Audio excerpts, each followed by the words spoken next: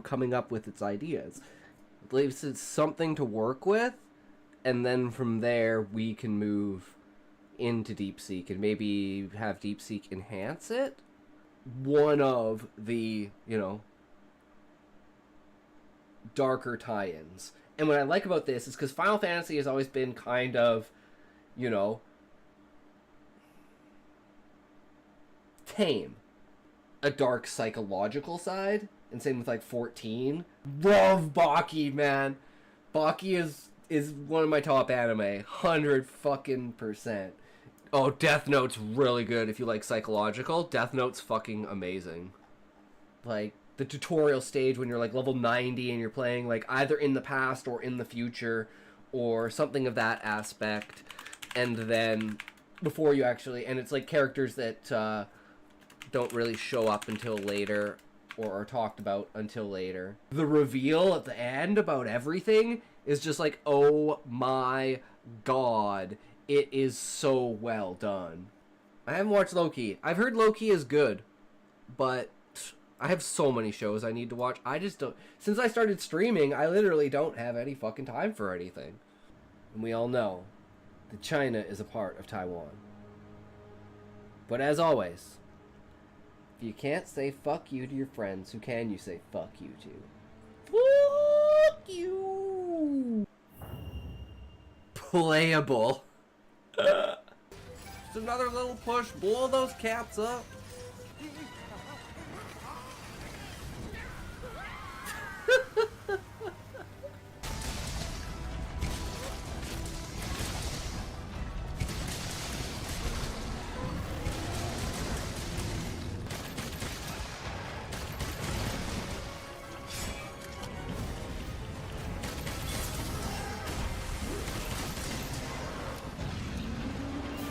Nice.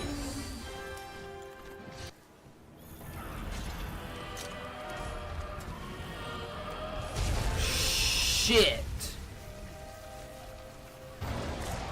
Ooh, shit, that hurt. I'm dead.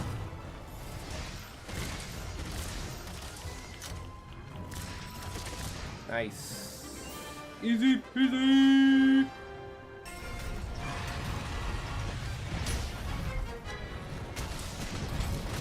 Nice. Freaking smash his face. Yes. Perfect. Oh, and he's dead.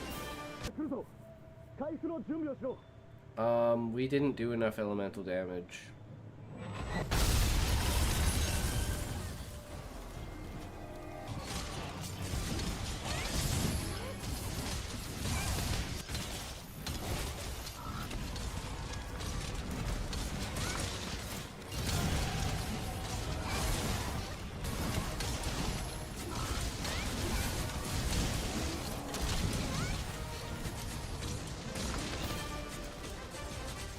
Can't say fuck you to your friends. Who can you say fuck you to? Fuck you. So maybe let's not. Holy shit, what the fuck? Uh-oh. Whoa!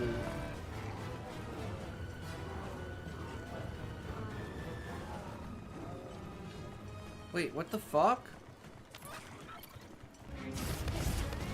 Holy fucking finally. Nice.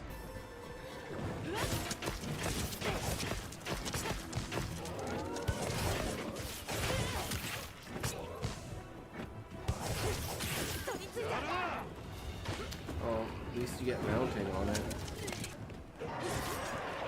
Nice.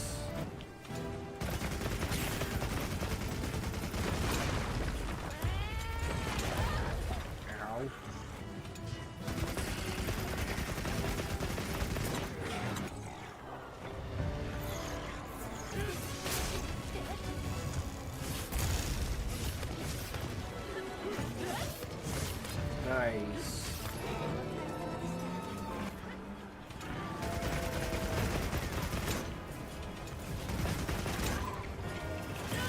Ooh, ow.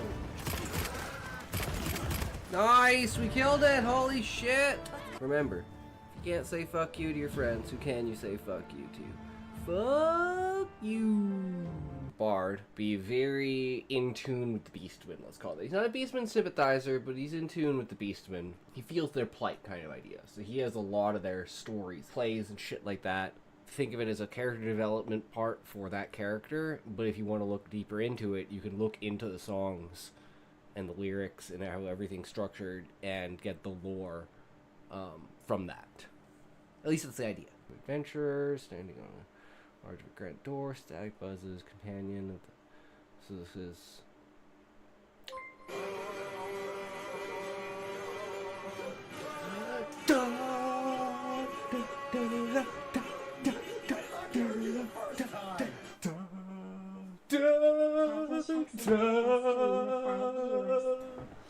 Sounds good, Muffin. We are literally just starting right now.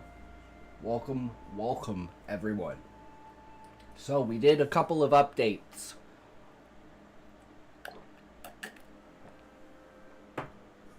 I cleaned my fucking room. So I did this. 'Cause I thought it would be fucking hilarious.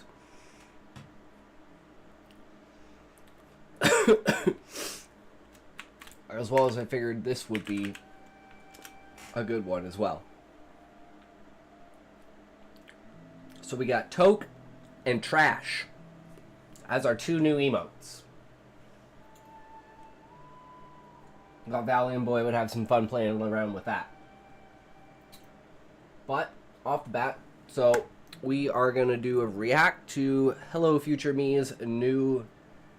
Hey, no, I turned that shit on. Botrix, are you fucking... I turned it on! I specifically made sure that I turned it on! What the fuck? Because I was testing the emotes and I was like, oh shit, I better turn TTS on. Fuck you, TTD. Ugh. TTS. Fuck, I'm retarded. I can't even do that right. But anyways, so, on world building, post-apocalypses. So, technically the world in the book is post-apocalypse, because I would say pulling the moon out of the sky and causing 4 continents to become one is pretty, like, world-ending event. And just the fact that the world is completely different now that the moon is cracked and consciousness is spread across the planet, so magic is the thing. So, from a technological age into a magical age with 4 continents into 1 continent, and now the tree. So technically this world is post-apocalyptic, and you do learn about that throughout the story. About the moon falling out of the sky, what the Monarch did, the war against the Beastmen, how it all started, and everything like that. So, let's see how our idea of a post-apocalyptic world holds up to what it should be. Have you ever noticed how many amazing fantasy and sci-fi worlds seem to be set after some kind of apocalypse? Yup. Some of them immediately post-apocalyptic, some of them a long time after, but many have this idea of some greater, more advanced world which came before in... Exactly what I was saying, right? So this is where we gotta be like, how on point are we with how we can create this? Added into their world building, but that world is dead, and a new world is being built on the corpse of the last. I mean, hell, even Lord of the Rings has this. So there's Fallout, Nier Automata, Canticle for Leibowitz. I'm sure you're thinking of one right now. There's something mesmerizing about these dead worlds for me, something that makes them feel deeper, more real, that keeps us coming back to them. And today, we're gonna figure out why that is and how we can create worlds just as good. Hell yeah. I'd love for my world to be compared to this in, like, a Final Fantasy scale. Like, that is my ultimate goal, is to have Square Enix, like, put their stamp of approval on the story. Say, this is the best, like, storytelling of Final Fantasy. Something along those lines. I know that's a heavy price, but like I think I can get there. Give me 10 years, I think I could definitely write something that good. With the world building that I have. And did you know you can go watch my next videos, yes, plural, videos, right now, ad-free at the link down below over on Nebula. Almost every post-apocalyptic or dead world is fundamentally defined by how it grapples with the past, what physically survives, what's remembered, what's lost. The world doesn't just vanish overnight, it lingers. And that's what dungeons are. Because dungeons are the buildings of the past, which used to be sky cities that floated in the air. But after the moon was brought down, it pulled all the sky cities out of the sky, knocked them into the ground. So they're like on their sides or like slightly tilted. And the idea for one of the cities, for Garuda, which is specifically because they know that it's like, this city fell out of the sky. It clearly looks like this city fell out of the sky, and it's all like interconnected and everything together. But it's basically on an angle like this. So there's like support structures built throughout the city to even it out. Built up like basically out of like materials around. So there's like the whatever the material that the actual building is made out of, and then the makeshift pieces that level out the ground that's built up afterwards as like scaffolding for people to actually use it as a normal town. So just the image in my mind of what Garuda looks like is just so fascinating. I have yet to see something like that, where it's like literally a city that's fallen out of the sky and it's like on its side, and then the people have just built their own structures on top of it to basically even out the ground as scaffolding. If you've seen that, tell me, because I want to get more out of it. Someone else has done it. Blue, humanity survives by scavenging on the Great Pacific Garbage Patch, a very real floating accumulation of plastics and waste we have in this world. Entire neighborhoods are built from sorted trash. There's Scrap Metal Alley, Pill Hill, Toyside, or Candle Hole, a community crafted from discarded candles stacked and melted together so that when the wind blows, it carries their artificial floral scents through a world which will likely never see flowers again. That history literally survives in the thrown-away garbage of a now-dead world, ours. The past is inescapable in this world in the most tangible and unglamorous way possible. And in this, these worlds beg a question. Not only what do we remember, but how do we remember that bygone world? And that's the same thing of like the clash between people in the tree and the adventurers and the beastmen. People in the tree basically don't believe that they have a need for writing things down for history. Their lives are too luxurious for that. That's just something that's like, oh, it's too much work. We're too lazy to do that. And that's kind of been the idea that's been passed down through the ages of, like, slow manipulation by the monarch and stuff to, like, not... basically encourage people to not write down history. But when the adventurers start leaving the tree and interacting with the beastmen in, like, a non-violent way,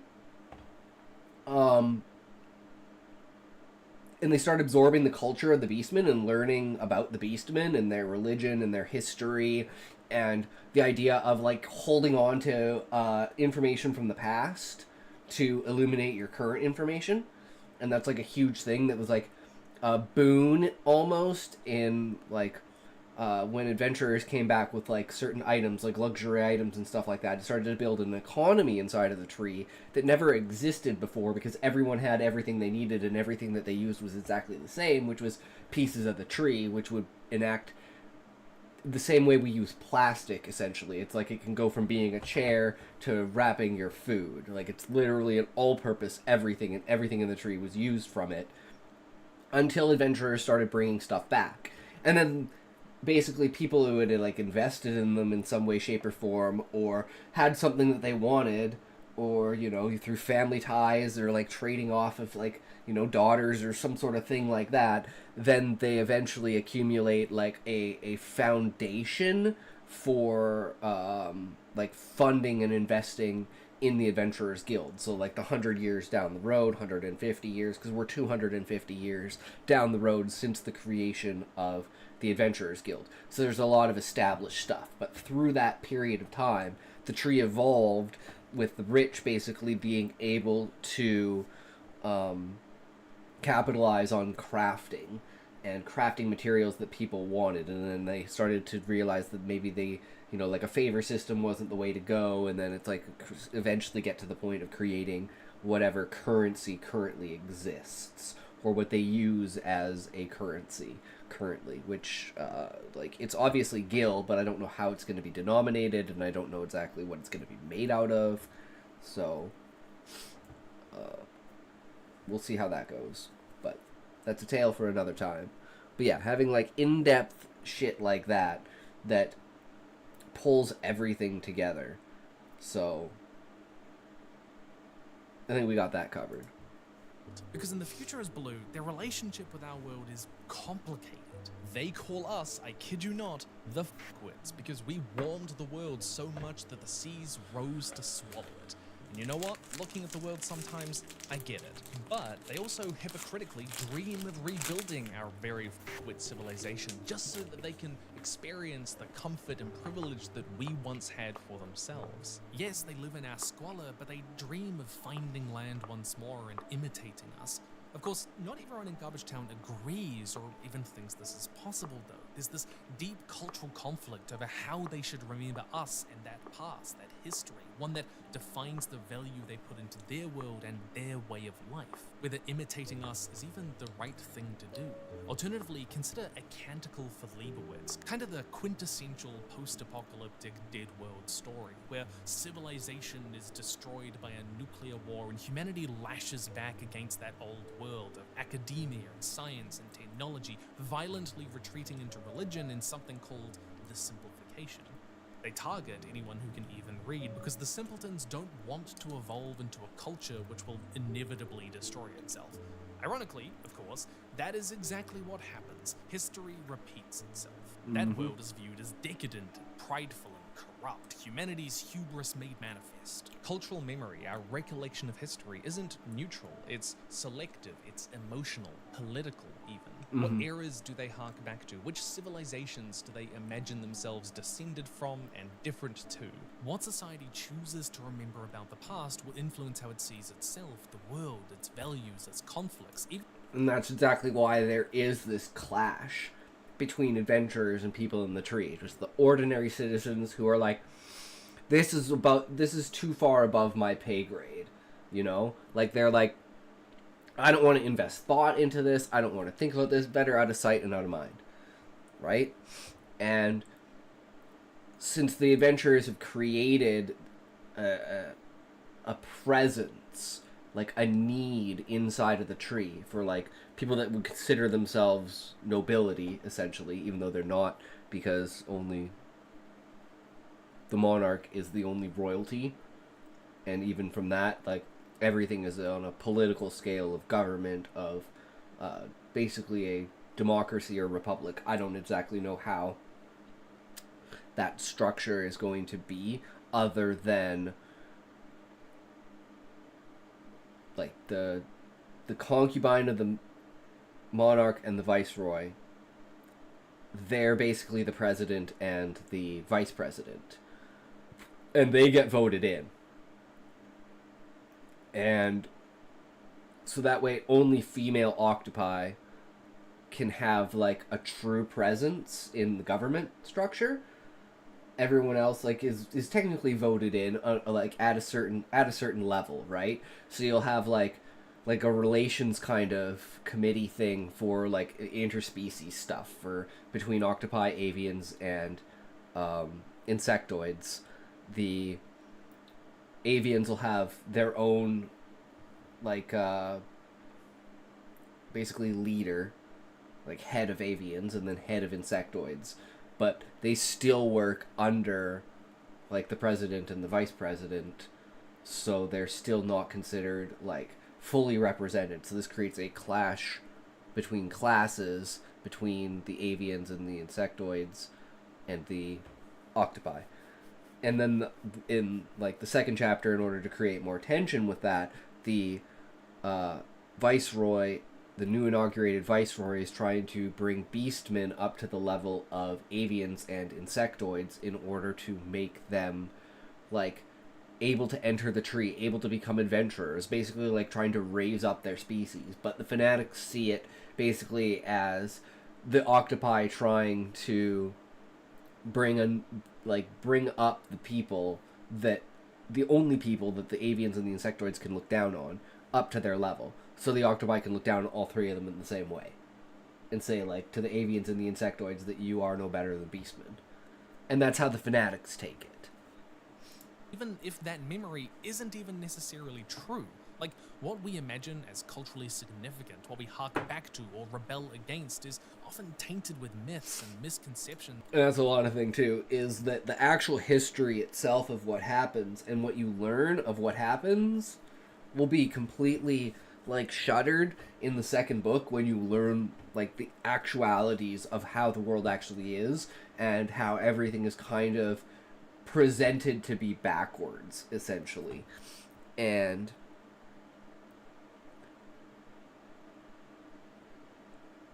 like the reveal for that to allow you to get to a like jump to a higher scale, essentially. It's like, okay, well, we're just like a party of like 20, and now it's like, okay, well, now we're like an army. So it's like getting that scale up between the beginning of the second book and the end of the second book when they have like all the dragons, everyone together, and they're confronting the monarch. We've inherited for a bunch of reasons. Despite the Roman Empire being this fallen civilization people in the West call back to all the time, people actually have a very poor understanding of what it was like and how it worked. Instead, most of the time, they're calling back to a bunch of misinformed cultural narratives that just reinforce their worldview. What eras do they hark back to? Which civilizations do they imagine themselves? And that's kind of where Varius and Gluttony come in. Because I remember Gluttony is a paladin / bard, and Varius is a bard / scholar. So they work very close together for, like, productions and stuff like that, for plays. So they do plays and poems and, like, dances, so, like, basically performances and stuff like that. So that's how they know each other. And they work really well in that, like, kindred spirit kind of way between their, like, vocabulary and how they talk about things and everything like that, because they're on, like, the same page with bardism, basically. Was descended from and different. And Varius is, like, the Shakespeare of, like, the time. Like, he is just, like, this fantastic, amazing play, poem, and, like, songwriter and stuff. Which parts of that old world do they emphasize or de-emphasize, and why? What does that say about them? And in your post-apocalypse, do the survivors try to resurrect that dead world, learn from its mistakes, or build something entirely new? And different societies are going to see the dead world through... They build something entirely new, and they don't even know that the other world exists for a while. But it's like it's slowly unveiling itself, and it's like you can see the pieces of it that people have tried to put together from the past, because they know these buildings are from the past, and they're outside the tree, and they know that the times before the outside of the tree there was the Beastman War, but they don't know basically anything other than that, because the vague remnants of what the Beastmen actually recall nowadays for their religion and for their history is like all over the place. But it all has tiny little tidbits hidden here and there of like crisps of the truth. And those are like the ropes and braids that Varius has been like basically studying and finding and preserving. And that's essentially the tablet that that Husai is looking for, that he's been instructed by Gaia to find in the third chapter.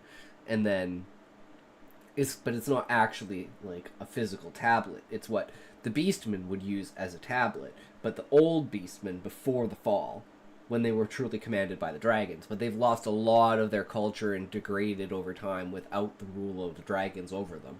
But now that Fafnir's back, that's starting to ramp up again, where you're seeing like Beastmen with better equipment, they're better organized. You know, they're thriving better, and it's like something in the background seems to be, and it's like they're advancing almost in technology faster than they should be, and it's like especially with their language bases in like using the QP, which is the rope braids and stuff for like passing on knowledge. It's just the fact that no one can really read it, and the people that read it don't read it like it's almost like poetry, in a sense. But when Husai gets them all together, and then the Warriors of Light come out, and it's like, because the Warriors of Light are the lost bloodline of the Monarch, and they've been hiding in the dome underneath the tree, they basically know everything about the past. But they know that they can't tell anyone about it because it's a fucking secret, because they're hiding everyone down there that would basically be slaughtered by the Monarch if you ever found out that they were there. So they kind of have an idea that the Monarch is bad from, like, generational knowledge kept by the lines of the Monarch that have shown that there is something wrong with him in some way. And then the things that they found down there that lead to an old world, including the gravitic weapon that brought the moon out of the sky, as well as like all the plans for all of that, all the genetic manipulation that they did on the species to create the avians and the insectoids. So it's like, when the Warriors of Light finally reveal themselves at the end of the first book, it's like all the information that you get in the beginning of the second book kind of turns everything around and steers you towards the right direction, where you're starting to realize, as the reader, that like a lot of the stuff that you've been fed from like the Beastman's perspective isn't the whole story, and there is actually a story behind it, but it's so crumbled and fragmented and broken that the only way to put it together is to have the physical evidence which exists in the dome, which they will be fleeing to at the end of the first book after basically Fafnir dies. Through different, even conflicting narratives, partly because of what survives, what disjointed information they have, but also because of their own cultural and political biases, what they want to believe about themselves or the world, and which interpretations of the past will best support that. The best Dead Worlds are full of not one story about the past, but several. And as well... Yeah, and that's a good thing too, because there's like an overlapping thing between, because first there was the dragons, then there was the octopi, then there was the beastmen, and they all existed in their own ecosystems by themselves until Anima happened. And then the octopi left the bottom of the ocean and started to rise to the surface. And knowing that the corruption had finally spread because Gaia's shard had been stuck inside of... or Anima's shard had been stuck inside of Gaia's shell for millennia. And it was one of the causing factors for her to create the dragons in the first place as guardians. And then from there, she just lifted the life out. And then, unexpectedly, the octopi wound up interfacing with the shard because of their technology picked up on the wavelength of it, and they discovered it and dug to it. And that's the Monarch and the Viceroy. And then they started to raise the city off of the ground, bring it up to the surface, kind of like Atlantis rising. And then Gaia got the dragons to work with the Beastmen in order to strengthen the Beastmen so they would be able to hold back the siege that she knew that the octopi were going to launch. And then that started the Beastmen Wars. And then the Monarch was just so powerful and the technology was just so advanced that even with the dragons, think about this, Fafnir's the smallest of the dragons and he's like 20% the size of Jormungand, and his body width is the length of an aircraft carrier, and his wingspan is like miles. And the lore behind the dragons is when the first 3 world eaters were created, they could walk around Gaia's shell multiple times a day. That's how big they were. So imagine being able to walk around the world multiple times a day because of how big you are. And that was the main 3 dragons, and the females are slightly smaller than Jormungand, but still. And then Fafnir is still fucking huge, and then due to inbreeding, they've like degraded over time in intelligence and size. So their size is pretty much relevant to their intelligence. and Fafnir's the least intelligent, despite his size, of like the main worms before they become like lesser dragons. And he is the only one who's still fighting with the Beastmen, even after the Monarch, because, well, not in desperation, but just like to quickly end the war, almost like the nuclear option, where it was like, I don't care who survives, we're just gonna redo everything anyways. Let's just pull the moon out of the sky and fuck everything. We can make a base out of it after the shell shatters anyways, and then we can just manipulate Gaia through her child, essentially. So it was almost like a double whammy of taking Gaia's child hostage, because moons are the children of planets, essentially. So the Monarch's like, fuck you, Gaia, and pulls the moon out of the sky and shatters the moon. But unexpectedly, the consciousness inside of it wasn't, like, developed enough. It was still in a fetal stage that it couldn't contain itself. So its pure essence became the crystalline tree, and that's still, like, growing. But the rest of the essence just spreads across the land. And that's how magic works, is interacting with the consciousness of the moon in order to evoke into reality whatever is in your consciousness that has to do with, like, manipulating the elements of the real world, such as, like, using things like heat, electricity. So it's like basically like the elements, you know, like wind, fire, water, ice, thunder, basic Final Fantasy elements. And in conjunction with the physical knowledge of the world, you can manipulate it. So it's like actually having spell materials and stuff like that is like 100% viable, because if you wanted to cast a really high magic fire spell, instead of just making a bunch of fire, you would manipulate the world. So like you know, throw out a bunch of dry stuff as a fuel, and then you'd have like a tiny spark, ignite that with a little bit of wind to add oxygen to it, and then explode all of that material into a giant fireball. And now that you have the giant fireball, now you can manipulate it. But you didn't use a shit ton of mana to conjure the fireball out of nothing. You used the materials you had in the real world to create the fire and manifest the fire, and then... So it's like you're almost only manifesting the heat and the wind. The heat to spark it, and the wind to add the fuel, which is oxygen. And then from there it just ignites, and then you fully control that essence. And then it's kind of like a song and dance of controlling that flow of whatever element you're creating. For builders, we can use these ideas to create layered, complex cultural interactions full of contradictions and misbeliefs, which are realistic even if they're wrong. Especially because when we look at ancient civilizations... And because there's the three main races, the octopi, the avians, and the insectoids, and then there's like 8 beastmen races. And the beastmen have always kind of been at war with each other, just they're tribe-like in an essence. So... You know, they're very territorial, they fight among themselves, not just other beastmen as well. So, when the dragons came and united everyone, that's kind of where, like, the world is now, where they're starting to realize that this unification between the beastmen didn't have anything to, over the last 50 years, didn't have anything to do with the Adventurers Guild. It was actually because Fafnir came back and he is now leading the beastmen in the background. It's often very... Which there are also conspiracies inside of the tree, with the people inside of the tree, like 3 main conspiracies. The main first one is like a manifest destiny idea, where it's like, oh, the next Beastman War is going to be started by an adventurer. So there's like fanatics who don't like adventurers because they're afraid they're going to start another Beastman War, and they're worried that the Monarch, because he hasn't used his powers in generations, actually doesn't have the power to protect the people inside of the tree.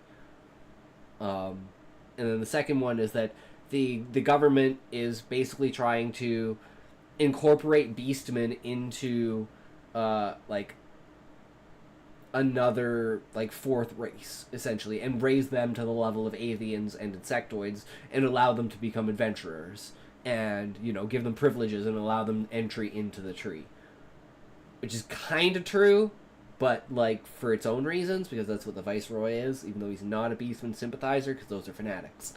And then there's the Beastman sympathizers who think that basically the Beastmen are being treated like second-class citizens, and they're like oppressed, and they're being taken advantage of, and they want to give like the people the Beastmen their freedoms.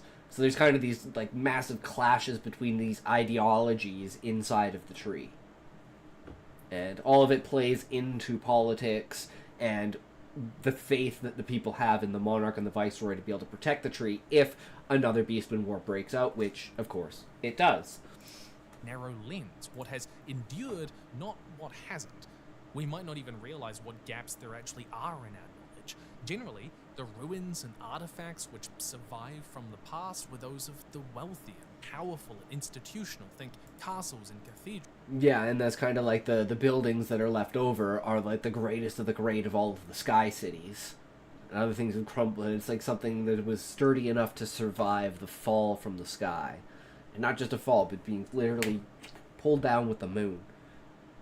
And just laid bare across the ground. And that's why it's like the terrain of this continent seems very unnatural and scarred, and I don't know exactly how to describe it, but I want it to seem like there across the entire continent there was something happened, like there was a great war or something, where it was just everything was kind of trampled down and just fucked over in the most insane way. And who would have ever thought that it would be the moon falling out of the sky, or being pulled out of the sky purposefully? At the epicenter that is the domed city that the octopi used in order to advance themselves to get off of the bottom of the ocean to enter air in order to procreate across the land for anima to spread. I'm back. I'm back. I lost the game after 10 minutes of waiting for it. Ooh, that feels so bad. I'm sorry, Muffin. I feel bad. I'm sorry for you, bro. My heart goes out to you. I believe next time. Peasants and plebs who lived in wooden shacks which rotted after 20 years. Our understanding of history is often built around the remnants of the dominant class, not the everyday people who lived in their shadows. What survives, what's remembered, and what's lost isn't random. Want a game of chess? By the priorities and biases of that pre-apocalyptic world, and you can play with that. After the video, I should probably just not pause during like the middle of the video. You know? Unless it's like I'm talking about the reasons why I'm watching the video, which is, does my world building hold up to the idea of a post-apocalyptic world of world building? And so far, every point he's brought up, I'm like, yes, this is in my world. So yes, we're there. And we're only 6 minutes in. Information. I think one of my favorite examples of this is actually in Hollow Knight. This world has fallen to a dangerous infection, and the great civilization of Hellenist is no more. But every tribe you meet in this world keeps different remnants of that Hellenist civilization. Some have held on to kind of a caste system, others have this narrative about how they resisted Hellenist influence, while others carry on its traditions of Colosseum fighting. Every tribe has picked up pieces of the past and tried to live on in their own way. And that's kind of how like the different beastmen have, because like between them, it's like if you don't really trade between them, which they didn't really do until the adventurers came around and everything kind of settled down and the dragons were gone because Fafnir was gone for his 600-year nap, and they're kind of just like, well, we don't know what to do now. So there's still like the warring beastmen tribes, but it's like the most intelligent leaders of those tribes know that the best way for their tribes is through peace. So most of those beastmen are Muffin, I'm gonna I'll play chess after I finish the video, but I don't want to like pause. Is that 9 sols? I never played Hollow Knight. He's talking about Hollow Knight. If that's a place in Hollow Knight, then yes, because this is about Hollow Knight and the world building behind the game. It's a really interesting example of soft world building. Oh, right. Each beastman species has their own little niche thing that they've taken from the past, whether it be history, religion, artifacts, spirituality. 9 Souls is its own game, I think. Oh, I have no idea. where you have to Never imagine played a it. lot to fill in the gaps, but that actually really works for a post-apocalypse which is fundamentally disconnected from its past. The people of this post-apocalypse have to imagine too. A lot of knowledge has been lost. In this way, withholding information from your reader or player actually kinda immerses them more deeply in your... And that's kind of like the main thing is like, the Beastmen talk of a time before the tree. They talk of a time of an orb in the sky that's not the sun. They talk of a great being that oversaw their survival during like the fall of the moon. And it's like all of this is like kind of like scrapped together and pinpointed as, but it's like it's so extravagant and out there in the way that it's presented by the Beastmen that you're like, yeah, sure, this giant thing from the sky came and destroyed everything, and then these great beings erupted from the earth, and you crawled upon their backs, and they flew you around the planet for 150 years. Yeah, okay, sure, bud, that's some great lore. Even though that's technically exactly what happened, is when the dragons realized that they couldn't win against the Monarch, and the Monarch was going to basically just do the nuclear option and blow the fuck out of everything and just reset it. They basically built cities on their backs as arcs and flew around the world for like 150, 200 years in order to save the Beastmen while the planet like kind of settled, the continent settled down after, you know, all of that extremeness. And then the dragons landed and said, okay, let's fucking kill those bastards. And that was like 1,000 years of the Monarch basically defending the tree. And then slowly over time, the dragons drop off with their like will to fight because they know that they can't get in the tree. They just fucking can't. Even though they're so big and so powerful, they can't even scratch the tree. And the Monarch is just like laughing at them from inside the tree, taunting them to the point they're just like, you know what, fuck it. And Fafnir's the only one who's like, nah, man, we'll keep going. And then he's like, okay, even now, I'll go have a nap. So he goes and has a nap, and that's when, you know, the events of the first chapter, when Husai finds the Calm Sphere, what's on the Calm Sphere from 50 years earlier when he was just inaugurated as the leader of the Adventurers Guild, the 100-Year Quest, the last time it was undertaken. And this is the 100-Year Quest, a video of it. And everyone gets fucked up, and then a dragon awakens at the end. And that was 50 years ago. And during this 50 years, Fafnir has been gathering together the Beastmen and basically building his army in the background, getting ready. And he's also made a pact with the surviving octopi, who were basically the scientists that watched the experiment happen and were left behind. And then they eventually, over like this, like, it's been like 3,500 years now since like the Monarch left and raised the city. So they're their entire civilization too. And then the dragons come to them and say, can you help us? Because you have technology.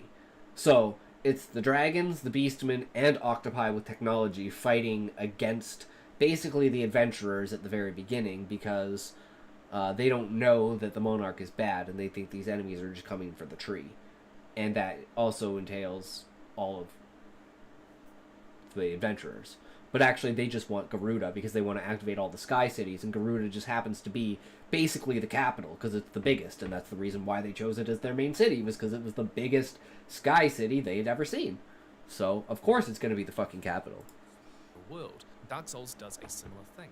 But when a world collapses, it's not just the buildings and cities which fall. No. You can't destroy a world without destroying the ideas which held it together. Canticle doesn't just see a backlash against the world which came before, but the Enlightenment ideas at its foundation, the very concepts of science and learning and logic and faith are upturned. Because there was no magic beforehand. So their only way was science. And now magic is this combination of science and consciousness, bringing it to like a whole new level, essentially.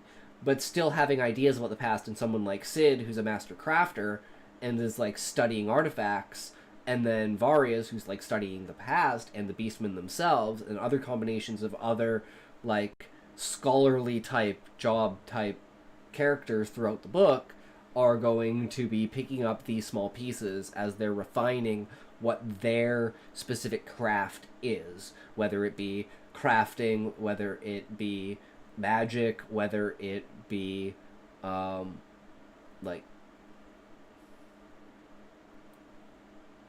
like learning the ways of like the past and history and stuff like that, or like science in general, and like learning how the world works to enhance how magic works and how you can use magic.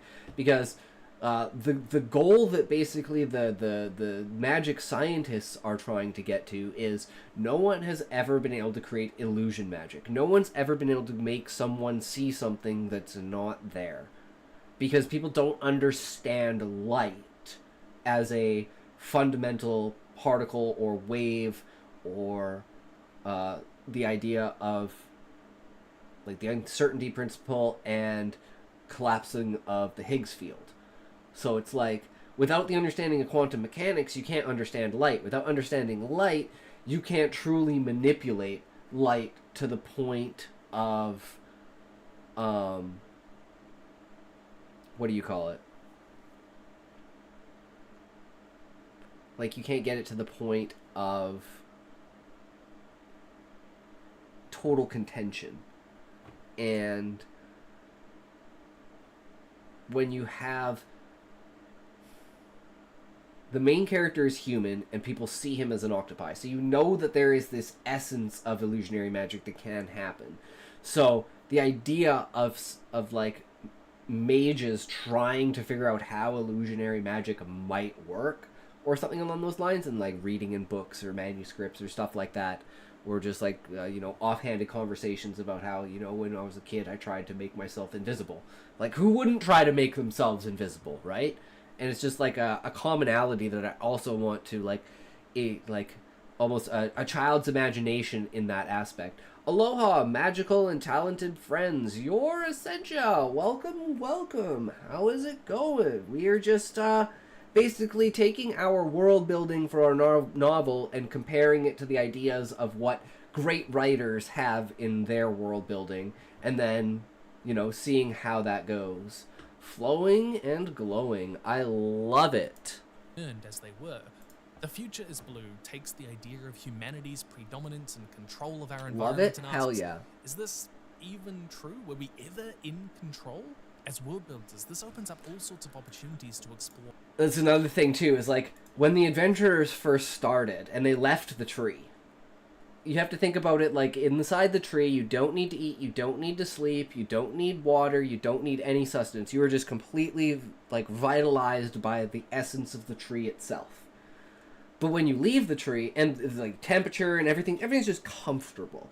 But you leave the tree, and the first adventurers were the first people to have to deal with hunger. The first people to have to deal with cold, weather, and they had to learn basically from the beastmen how to survive outside of the tree. And that's how the bond between the beastmen and the adventurers grew so well. And since the Sahagin were the beastmen that were in the area that Ifrit is, which is the exit to the tree itself, they were the first ones to basically gain the advantage of being the teachers of the Adventurers Guild of how to survive outside the tree. And this gave them a huge advantage over the rest of the beastmen, because now they're getting to trade with the tree, they're getting the plastic type material and stuff, so they're on top. So there's also like this infighting with the other beastmen, because they're trying to ally themselves to fight against the Sahagin, because they're like, oh, the Sahagin are like so favored for the adventurers. And this happens for like 200 years or so, and eventually now, 250 years later, everything's kind of calmed down, because there are main cities of adventurers basically on every territory of each beastman. So each city, Ifrit will be the Sahagin, Garuda, Titan, Rama, Leviathan, Garuda, I think I said Garuda already, Shiva. So all the Final Fantasy tropes. You're a great storyteller, Talk. You are giving us a summary of other books compared to your writing. Well, he's giving us a summary of other books. I'm giving a summary of mine. But yes, and then comparing those. how well it's integrated. So like he's talking about different books about their world building, and then he'll say like, this is an aspect of that world building that makes it good, and then I look at my world building and I go, my world building has that makes my world building good, and then add the depths and layers and everything on top of it as well. Well, not only how cultures rebuild their social fabrics and the ideas at their foundation, but what you want to say about the ideas from that dead world. But it's also because of this. And that's where it also causes like this clash, because the procreation rights essentially and living rights of the sons and daughters and grandchildren of the monarch and the viceroy, because only the males and female children of the viceroy and the monarch can marry and procreate, then their kids can't, and then the line dies off. And this is very important to aspects later on in the book of how the succession and everything works in the monarch and the viceroy themselves. But essentially, they are manipulating how people perceive who they are. And having direct descendants of them shows like their overwhelming like advancements as far as genetic engineering goes.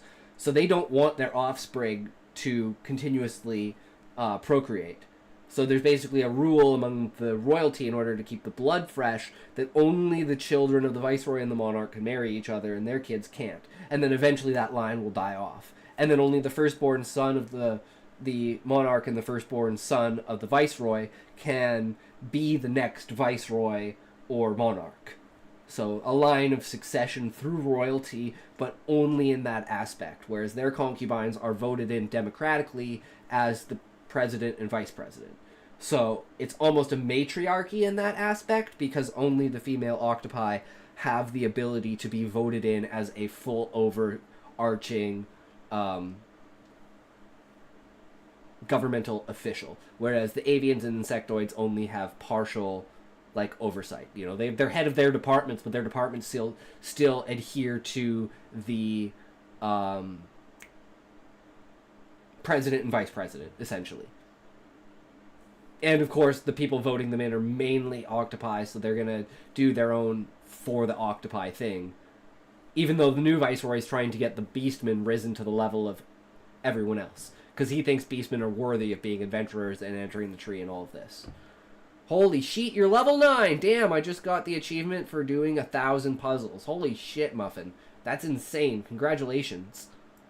We often use post-apocalyptic and dead worlds as cautionary tales. While the future is blue reflects our modern anxieties about consumerism and waste, I Have No Mouth and I Must Scream by Harlan Ellison is a warning against humanity's hubris.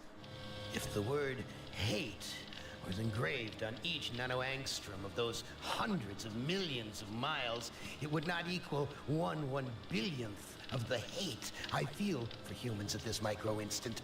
For you. Hate. Hate.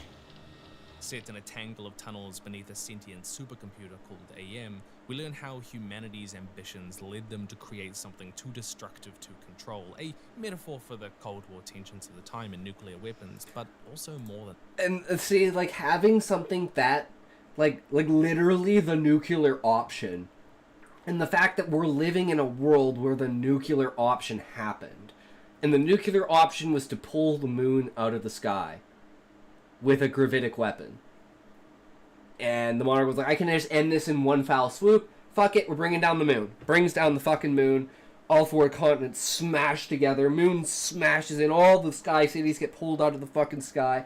Landscape's a complete fucking mess for 150 years. The dragons carry away what beastmen they can and fly around for 150 years until the ground's good enough to go again, and then the crystal tree starts to grow out of the volcano in the center of the continent, and then basically that's when the viceroy comes out of the dome that he's been in at the bottom of the tree and stuff, pulls everyone out of cryostasis, throws them all up there, says, alright guys, let's not tell our kids what the fuck happened. And they're like, yeah, sure, sounds good, boss. Because at that point, they're pretty much indoctrinated into it. And they're like, the idea of, again, remembering the past causes the past to happen. If we're just going to be inside the tree, we don't need to worry about the past. And it's like, so the very first generation inside the tree had an idea of what was going on. And there is an inkling in my mind to have some sort of something hidden, and that'll probably all be inside of the dome. But then it's like, once you get to the dome, you basically learn everything. So it's like, there's no point in having this nice little tucked away Easter egg when the entire dome itself is the fucking Easter egg. Than that.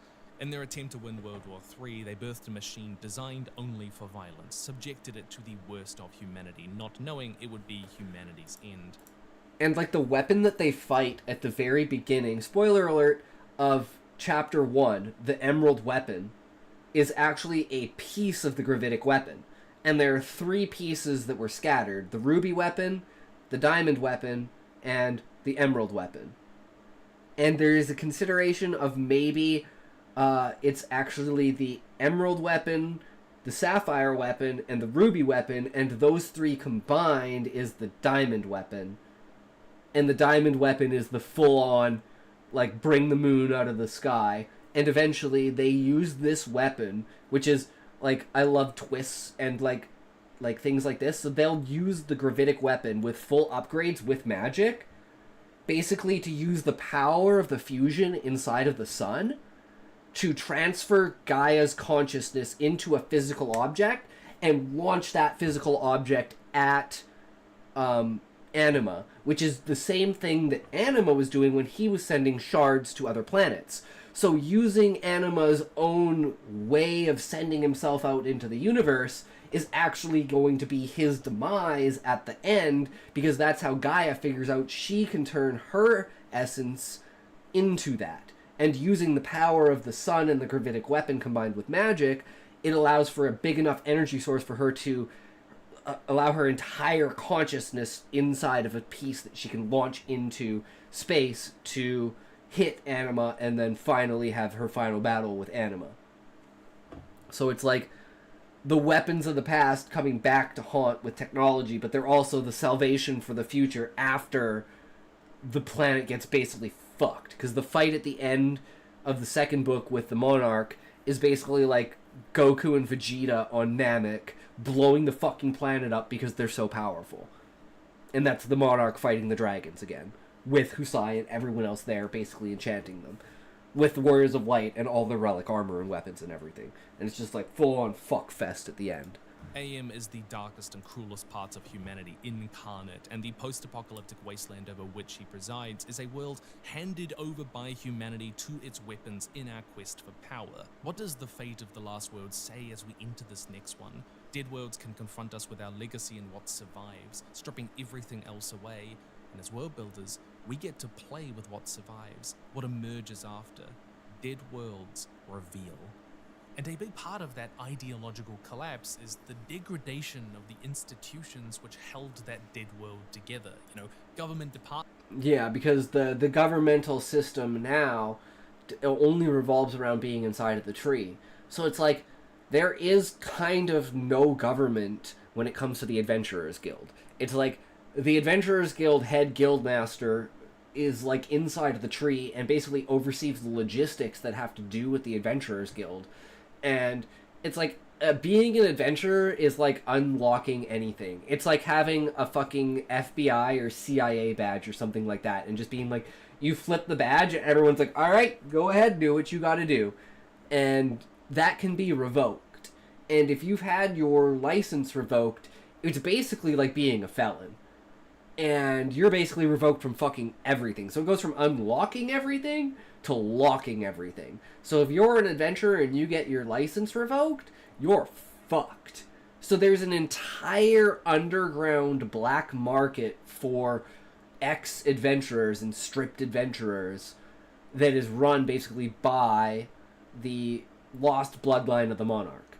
And they do it as a pure source of survival. And it's the duality of, like, they're not necessarily the worst of the worst people, but they facilitate the worst of the worst people because that's the only way that they can get viable survivability. And so they're basically like the banks of the black market for, like, the underground. And the dome itself is like the underground. And they need to stay secret from the Monarch. So it's like this...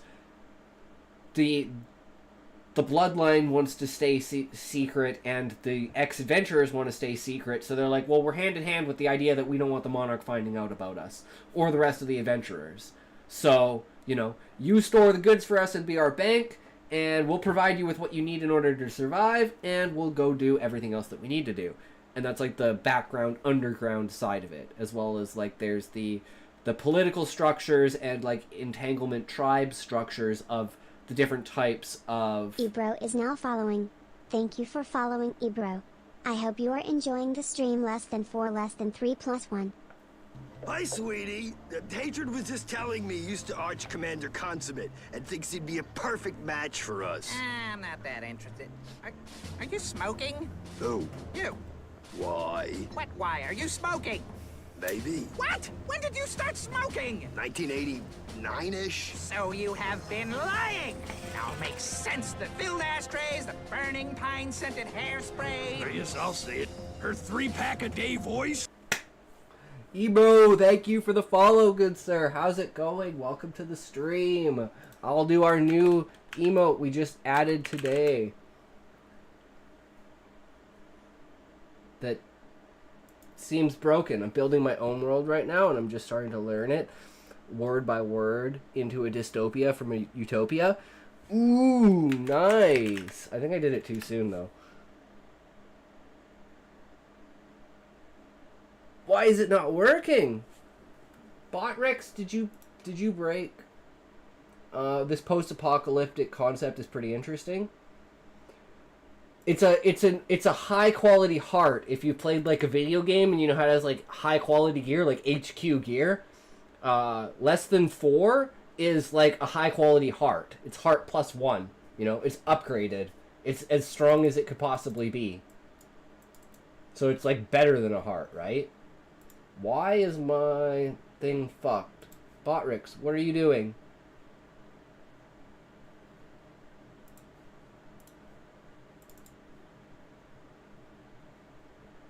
It broke! But welcome, Ebro. So, how far are you into writing? I've literally written the end in the first chapter, and I have like 18 years worth of lore in my head. Okay, that one worked. I don't know why this isn't work. Does trash work? What's going on here? EM trash. 3 weeks in, not much. Okay, I don't know what happened here. My commands are fucked. Why is this not working? EM toke. It says it's here. Fuck you, Botrix. What are you doing? I had too much real world politics to do and write about. You're writing on Kick. Yeah, because Kick has emotes, whereas Twitch doesn't. So if you do the emote, it does that. Which it should be, but it's not. Whoops. Okay, the entire bot is fucked. Let me refresh my chat. It's cause like I have emotes. So like for instance, I can do backflips and then emotes will show up on the screen, and since I can't really spam them, I have macros for commands so people can spam emotes. But I'm a fucking retard, so it's just not working. So we're just gonna say, I'm sorry guys on Kick, my emotes are apparently broken right now. Even though I just added these 2 new emotes today that I thought would be fucking super cool, and now I can't really use them. Because they're not working. Where are they? So we've got Toke. And we've got trash. Because I cleaned up my room today, so I put everything in a pile of trash and then I turned it into an emote. Because fucking streamers, right? Am I right, guys? But anyways, I would love to hear more about your book there, Ebro. If you want to, feel free to join the Discord and pop your stuff down in there if you would like to share. If you want me to read it at all. Apartments, We religious absolutely love that institutions, shit the here. justice system, the education system, even corporations. Who knows what there are in your world? Maybe it's your guilds or universities. Well, technically, yeah, I'm just figuring out how to start writing when I become unemployed for a month and two. That sucks. Well, that's, I mean, it gives you time to do something, right? Yeah, I would, I mean, I usually write a short story every day. So I keep up with my writing, because I don't necessarily write the book, but I write short stories with some sort of topic in order to bring out an aspect that I'm lacking in writing, and I also need to figure out how to write in English. Is English not your first language, Ebro? I know I'm on a very odd time slot for North America, so a lot of my viewers are from EU or Australia. So, I mean, my main viewer, Valium Boy, is French. You're Finnish. Oh, cool. And then Levi is from New Zealand, and I'm writing in Finnish. But then you have to translate it to English for a global audience kind of idea, right? So I see how that could be, like, I know English and I can technically write very well in both languages, but it's like, why would you go to the length of writing it in Finnish, or in English if you didn't have to? I totally understand that.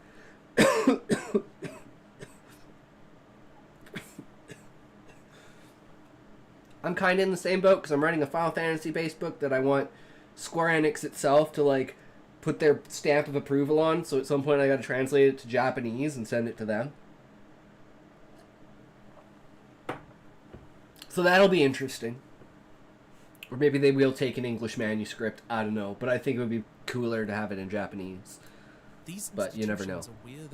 Oh, the institutions, right. So, as far as the tree goes, the government system is basically like a republic democracy. But I notice I'm already considering using certain words and phrases that will work in basically any language. I mean, that's a very good thing to start with, because having just a base foundation of that is very powerful, especially if you have really, really good ideas. Like, if you're really good at one thing that an audience can pick up on, it will carry you.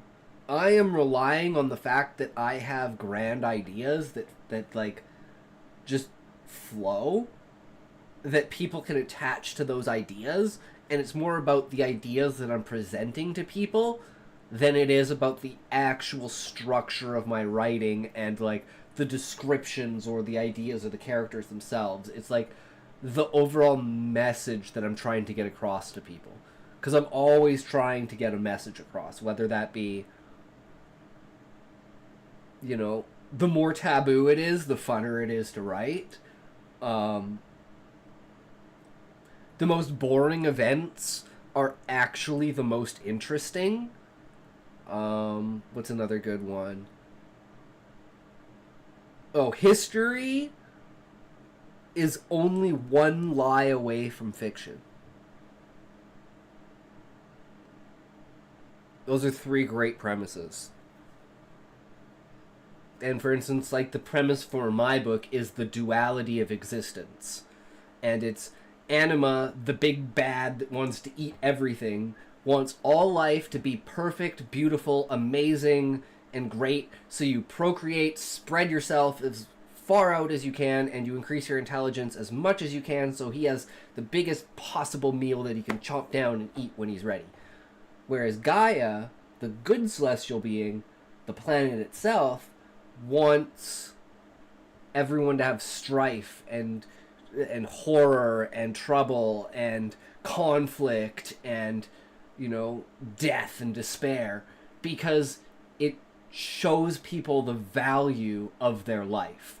If you're in a utopia, you kind of lose out on the value of life. And that's how people in the tree are, and that's why adventurers started in the first place, because they were just people that were just, it was so stagnant, there was nothing to do, it was boring in the tree. So they're like, fuck this, let's leave, let's create let's get a democratic association together, let's figure out a structure of how we can manage this. And they literally build the Adventurers Guild from the ground up as a concept inside of the tree, present it to the monarch, and the monarch's like, dude, yes, now is the perfect time to go out and spread the rest of us across the world.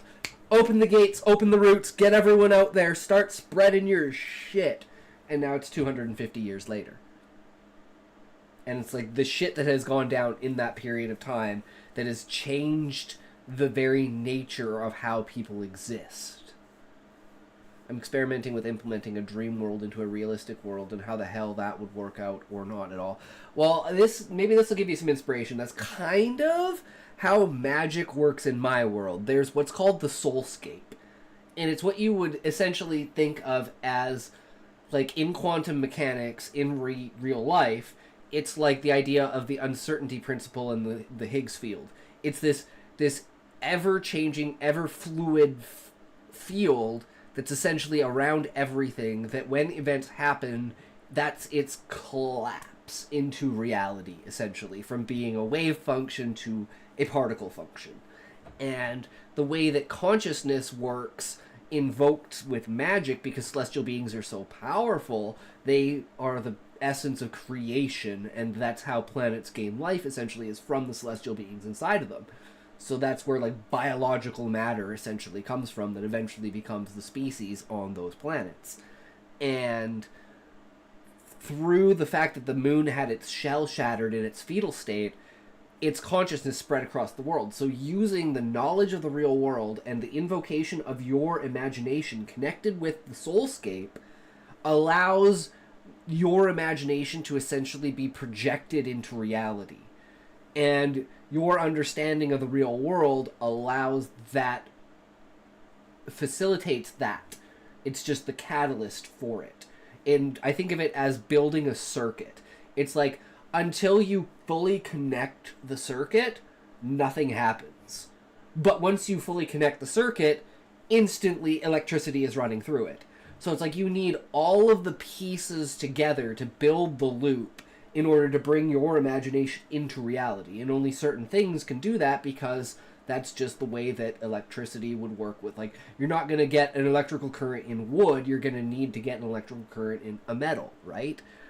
Something along those lines. So it's like the way that you do it through a song, a dance, your imagination, and invocation into the real world, plus using spell catalysts, such as my great example is like a high-level fire spell. Using the three aspects of fire: heat, oxygen, and fuel.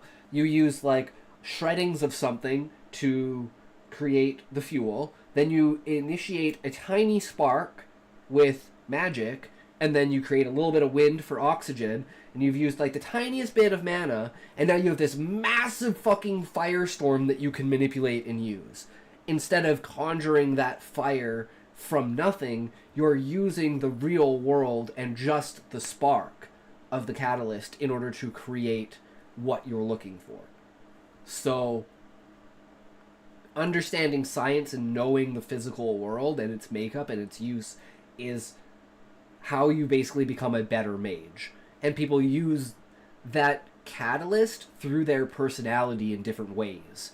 So some people put more emphasis on the singing and chanting, some people put more emphasis on the movements, some people put more emphasis on the imagination, some people put more emphasis on the knowledge of the real world. When in truth, all of these need to be combined, but people are stronger in certain things. So, you know, someone who is like a sub-job of being a mage, who's like, let's say, a white mage / black mage who can use, like, stun and, like, paralyze and, like, debuffs and stuff like that, but they can't use, like, actual black magic.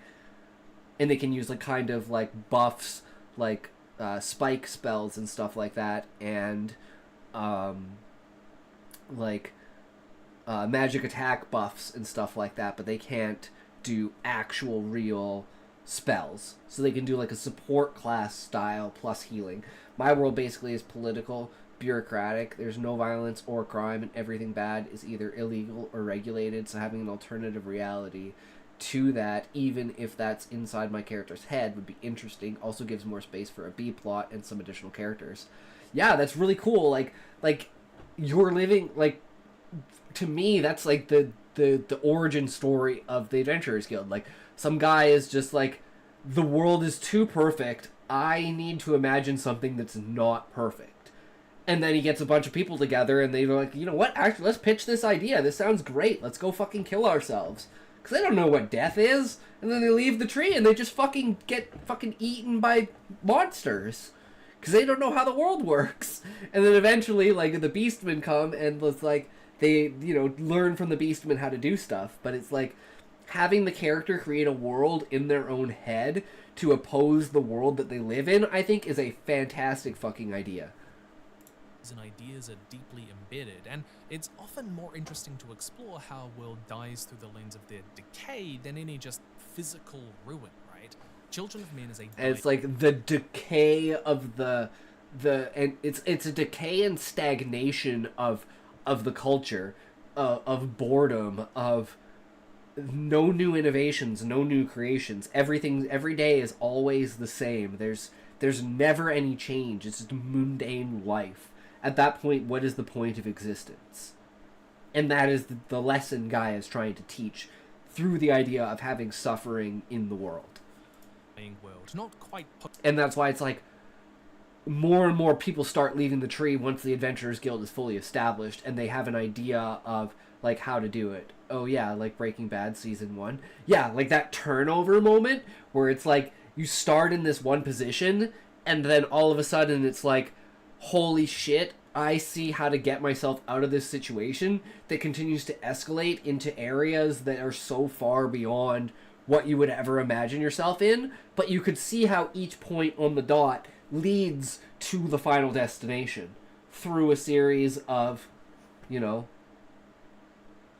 I'd say really good choices that have consequences. I think I'm getting a pretty good outline for my first chapter. Hell yeah, bro. That's what it's all about. Inspiration. Here, check this out. Is the bot gonna work? Okay, I don't know what to do. I'm going into Botrix, and I am going to log out and log back in and see if that fixes the bot.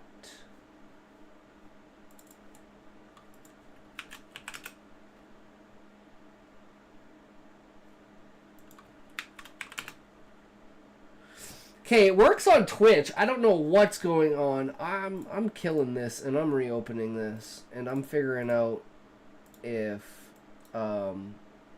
it's just my chat being fucking weird. Whoops. Okay, I refreshed it. No, the bot's fucked. I don't know. I don't know what to say. I mean, I was messing with shit, but I didn't think I'd break the bot. Oh well. Valiant Boy's gonna be pissed when he gets on, but it's okay. You guys are on Twitch, so you can do 8-ball. It's going to write an above-average horror story. Interesting. Just like mundane interactions in the utopia, introducing characters and hinting at the dystopia possibility, adding parts of the dream world that eventually become relevant to the world. If you actually want to watch, so the channel I'm watching right now is called Hello Future Me. And he has an entire series on world building and stuff. And the last one that we just watched... No, that's not what I want. Watch later. Where is it? Why Utopias Are Evil. So if you're interested, I can link you this video if you want to watch it. Because I think you would get a lot of insight out of this. If you want to put it on like a watch later,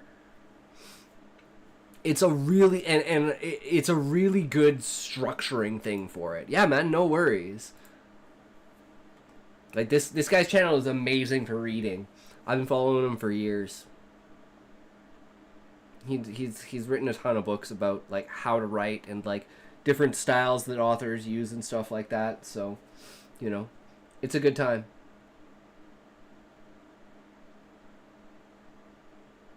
I'm also understanding what I'm going to write about. Yeah. And like I've had the problem of not putting things on paper because I want my first book to be amazing, so I'm just writing short stories, which has kind of put me at a disadvantage because of, but then again the book has morphed so much now that I have like 4 different like series that I technically could write from what it originally was to what it is now, with like between fantasy and sci-fi and historical. I just need to stick to what I'm good at, which is funny dialogue and characters, and then everything else comes gradually. Exactly. My thing is like the world building and the like the experience of describing an area, of being like putting myself inside of that area and being like, what am I feeling right now? You know, like, is it warm? Is it cold? Is there a bad smell in the air? What's the lighting like? And then you go into like, what kind of emotion does this area evoke in you? Like, is this like walking through a sunny forest, or is this going into a damp, dark cave? Right? Also understanding, I just need to, yeah, that's something I need to work on. Yeah. Only way to work on it is to keep writing and keep at it. Unfortunately, I'm like at a crossroads where I've like so many stories backed up. I need to start reading them on stream because I don't have enough time to read them off stream. And I can't find them in my old videos because they're just so randomly placed. So I'm just going to reread all of the stories, eventually doing 3 Reddit stories and 3 normal stories a stream. And we'll be through it in like 2 weeks, maybe 3 weeks. I don't know. I have a fuck ton of short stories. I have an insane amount of short stories. If you actually want to check out my short stories, these are just the ones that I've posted. But here is my Google Docs. I think there's like 25 or 30 stories on there. If you want to check them out.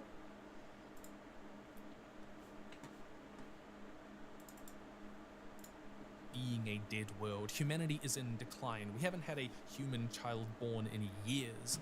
But that decline is vividly expressed through its decaying institutions, inefficient and overwhelmed welfare systems, decrepit and overcrowded government housing, a mismanaged economy, an asylum system which is broken down in the face of geopolitical strife and mass migration. Religious organizations are growing more powerful, but also more corrupt.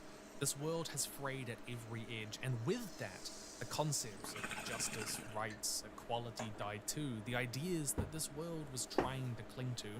Ask which institutions... That's another thing too. It's like what happens a quarter way through the book.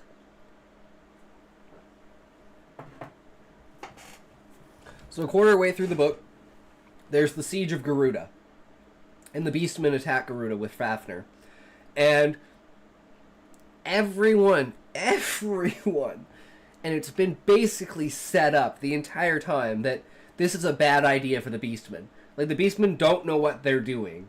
Like, this is if the Beastmen are actually preparing for war and they're going to try to attack Garuda, it's going to be a fucking slaughter.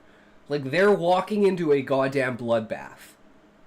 And then all of a sudden, out of nowhere, the lake fucking explodes and, like, tanks start coming out of the fucking water. And it's like Fafnir flies over and it's like helicopters and airplanes start like flying over. And then people, like, Beastmen start parachuting down. And everyone's like, wait, what the fuck is going on? And then literally just like the city fucking falls. And as Sid arrives with airships with like reinforcements essentially and like the main army, Husai's like, no man, this is a fucking lost cause, let's get the fuck out of here. And due to the communication through comm pearls, it takes them 3 days to travel to get back to the tree from Garuda. And during that time, essentially the Viceroy and the Monarch have had to hold like a major like hearing essentially because the people in the tree have gotten word that Garuda fell. And now the fanatics, who, like I said, have the conspiracy that the government is pushing the Beastmen for infiltration purposes, and it's like the Beastmen knew they couldn't get into the tree through, like, fighting, so they're trying to infiltrate through espionage, and now they've succeeded in not only getting inside of the tree from what happened in the second chapter, but also now the fall of Garuda, and, like, there's obviously sabotage and something going on, so the people of the tree now demand that the Adventurers Guild be kicked out of the tree, and anything to do with adventurers is kicked out of the tree. And they literally destroy all of the crafting facilities and everything, and it resets everything, like, back down to zero. One tip I'd say is to focus on creating interesting characters and tell the story of the world you've built through them. That's why my book is in first person. And the character is human, and there's no humans in the book. So it's like his struggle of trying to find his way through the world, and he's also, like, middle-aged. So it's like he spent all of this time and it's like this will be huge emphasis in the way that his dialogue works innerly, is expressing, like, his age, how long he's been searching for answers, how he's never found any answers, why does he look the way that he is, why is he the species that he is, why do people see him the way that he is, and it's almost why he was at some point fanatical towards understanding illusion magic, and he was like the leader of the illusion college who were trying to figure out how illusion magic worked, and the whole purpose because he knows it has to work because it's working on him for some reason. And there's these underlying truths about the world that are transmitted through Gaia, through consciousness, through the way that basically language works. I'm not sure who said it, but a book with boring characters, bad plot, and a very interesting world is an encyclopedia. Exactly. That's why it's like, here's the world building, here's what's in the book. This is just the backstory that if you're really, really into it and you want to split the pages in half, then you can find these meanings and stuff like that. But the overall whatever is, like, going into it, like, if I pull up my here it is.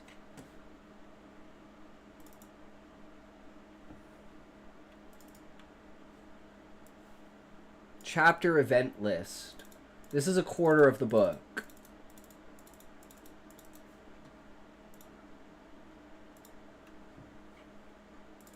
And it's like 1, 2, 3, 4, 5, 6, 7, 8, 9, 10, 11, 12, 13, 14. So this is like 15 events. This one has a lot of events, but chapter 1's really long. And it's like 1, 2, 3, 4, 5, 6, 7, 8, 9. So it's like 15 events. 15 events. Okay, like maybe 20 events. Maybe 20 events.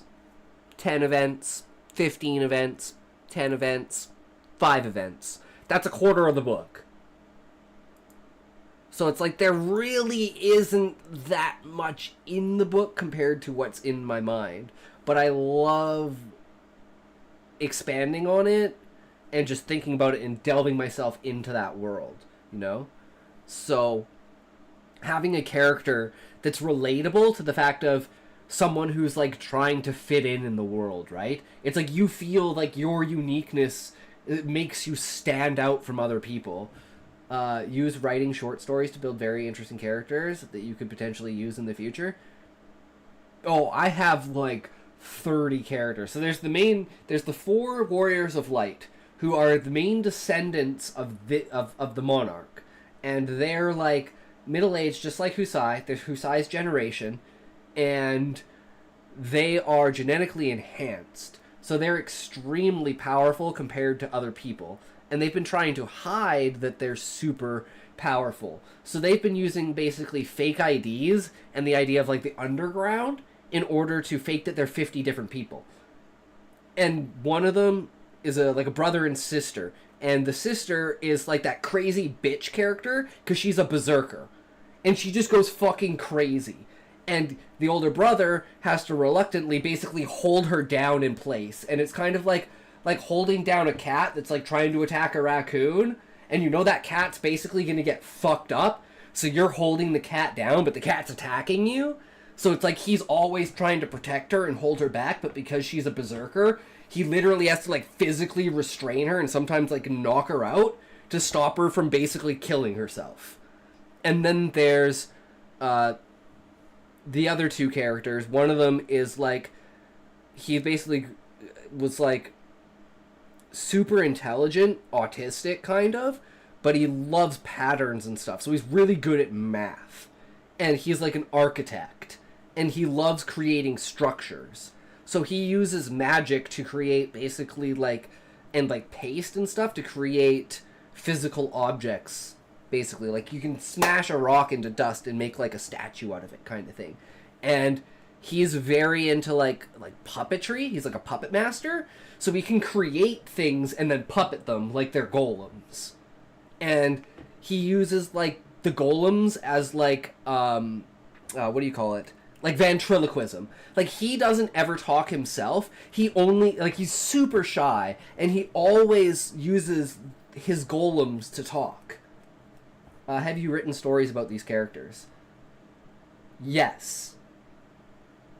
Lots of them. Because what I want to do is, for each... what are you talking about nonstop? The lore and world building of my book. And we're comparing, basically the idea is we're comparing my world building to great writers' world buildings in post-apocalypses, because technically this world is a post-apocalypse.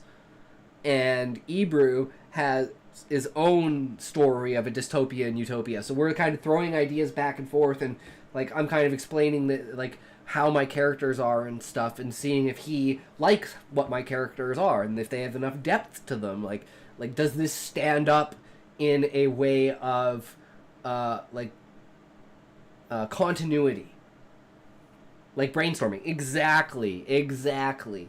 But all this is still in my head. It's just, it needs to be like refined out. But what I want is, at the back of the book is like side quests, and for each chapter there's a side, because the main book is all in first person from the main character, so you don't get a lot of character perspective. And a lot of it is like the idea of characters could be lying about like events and stuff like that, because you're not seeing them through Husai's eyes, or through their character eyes. You're seeing them through Husai's eyes. So that plays the Viceroy very important role. Spoilers. But the idea that these characters are so backed up in their own reality that you can just come up with a story with them because of how solid they are. Have you considered making this book a game that people can play? It's a Final Fantasy based book, so if I ever get the opportunity to sell the rights of the book and the story and lore to Square Enix and have them build like Final Fantasy 21 around this lore, I would sail into the sunset and write other series. Sounds very interesting, and I hope you start writing a lot so I can see these characters come to life. See, that's the thing, is that's all spoilers.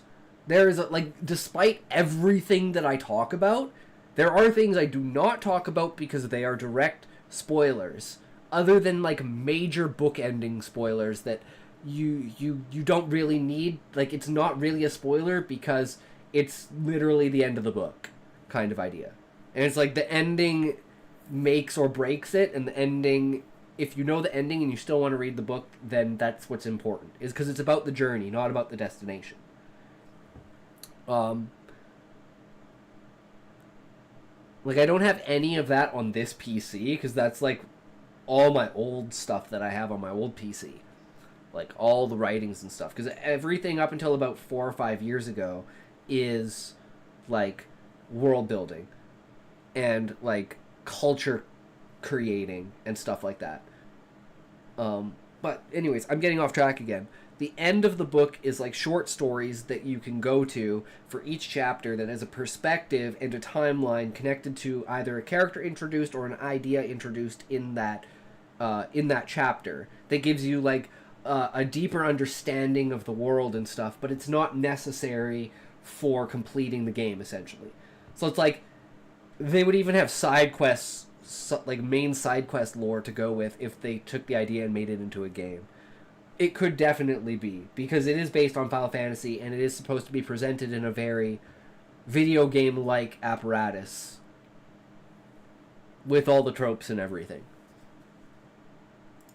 But anyways, as far as the structure of your world and the character depth and how each character interacts with other characters and how that builds over time, like when the adventurers, Warriors of Light, reveal themselves and they realize that Husai is their master that they're supposed to be following this entire time, and it's like they've had clashes and stuff, and you didn't really know who they were, but they're a part of the party, and they're like really odd. But there's a lot of characters that are like that, so it's like, okay, especially since Husai's been going to literally every city and grabbing basically all of his old best friends, and it's like kind of this reuniting of all of these old friends that used to be an adventurers group before they all basically went into the administrative side of it, and now they're all back together again trying to solve the mystery of the world.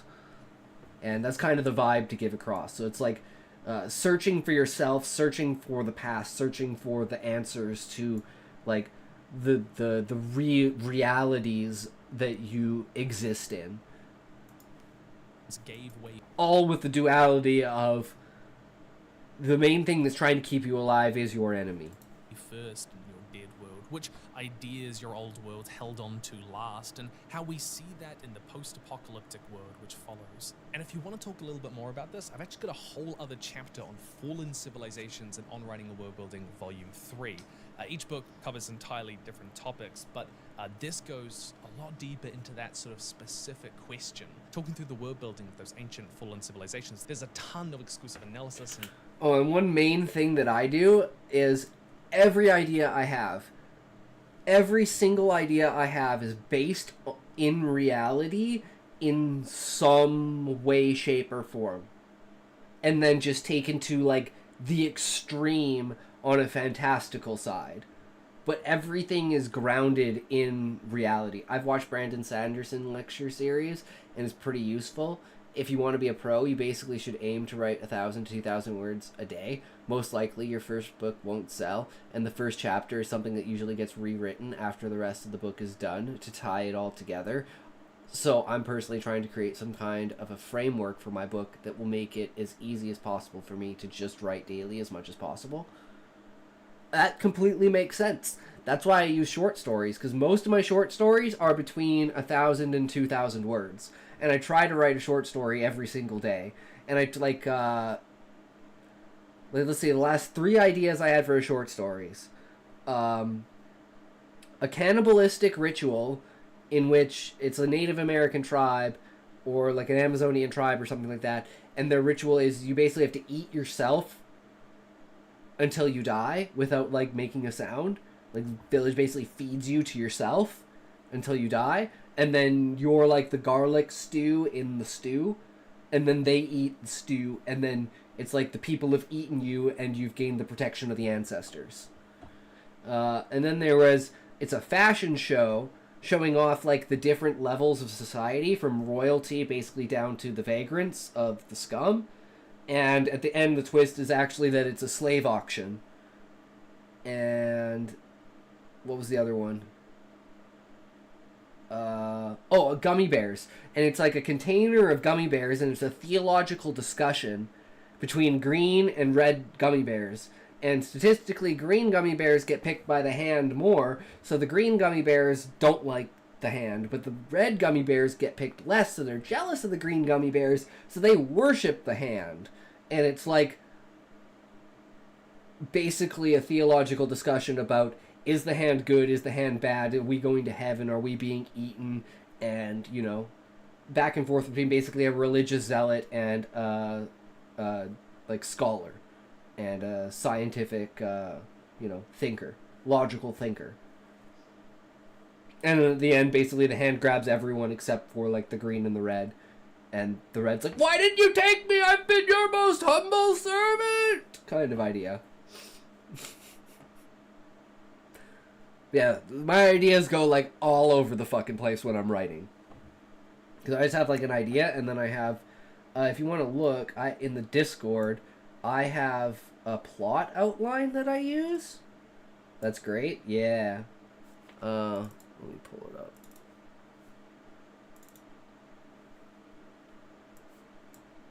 So, yeah, for instance, so like the plot, the king is at a banquet and he's the guest of honor, he's being fed endlessly. Location, Amazon jungle, don't really care about the time period, the king. Ritual succession dictates the king must eat of his own flesh and be one with multiple over the intent, infuse his spirit, and the people partake. And then it's like the intro. King is described by grand clothes and a crimson crown. It's too large for his head. Smell of cooking food and sauces, spices, vegetables, burning food. On an open fire, coals, smoke mixed with the scent of food being prepped. The meat for the stews and soups has not been gathered. His own flesh being cut from him as he is trying to maintain a meditative state. Food is placed in his mouth, and he lays in a vat of blood of his wounds, filling it so it can be made into gravy. King slumps to his death in the vat, and the king's son partakes of his fingers in order to establish himself as the new king. And then the people feast upon their king for good spirits to dwell in them. And then I have the scene set up for goal, conflict, disaster. The goal is to eat food. The conflict is the inner struggle of one's self-desires. The disaster is you yourself or the food that you're eating. Then the reaction is the flesh being cut from the body to sever, to be served back to him. And then dilemma, can his mind sustain the torture and not move or make a sound, like the Gom Jabbar in Dune? And then the fate of his people is more important than oneself. And it's like, that's kind of how I structure it. And then sometimes I'll add in, this one's specific, I don't know exactly where it is, but it had, like, the senses. So you have all 5 of the senses, and you say, which sense do you want to play in which way, and how does that evoke the most out of each thing? Yeah. But then there's, like, this one, which is, like, water that is freezing and breaking, then refreezing, creating a rough and unelevated structure. Location, middle of a deserted back road with a pothole. Outer puddles, frozen ice. Inner puddles, melted water. The building and breaking of bridges to advance a friendship. The layers of broken ice representing setbacks and disagreements. The reforged melted water seizing the cracked ice, melting it and reforging it into a smooth, even surface. Layers of uneven scars lurk beneath the pristine surface that is fostered over time into an unbreakable bond. Interesting. I think my brain just works in a different way, where any kind of structure to a scene would be a hindrance. Well, if you actually read, like, what these are and how the story goes, it is a very, very, very loose outline. And it is just to keep the idea of a structure, but this is generally, if this is, like, the beginning and this is the end, this is me.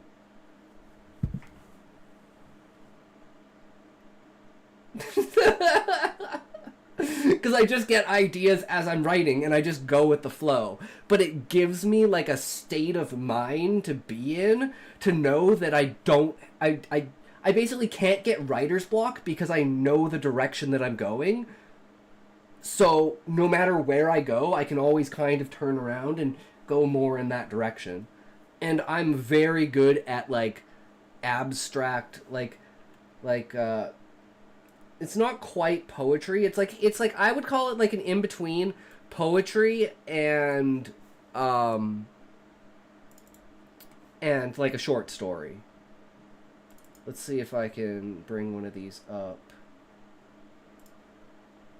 Yeah, Sanderson definitely talked about this. Yeah, and see, that's the thing, is like, if I'm coming up with stuff that other people talk about without me knowing about it, then I feel, like, confident in my knowledge. Wheel of Time supposedly was a trilogy, but the Wright was such a discovery writer that it went on for so many books. Yup, I definitely feel that. I literally have that on my desk.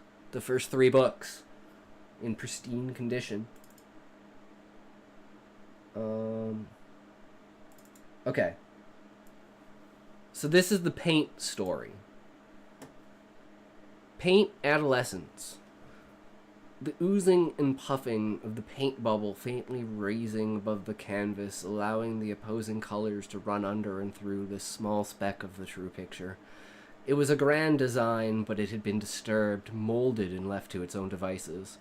The bubble burst in a tangent of multicolored strings that morphed into uneven balls as they splashed across the canvas. The rainbow-streaked paint glinting off the light of the room, dancing shadows across the canvas.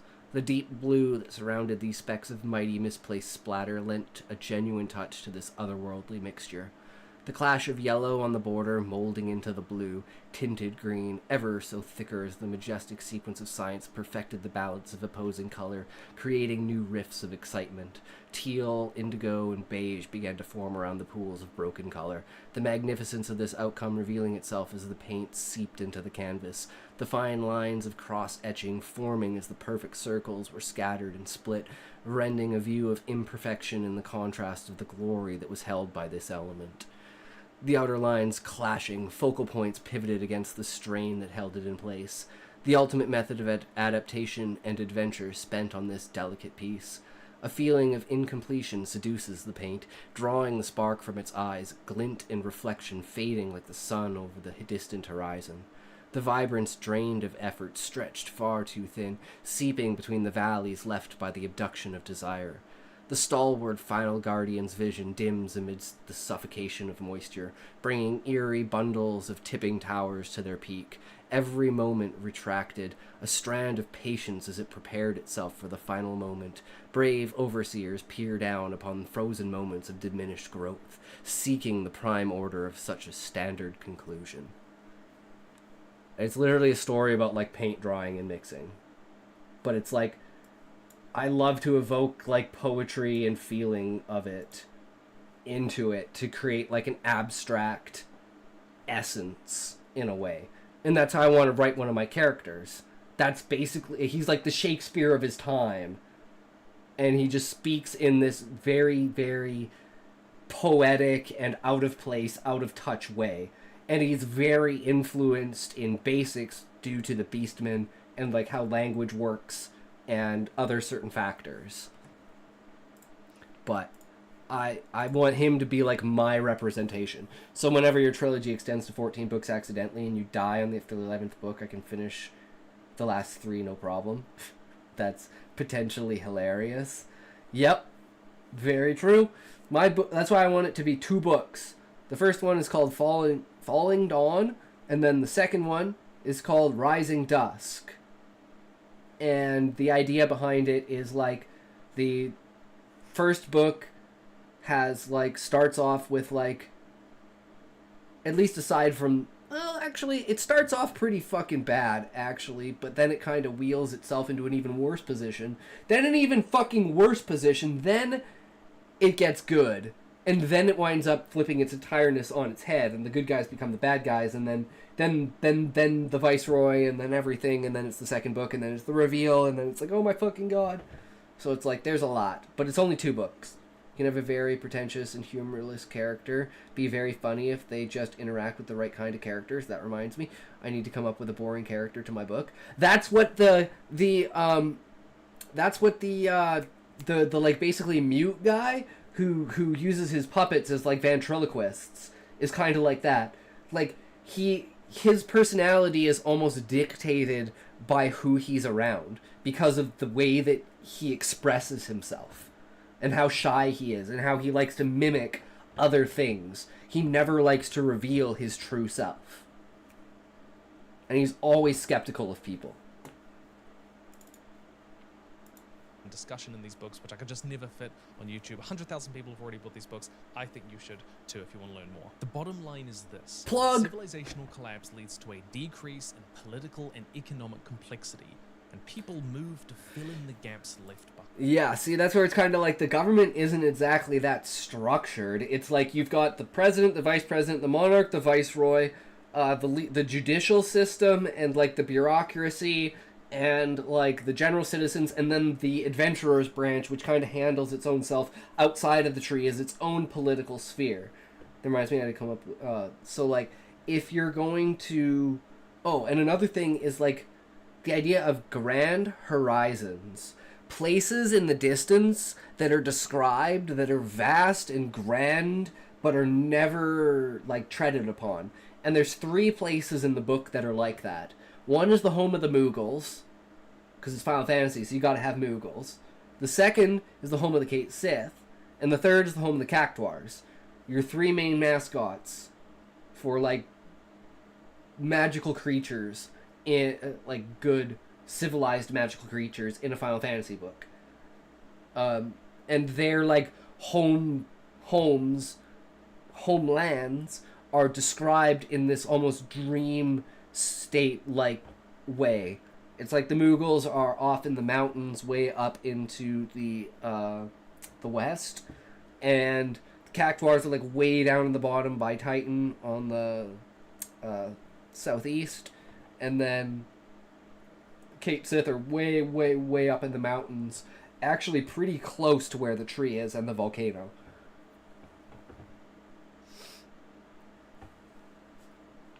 But yeah, having far off vistas that you never visit but you describe it just gives like more depth and like immersion to your world of something that the person who's reading it can entirely envision what that place is like in Lord of the Rings, like Valinor. Like, it's so powerful just to imagine like what the elves are, where they could have come from, what kind of power that a Rua-Luvatar could be. Behind.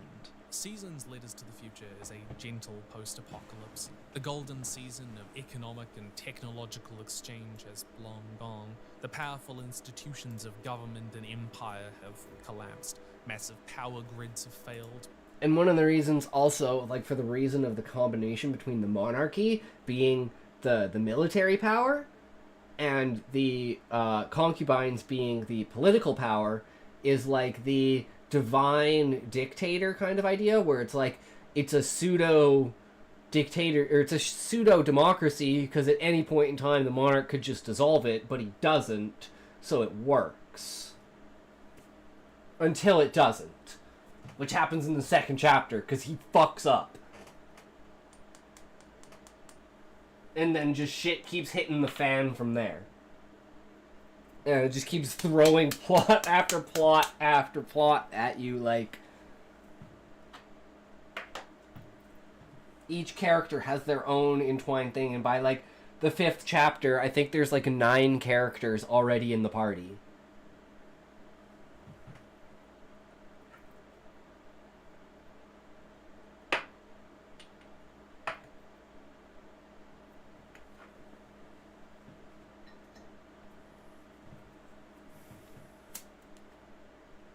People have divided down into smaller, simpler communities. They instead rely on subsistence farming again instead of international trade. Society didn't fall apart, but it softened, slowed, and simplified into something new. And you can reflect this economically. Some jobs, say useless people like, I don't know, YouTubers, they rely on highly complex international economies that allow jobs like this to exist in the first place, as opposed to, say, laboring on a farm. Simplification. Entertainment. He actually brings up a great point, and using YouTuber is a... Like, I don't think he knows how on the point he is. He probably knows how on the point he is. But, entertainment. In a utopia that's boring, the most important part of people's lives is entertainment. Entertainment is king. And that is why, like, plays, songs, music is a huge... And food, despite not needing it, having it is a luxury. So that creates another aspect of class clash between, like, it's not just species, now it's also wealth.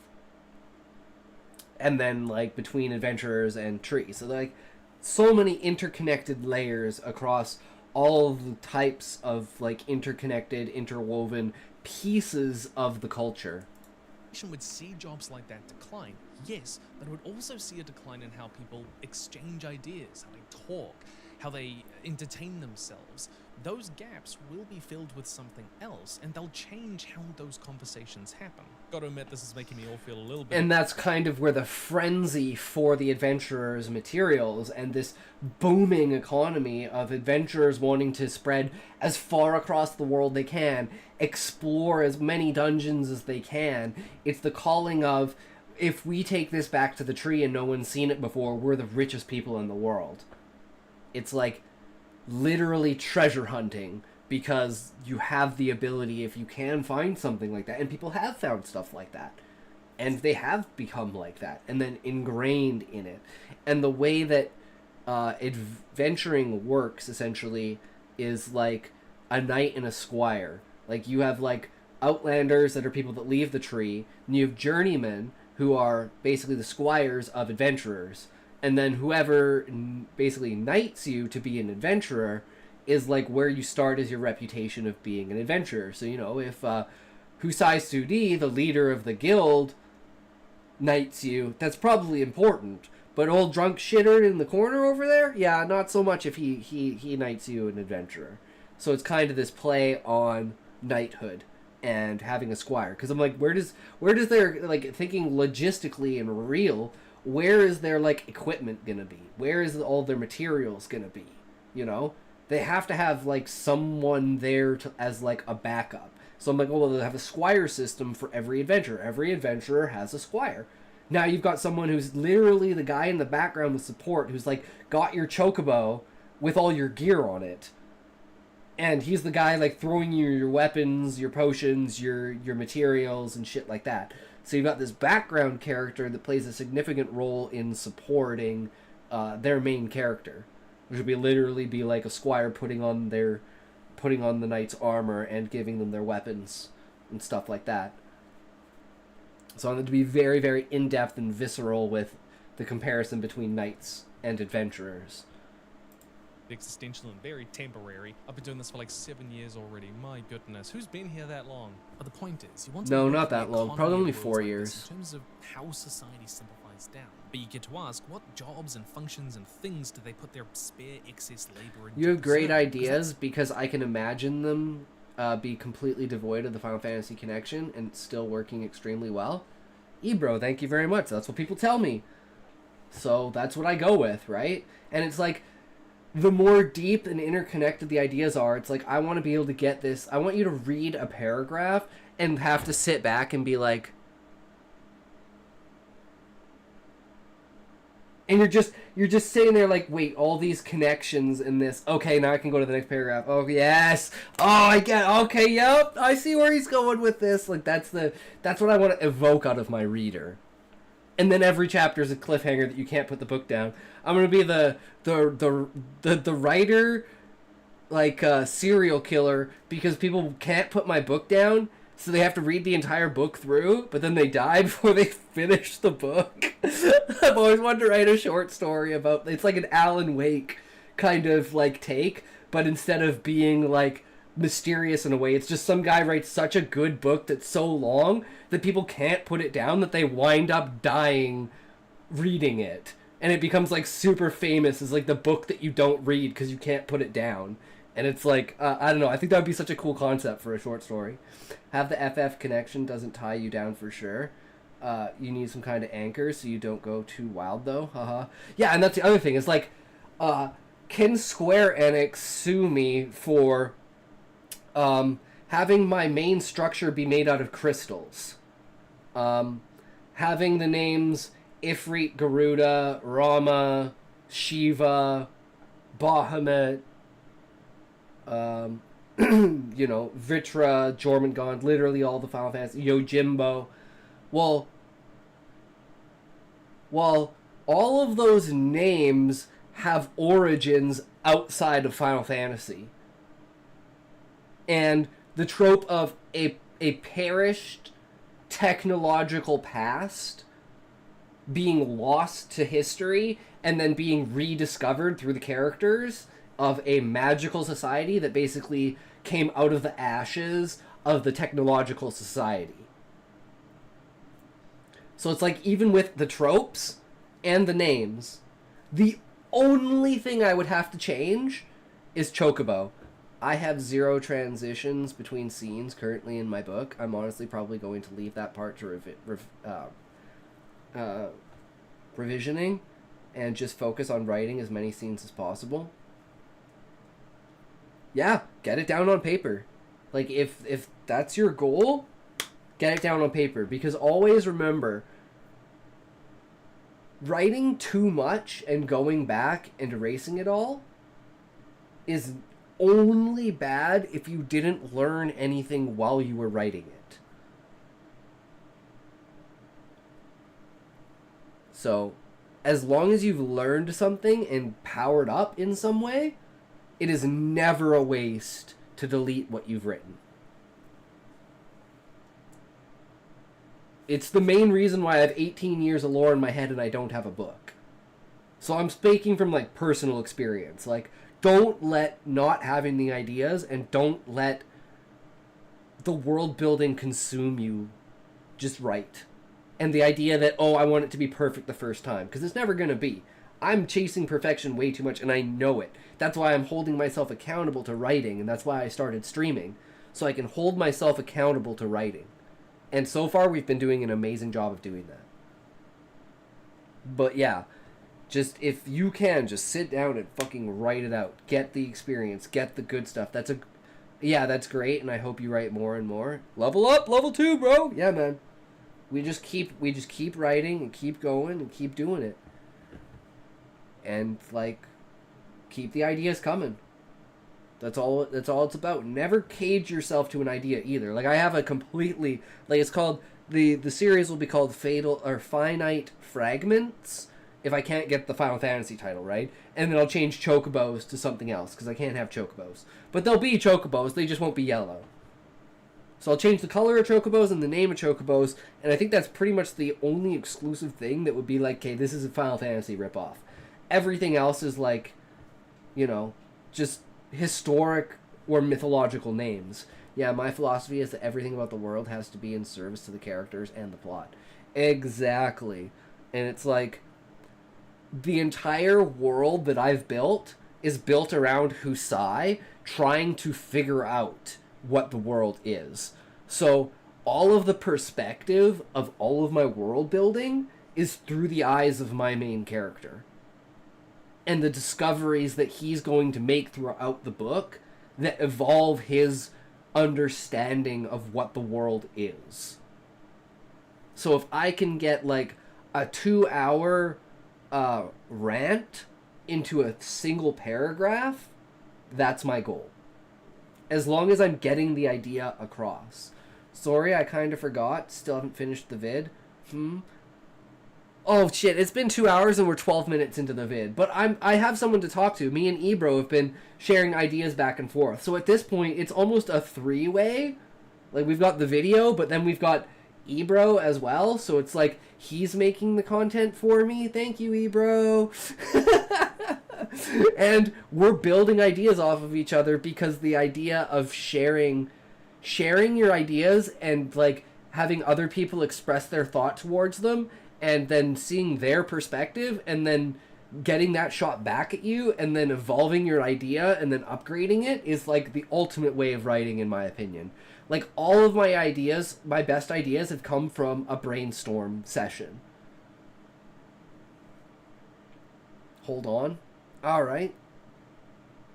I think I'm ready to go to bed for sure. Still haven't slept today. It's almost 11 a.m., but I only need to wake up at 5 a.m. for work tomorrow. Oh, you're like me. It's 2:30 a.m. for me. I woke up at 9 a.m. I'm probably going to bed at 7 a.m. That'll be a 22-hour day, and then I gotta get up at 2 and work. And I worked an 8-hour day today as well. And we streamed till what, 4 in the morning yesterday? 5? No, it was 5. It was like, I would bet like, I had like 2.5 hours of sleep. But hey, we're going hard. We're doing this shit. We got this. So we're probably only gonna go for like 5, maybe 6 hours today. So that I maybe actually go to sleep at like 8 or 9 o'clock. But yeah, man, Ebro, don't feel stressed, man. If you gotta go to bed, you go to bed, good sir.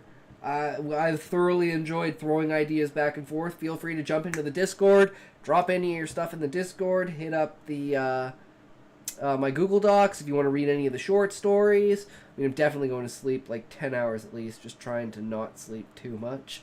Yeah, I'm usually like 2, day off, 12 hours, catch up, boom, easy, good to go. Then from there, you just carry on, and you really don't have to worry about it too much.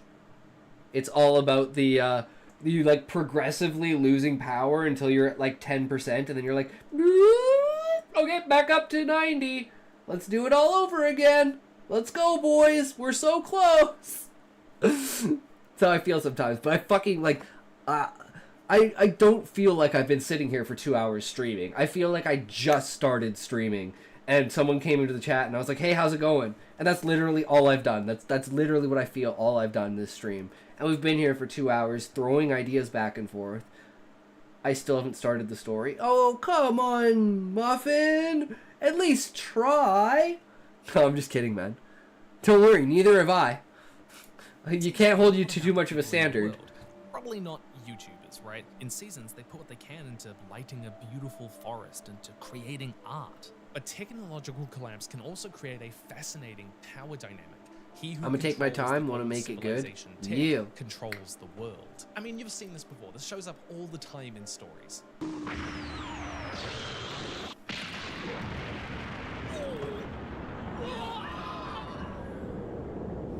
Maybe it's just an oil refinery, or perhaps they're trying to control an old world artificial intelligence or super weapon they barely understand. This is what happens in Halo, in Horizon Zero Dawn, the dead world's technology fundamentally shaping the geopolitics of the next. If your post-apocalyptic world has remnants of that dead world technology, think about how it complicates the conflicts and power. And that's because the Warriors of Light also have relic weapons and armor. And there's artifact weapons and armor, which are basically designed after schematics found from remnants of like old technology, but it's made with today's like crafting abilities as well as infusion of magic. But relic weapons and armor are actual physical objects of that remnant time in pristine condition that are infused with magic to make them even stronger. And the idea is the armor is like Space Marine armor from Warhammer 40k. It's like made of some sort of fucking messed up metal that's insane, and it's like crazy armor that's not going to get fucked with. And then their weapons are like the Warhammer 40k style weapons in the fact of like a chainsword, but it's like the 14 weapons from Monster Hunter. So you have like your chainsword, your switch axe, your hunting horn, your insect glaive. So there'll be 14 characters in each one, and that's how like the Warriors of Light and the Guardians around them, because there's the 4 Warriors of Light, there's 6 Guardians, and then there's the main 4 characters: Husai, Cid, Varius, and Gluttony. And all of them will have relic armor and relic weapons by like halfway through the first book or second book, because they get revealed at the end of the first book. And then since they have a Thomas now, they can use that, because they have to re-find it though. But Cid's basically traveled to the other side of the continent to get away from the Monarch. And on the other side of the continent, so there's 2 aspects to the underground. There's the underground that's in the dome underneath the city. And then there's the conglomerate of pirates on the ocean. Because the continents all collided into one continent, and that's where the tree is. But the rest of the planet is all ocean. So sailors and airship carriers have basically left and created like their own almost continent of like man-madeness on the other side of the planet. And this is where Cid goes, and it's kind of like the idea of like Tortuga. And this is where Cid goes with like everyone else when they evacuate after they've been told by Husai to leave after they go to confront the Monarch. And then that's where they'll start up again in the second book after they come back from Gaia. And it's like they already have a Thomas and ready to go, and now they have the knowledge of relic weapons and armor, and it just flows into the next, the next great battle. Power dynamics of your world in big and small ways. What it means to play with powers we may not even understand. What does it mean to try and resurrect that past world? What becomes scarce but still usable? What becomes cheap? And also, like, when Garuda is sieged in the first quarter of the book, all the sky cities are activated. So there's like sky cities that have been buried underground way deeper than anyone thought, that aren't connected to anything, that basically came to life and are now floating. So it's like a lot of the terrain in some areas is completely fucked too, because these giant cities just all of a sudden rose out of the ground and now they're floating in the sky. Was that the response?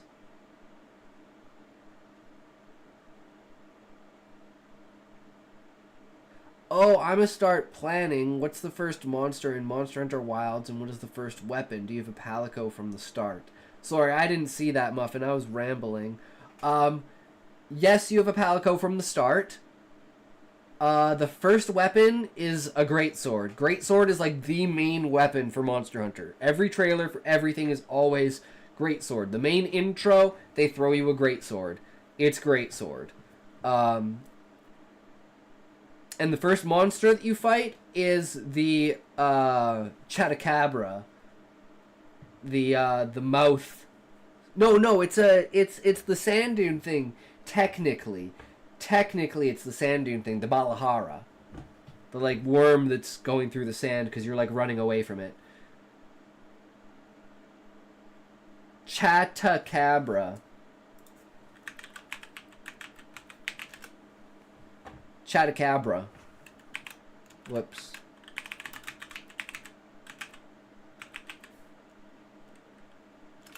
Chatacabra. Chatacabra.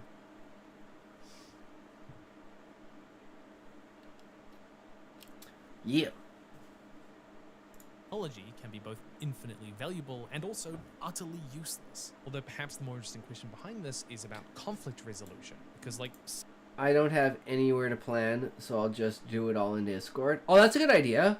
Hell yeah, dude. Just pop it into, like, public stories and just fucking right away, bro.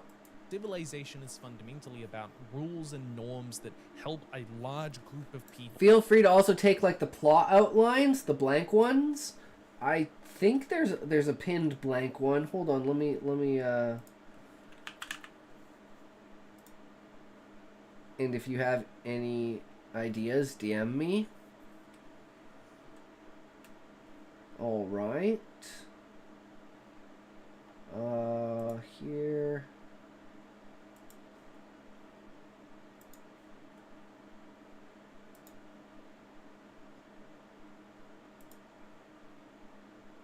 Be right back. All right. Public stories.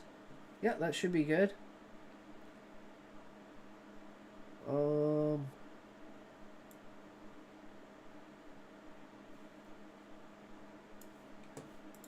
Carry on then. All work together without dissolving into chaos. And so seeing how much of that they can maintain and what new rules they need to set up and how far they go will say a lot about your world as it grows. Like after the fall of the Western Roman Empire, the church ended up kind of stepping into a lot of conflict resolution roles as one of the only kind of political institutions across. That's kind of how it starts, right? Is like there's no real systems in the tree until the Adventurers Guild comes along, and it's like the government has to kind of be established now. Like they need legislation for like goods and services and stuff like that, right? They need and all of it before was like regulated through basically like a volunteer system where it's like the people that would have been adventurers, let's say 400 years ago when there was no Adventurers Guild, are like the carvers, as they're called, the people that basically carve the tree itself, and they provide the material that the plastic that the people use in the tree is made out of. So they're like miners, like woodcutters, you know, like they're the original craftsmen who eventually their families went into the role of being part of the crafting side of the Adventurers Guild because people needed weapons and armor to survive outside of the tree. And the only people that knew, how do you get the greatsword? In Monster Hunter Wilds, it's literally thrown to you. Like, you jump off the ship onto the secret, and then they throw your greatsword at you. And they're like, here, take it. You forgot this. How could you forget your fucking greatsword? Loser. They literally, that's basically what they do. And then they facepalm. Europe across this area that was suddenly fragmenting politically. At times it filled the gap that the Roman Empire had in conflict resolution. But at the same time, these Let me stories ban ask us it. to imagine entirely new worlds grown on the corpse of the last one, only possible because it died. Dead worlds offer an opportunity. And that's kind of very true, because without the moon being pulled out of the sky and its shell breaking and the tree being created, they wouldn't have the tree and they wouldn't have the society that they have. So it's like it's literally they are living inside of the broken remnants of the past without even knowing it. For radical change. I want to tell you about a really beautiful story called Moon of the Crusted Snow and its sequel, Moon of the Turning Leaves. Civilizational collapse here doesn't mean total devastation for the indigenous Anishinaabe community in the way it does for the rest of the world.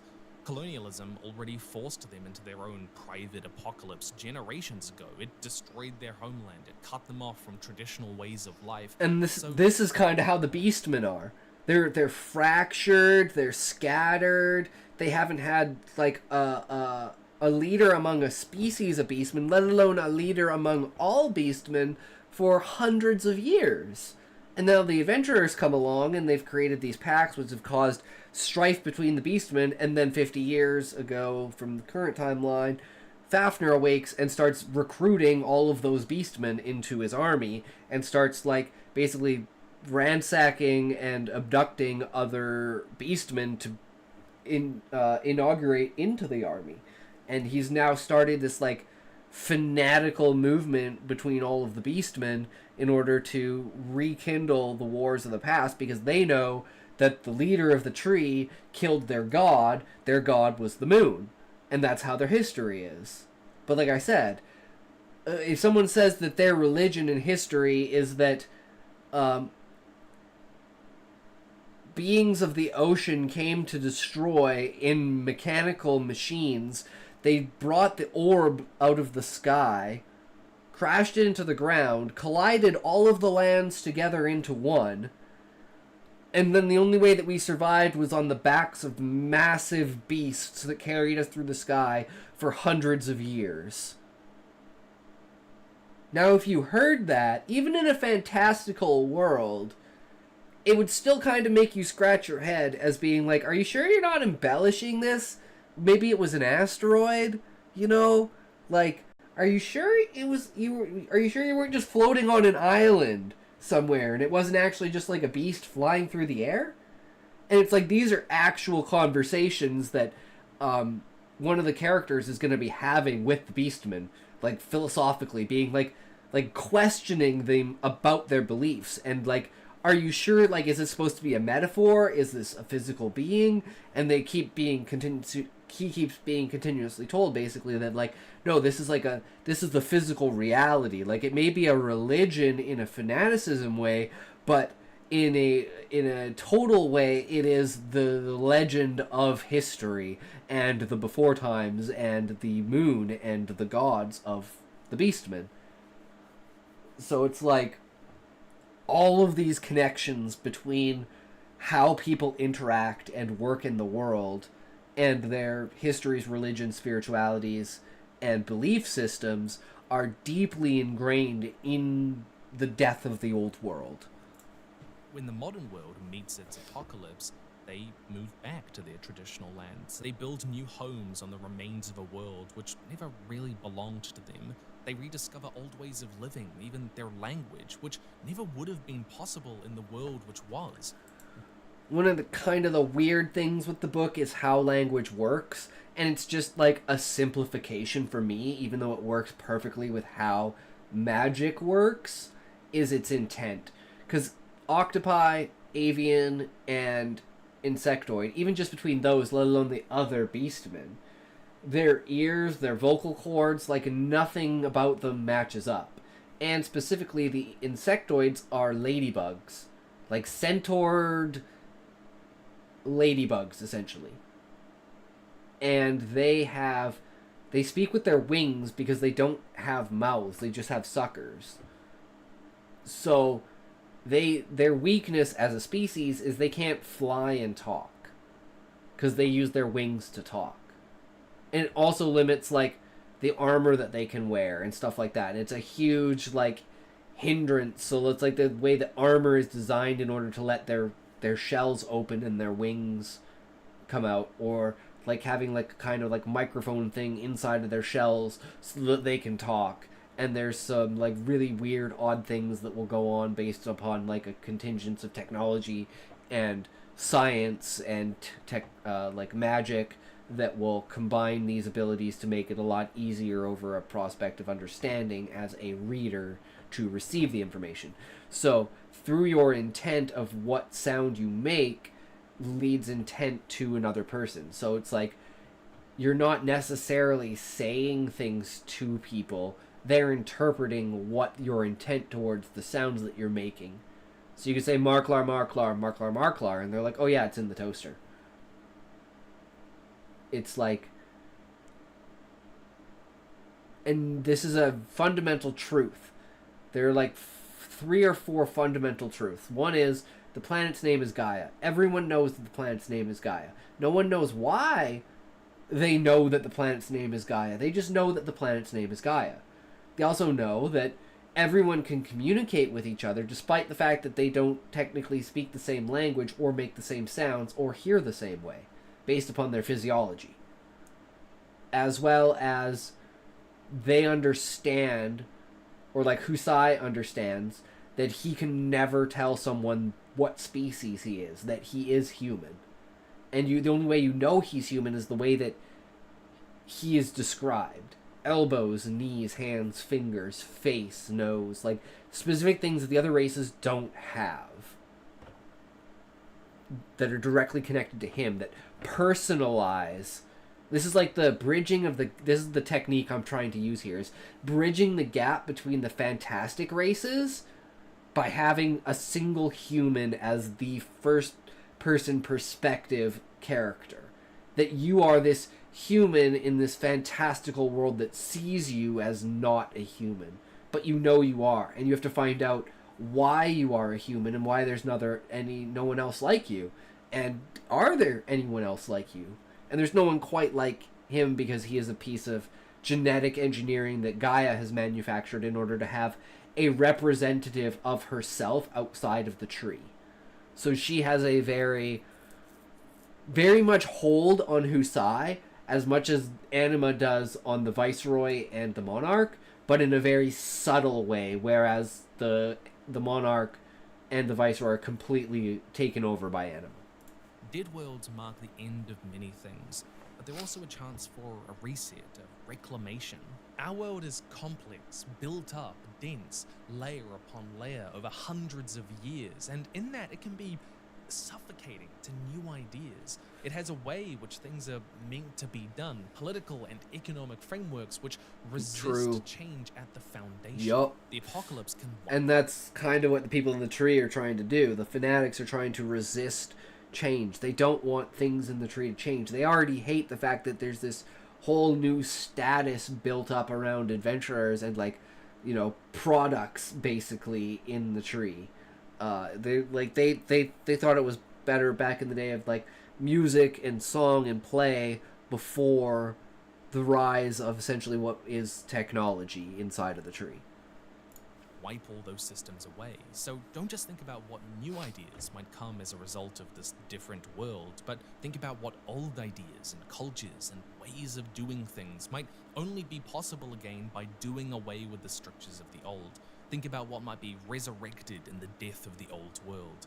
But the collapse of the old world does make fertile ground for new, often radical ideologies. In times of political and economic uncertainty, mass death, resource shortages, mass migration, environmental catastrophe, all that fun stuff, times where social and political norms can be upheaved and ignored, people will often turn to radical answers. And believe it or not... And that's exactly what they do in the book, is they go from, like, thinking that the government is like doing something to finding out the government's actually doing it, but the reason why the government is doing it isn't in the same perspective as the fanatics, because they're fanatics.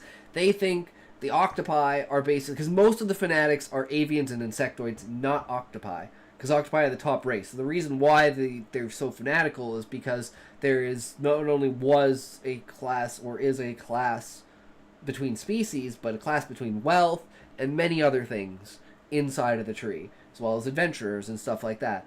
So, gap in magic as well. So there's this resentment built up in these fanatics that's like overfiring and causes like mass riots and stuff like that. Same with like after the fall of Garuda, they're like, the Beastman War is here, can the monarch protect us? If the monarch can truly protect us, get everyone out of the tree and then we'll start to believe. And then he's like, well, fuck it, I mean, I gotta do that. And I based that idea off of like the idea of like Brutus killing Julius Caesar, where he's like, you guys are my best friends, but I gotta kick you out of the house. Public said so. The public said so, man. I can't help it. They're the ones who did it. Not my fault. Not my fault. It was all about the public. And, like, the monarch, like, will seem to Husai. That's why Husai goes back to the tree. And that's when he finds out that Zayd is dead, and this is like a whole turning point for his character arc. Is basically finding out that someone he considers his son, because he can't procreate, is dead, and the way that he died. And it was all Husai's fault, essentially. And just the weight of that bearing down on him. Can be good. In Psalm for the Wild build, humanity relies on My mass Wi-Fi raw shit itself and I labor lost to my chess support game their because of it. lifestyle until No! one day the Muffin, robots that's just terrible. Get up and leave. They gain sentience and don't want to do the work anymore. With that historically exploitative way of life no longer an option, that world dying away for them, humanity builds a more sustainable, smaller scale way of life to survive into the next world, which never would have been possible without the destruction of the last. They get their priorities in order. In contrast, the 5th season sees a... It's another thing too, is like the species that are in the world. Like you can tell that they've been modified in some way, shape, or form. Because there's like remnants of the originals before genetic manipulation, and then after genetic manipulation. And like the rebirth and release of. Because, again, what the Monarch did is he basically, like, where the dragons were an arc for the Beastmen, the dome underneath the city where the gravitic weapon is, was the arc for the Monarch and all of his people and the other species. So everything that he let loose in the world after the tree, before the adventurers, like all the bestiary of Final Fantasy, essentially, is all in the world, but also has its own basis in non-manipulated ways. So there'll be the contrast between what they are and what they were. And when you learn about the genetic manipulation and everything, I want you to be able to piece those together, to be like, oh, that's what it used to be before they turned it into that. You know? Like it's a Venus flytrap, but now it's a Malboro kind of idea, or something like that. The world ravaged by violent, repeated, world-ending earthquakes, which give rise to a rigid caste system, with people divided into leaders, laborers, breeders, and a whole oppressive system to control the origins, individuals who can influence that seismic activity. Rather than being revered, origins are feared and exploited and abused for their powers. Fear of the next apocalypse drives people to cruelty, to extreme justifications. The reality is some power structures will harden in response to difficulties rather than adapt, become more tyrannical as they try to cling to an order they know that people want to put trust in. So if you're creating a dead world or post-apocalypse, think about which ideologies might spark in that struggle, which power structures might darken, and which ones will adapt. Explore the conflicts and social dynamics rising out of that fear and uncertainty for everyday people, and remember the solutions which work are just as important as the solutions which people think will work. This can create all sorts of interesting... Like, how is it going to help anyone to kick everyone out of the tree? It's not going to help anyone, especially if a war is coming. The last thing you do when a war is coming and you don't trust your leader to defend you is literally kick the army out of the fucking city. Because that's essentially what they're doing by eliminating the adventurers from the guild, or from the tree. And they say they don't have faith in the Monarch, but they're leaving the Monarch as the sole defender of the tree? It doesn't make any fucking sense. And that's what's so great about it. Moral and cultural dilemmas. And a huge, often neglected part of new ideologies is religion, belief structures. Religious commentary is a huge part of post-apocalypse. And it's like they don't have any religion in the tree. They didn't even know what it was until the Beastmen came along. And then people kind of adapted it as the idea of history. So there's this, inside the tree, there's this mix of history and religion as if it's one thing. Like, belief in the past makes the past. It's like something along those lines that the people believe. Apocalyptic worlds. I think it's often forgotten in a lot of stories that religion is a major part of how people grapple with the world, especially difficult worlds. That small community which turns out to be a weird cult, who would have thought? Never heard of that before. Or the survivors turning ancient AIs into gods and demons. This is in part because religion is an organizing principle. When we think about societies retreating into simpler systems, religion can fill those gaps. Where does that come from? In charge, why, what you need to do even to survive. Religious belief systems are also very easy to set up on a small scale, a community church, while also being very flexible, able to adapt to the conflicts that people find themselves in a post-apocalyptic world. They provide a sense of stability and continuity, which these worlds often lack. We see this in Seasons Lead Us to the Future, where the Valley falls back on their old gods and monks for leadership after a war destroys the world they knew, after civilization fractures. The fifth season's caste system makes it morally okay to torture people because, hey, it's all part of the system, and it'll keep you safe. Religious structures also have the ability to kind of preserve things built into them naturally, as tradition, as wisdom, which people might be drawn to in a world which feels like and it's like the traditionalists who are the essentially want the tree to go back to the way it was before the adventurers, when life was simple, life was easy, they didn't have to think about anything. It was just chill. They're like, we don't want these hard times. We just want to sit in our rooms and watch our plays. Falling apart. And this can go all sorts of ways. In Canticle, the Albertian Order of Leibowitz is a monastery which actually preserves the knowledge and science from the past, turning it into a kind of religious rebellion and zealotry. Religion here preserves where other institutions fall apart. In fact, we know that during times of crisis, when the institutions we rely on fail, like civil war or plague, people become more religious. Part of this is because religion works to offer answers to existential questions, and if there's one thing a dead world is, it's existential. A really fascinating book for this you should read is Octavia Butler's Parable of the Sower. It's technically not a dead world or post-apocalypse, it's a sort of a dying civilization, but it is a fantastic commentary on how new religions form in the face of crisis and the importance of them to how we imagine ourselves and how we face those difficulties. How you go from being a normal person to being a fanatic to making a cult to joining a cult to being a religion to enacting something that could be considered inconceivable. And it's that idea again of how can you get from A to Z? It just doesn't make sense. But if you follow every step along the way, you understand. Like we were saying earlier about Breaking Bad, it's like if you watch episode 1 of Breaking Bad and you watch the final episode of Breaking Bad, you're like, how the fuck? But if you watch each episode, you see how slowly you get pulled deeper and deeper into that dark world until decisions that you make are so out of character with what you originally were that you are now an entirely new character. You have literally Super Saiyaned yourself into a new character. Dead worlds are often full of mystery. The survivors may not even understand the world which came before. Remember that old saying, sufficiently advanced technology is indistinguishable from magic? Yup. Well, magic can easily... And in a world where magic exists, why would you think that there was ever a world where magic didn't exist? Right? That's a huge thing as well. Become religion, but I think there's something else about dead worlds we love. The physical world is often an important... And that's another thing with the Beastmen too, because the Beastmen know of the world before magic. So, like, lots of their tales and other stuff is of times before magic. So that's another thing, is like, in a world of magic and someone said, yeah, this shit didn't used to exist, you'd be like, pfft. That's like saying gravity didn't exist. It'd be like, if someone's religion or history, in their stories, it was like, this is a time before gravity.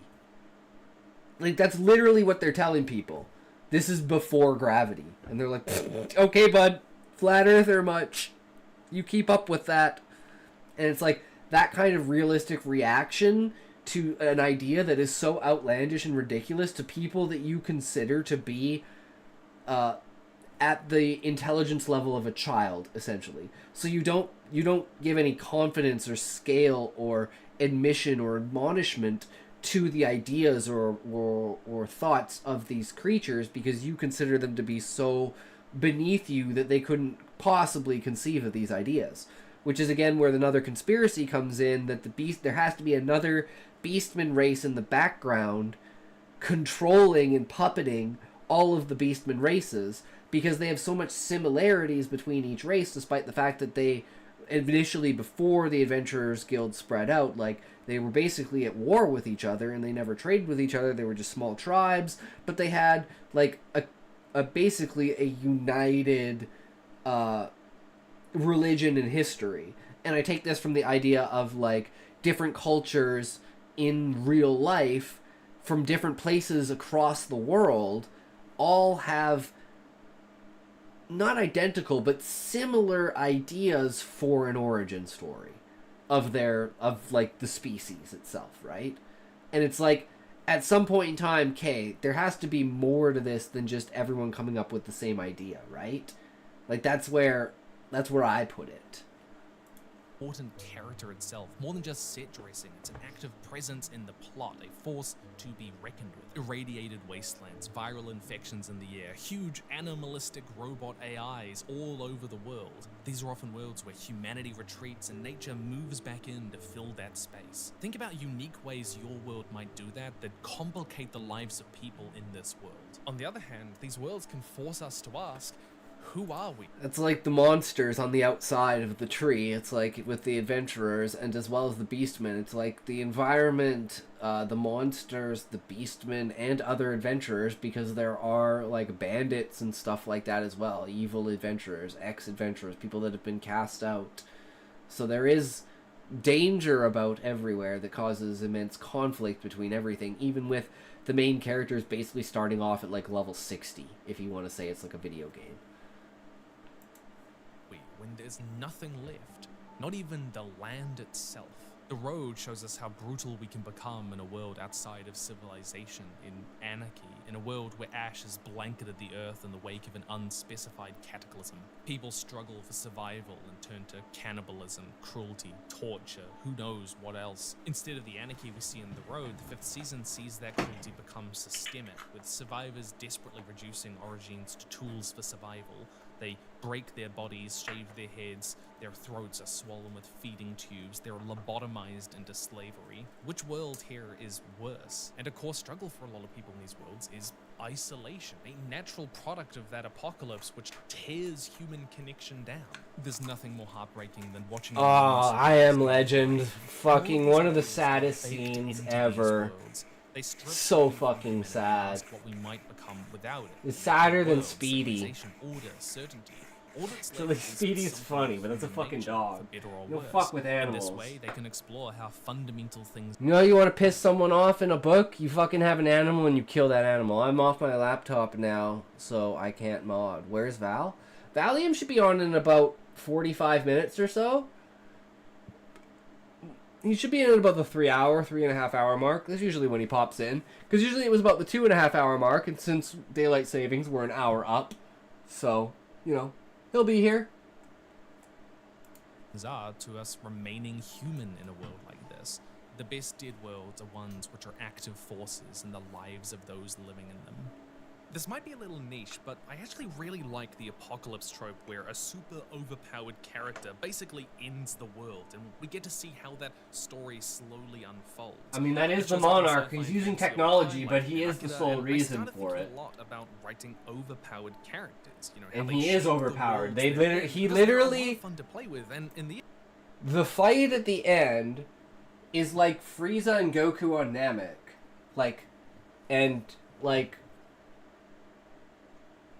before Goku goes Super Saiyan. And, like, crazy shit. And then, that's all the characters, plus the dragons. And, like, Frieza's not even in his final form yet. And it's like, the world is blowing up. And Gaia's like, the only way to stop him is literally to blow up the world. So she breaks out of the shell, because it's gonna break anyways. So basically, everyone fucking dies. Then she uses the gravitic weapon to send her consciousness to Gaia to do the eternal struggle. That it will be her standing at the gates, and Anima will not take another step forward, not consume another planet, while she has the power in her to stop him.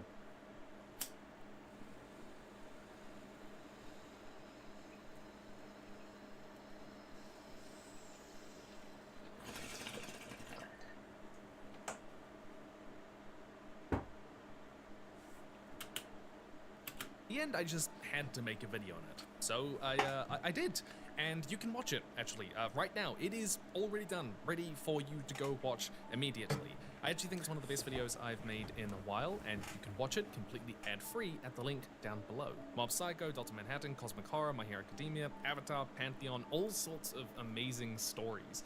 Some of which you probably haven't heard of. These characters provide like such fascinating... You got Midoriya right there, bro. ...story, but also amazing opportunities. You know, what is the nature and responsibility of power? How do you create tension? And people love these characters, despite how absurd they often are. And I wanted to understand why. I wanted to understand how we write them. And you can watch it over on Nebula. Oh, and I didn't even mention, by the way, that there's a... Characters like that, it's the growth of the character. Like, my ultimate vision of Midoriya is him standing on the beach after he's cleared all the garbage, and he's like, ah! And it's like he's like fucking buff as shit. And it's like just that transformation of the character and his mentality in that is just so powerful. And then he just keeps getting more powerful. I don't know what else to plan for the story. Are you on Earth? In my wilds. No, you're in a random planet. That's basically Earth, but it's not geologically the same. On how Gandalf might have become a Dark Lord for you to watch there as well. Not to mention a ton of other exclusive content, myself and others, which I haven't even been able to mention. As far as I know, no. Like, literally, they don't really have lore until Monster Hunter World.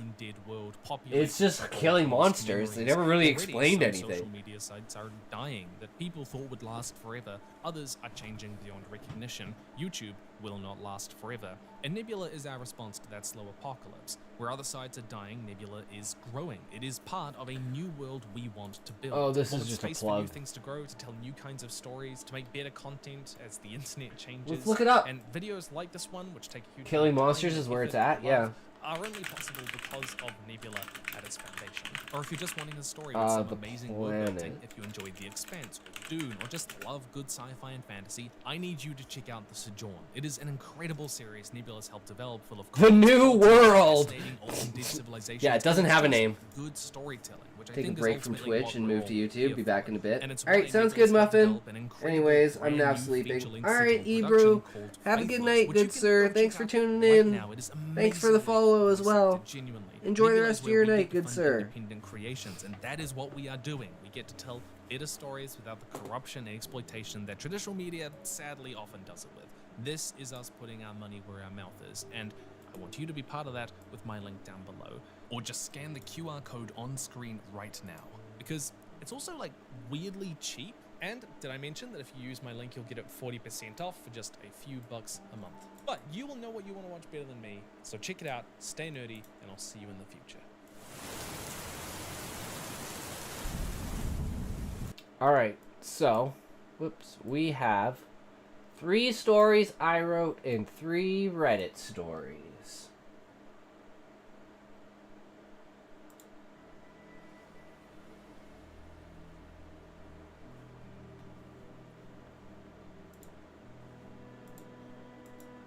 So we'll start with the Reddit stories.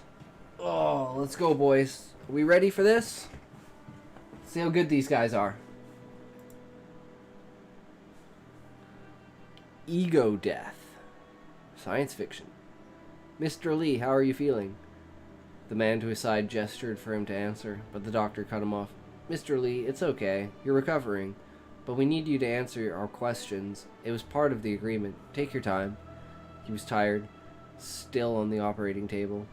He had just had a surgery, the details of which were hidden from him. He groaned as the doctor shone a light in his eye. Just get through this, he thought, and he would be a free man. I'm tired, but I'm fine. Can you tell me what happened? In a second. Do you remember who I am?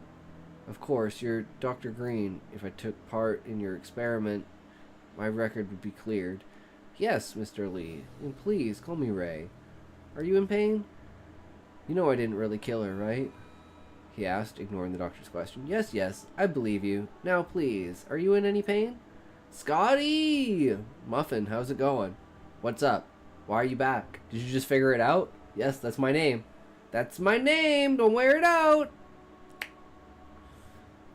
Yes, yes, I believe you. Now, please, are you in any pain? I said I was fine. What did you do to me? Well, Aaron, I can call you Aaron. Doctor paused, waiting for the answer. Yes. What did you do? You were injected with an experimental nanochip. Should allow you to communicate with other owners of the chip regardless of distance. For example, I also have a chip. I just figured it out. Congratulations, Muffin. I'm glad. I'm gonna still call you Ox. Scotty is a funny name for you, though. It doesn't really matter to me what you call me. As long as you know that you're referring to me. You can call me Ergablurk for in Gishkablur. Well, still me. You were infected with an experimental nanochip. Okay, no, we already read that. Aaron rubbed the back of his neck instinctually, wondering if he'd made the wrong decision. A nanochip. The room felt silent. Felt suddenly smaller than before. What did this doctor want from him?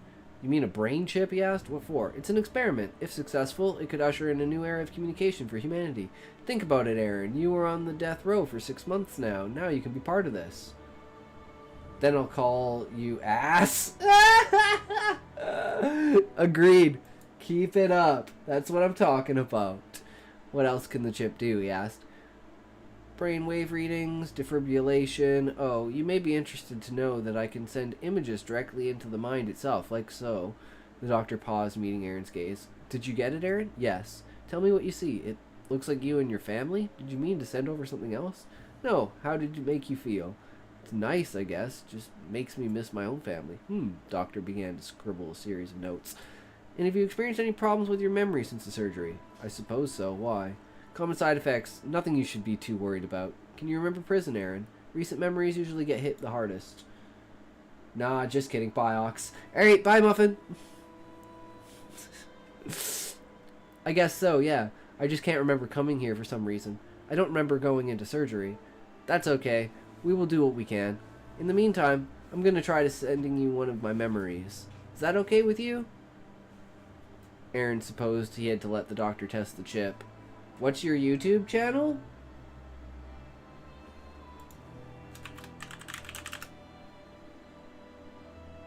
The Intoxication 5077 YouTube. So, third one from the bottom.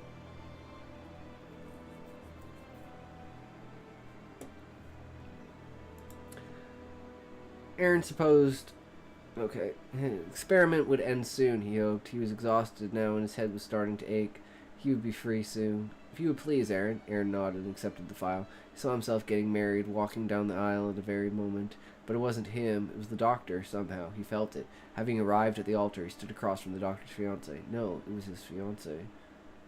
What was happening to him? Aaron, are you alright? I know. What was that? Chip allows users to share memories, Aaron. It's new technology. This is what you signed up for. Alright, can we finish this, please? I'm ready for this to be over. Yes, I was just about to suggest that.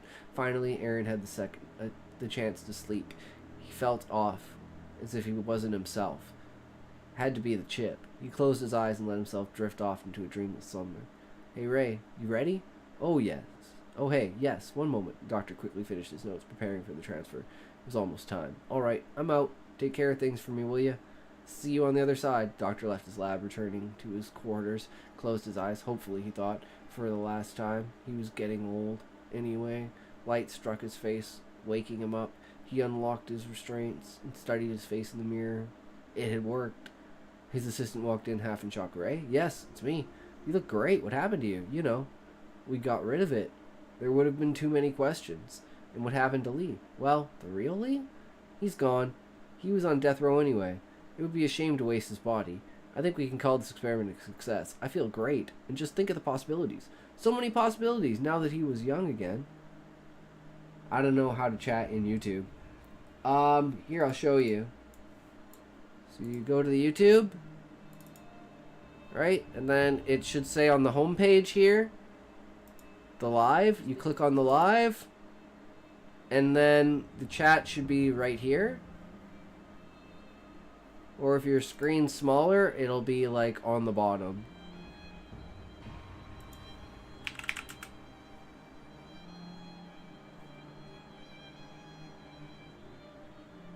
Why did that not work? No, it did work. I'm retarded. There it goes. It just took a second. So yeah, just there's like no one on YouTube. I have 8 subscribers, and they're all me.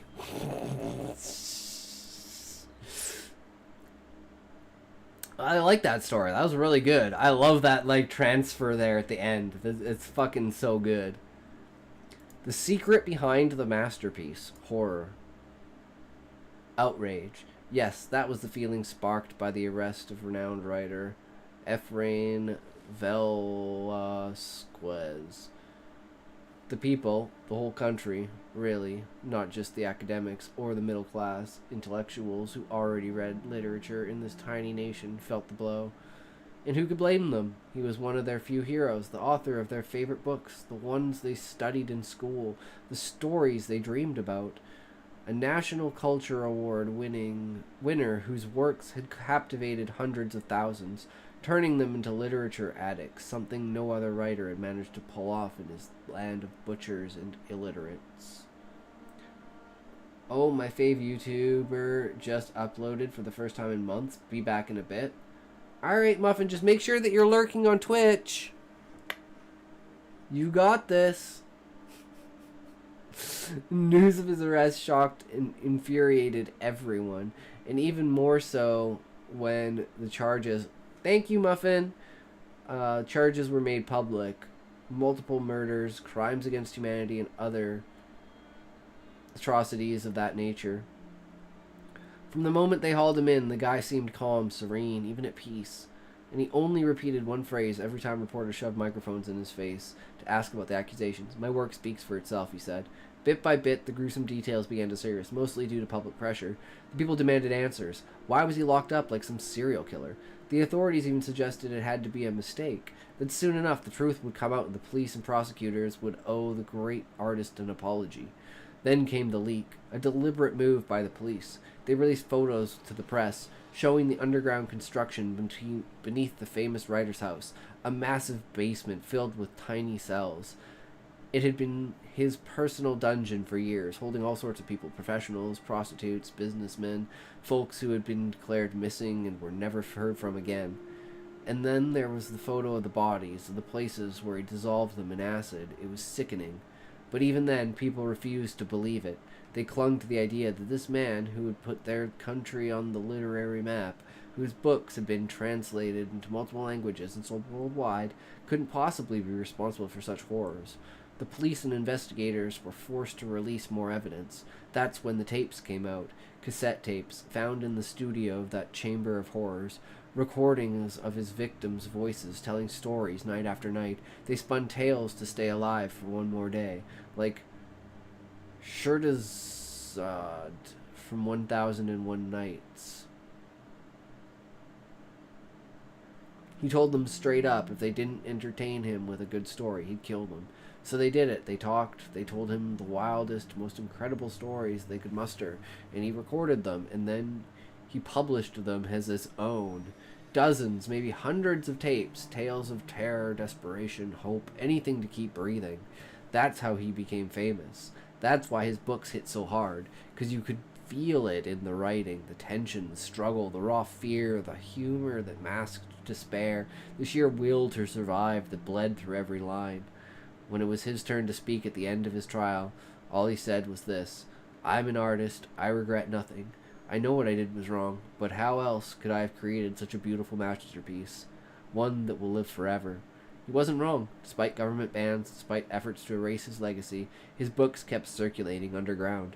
People passed them around like sacred texts. They crossed borders, they reached new generations, and now, knowing the story behind them, they're more famous than ever. I fucking love that. That is so dope. Oh, I love that. Sword of Damocles.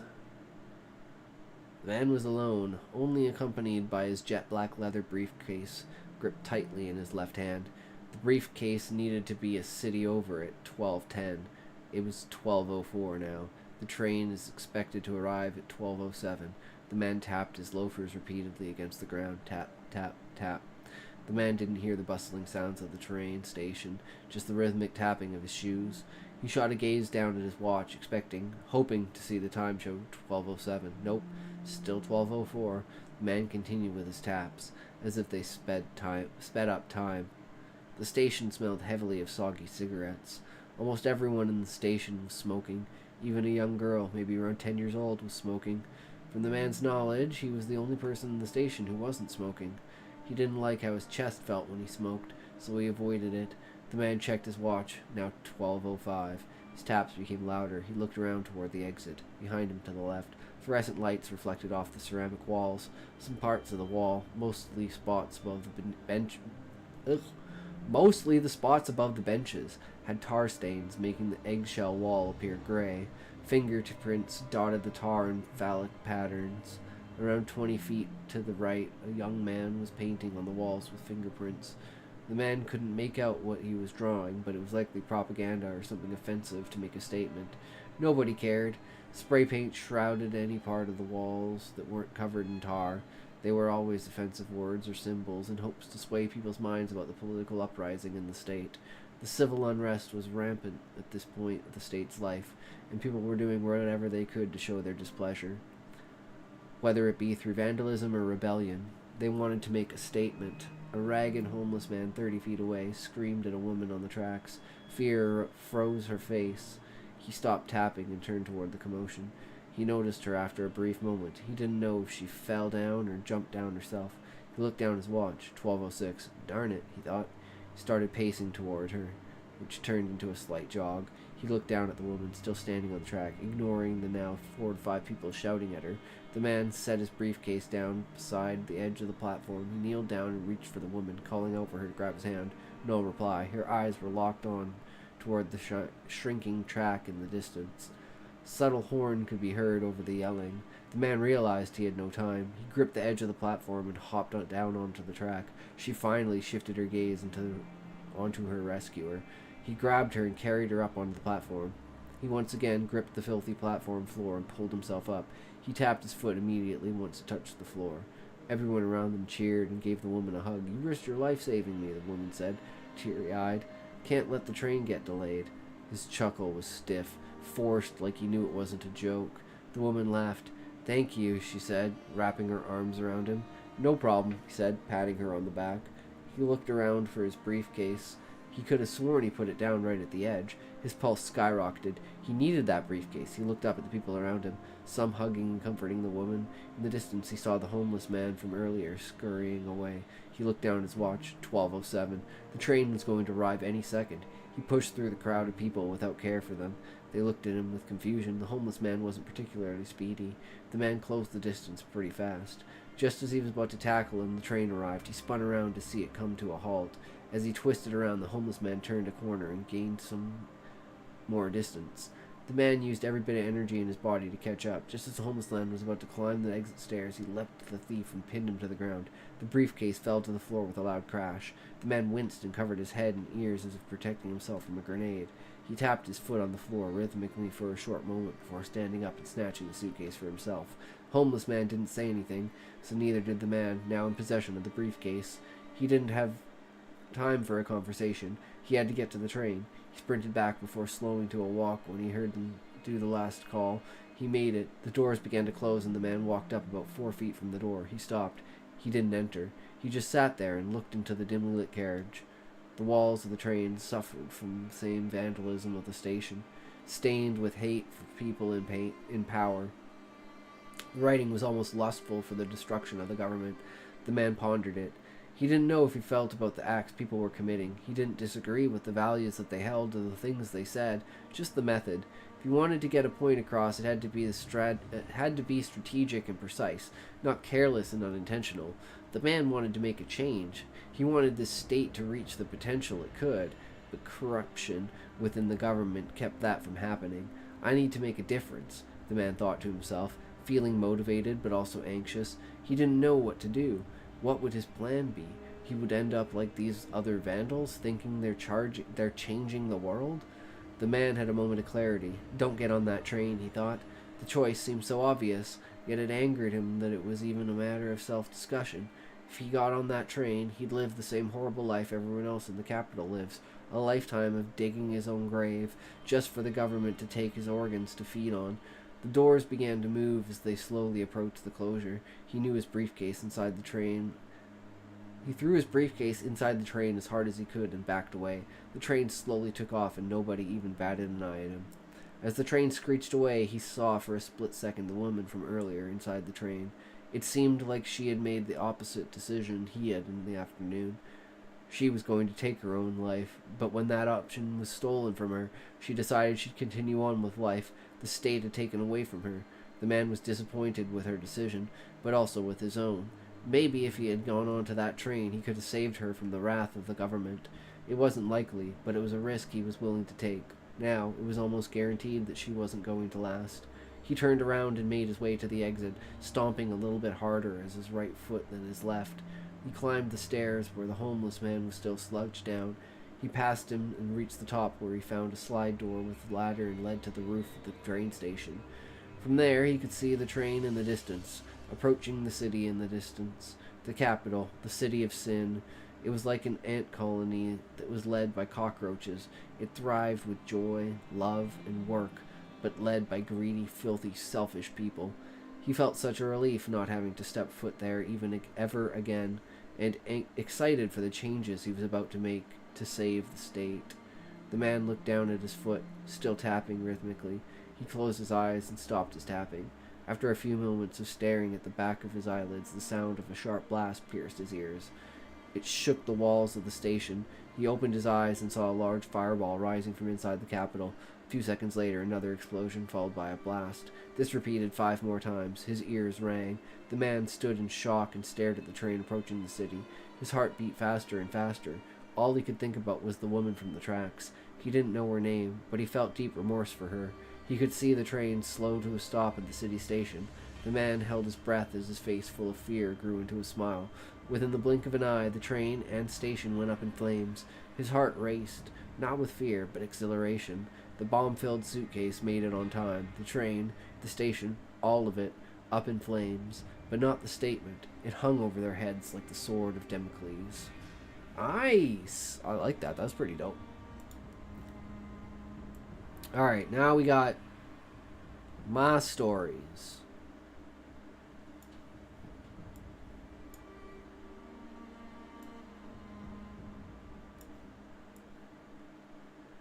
So we got Feathered Heart.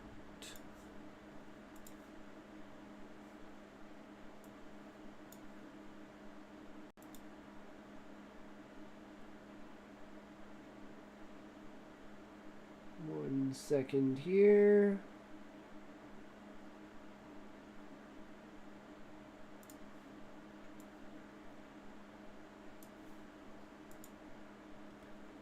Feathered Heart. The looming desires pressed against me as if solid. To them I would only say, "Begone, foul beasts, we have but one choice here." The darkness drove deep into my soul, my form erupting forth from the light. Faced with my fragile form, I seek to shelter my bare form beneath the oppressive but warm light. The voice spoke kindly. "Rise, my child, for I am not your judge. Only you have that power." I felt nothing as he spoke. Perhaps he wished to test me. My mind, sharp, began, "Spirit, I say to you, what title call great being of light, where time and entity deny waving?"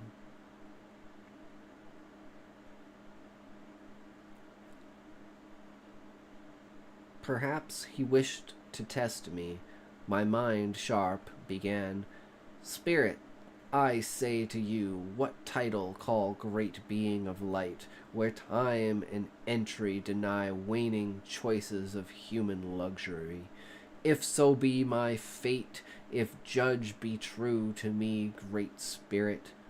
Truth, behold of thee, conscience being, for with knowledge is responsibility, and truth is a weight. Seek the power of inner self, for proven true your heart may strive, outer sensation wreak you here upon this cast." The light pierced my body, the pain on my flesh reduced my limbs to folly. The tight in my chest clasped and tore asunder. "Hark, son," I cried as the light revealed a bloody, beating heart. The light dyed crimson of the liquid that drives life. Bespoken I was as my mouth moved, but sound came not. I tried to cry out, sundered were my words, but some force from my lips. Each beat felt death becoming, but never satisfied. The weight held aloft, with nigh thought nor intent. The images flashed before me, a knife, blood, a mirror. It's me. I cork my head, and I think such is what can be wrought from a conclusion so indifferent such beings cannot behold. Such magnificence breaks their standard, and thus I watch the fallen gates lust for my attendance. Such was the manner of my mind. It sought not with cruel delight, but vain structure. Knowledge was power, and to seek was to endeavor on a field of endless ritual. The disturbed fell at my feet, and I sank them to the depths as I whistled upon it. The disturbed fell at my feet, and I sank them to the depths as I whistled upon, if cradling a new babe. Immense was this burden upon me. Seek for more and wish for not a soul.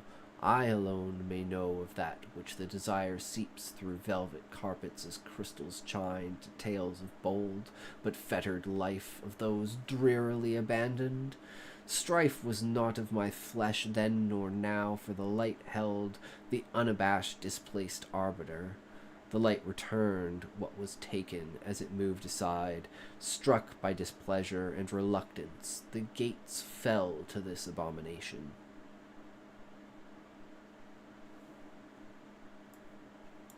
Alright, that's story 1. Feathered Heart. Story 2, Imposter.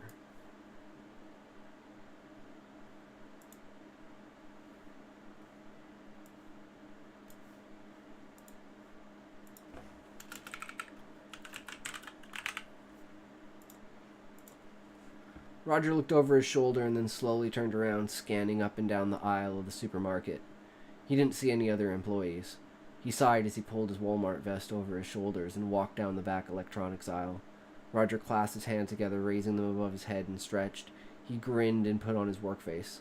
"Excuse me, sir." An elderly lady pulled her cart up beside Roger. "Can you help me find a handheld vacuum?"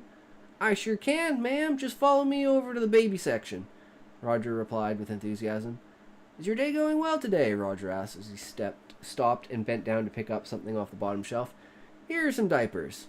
The woman looked a little taken aback. She clasped her hands together on her cart. "I'm sorry, maybe you misheard me. I'm looking for a vacuum?"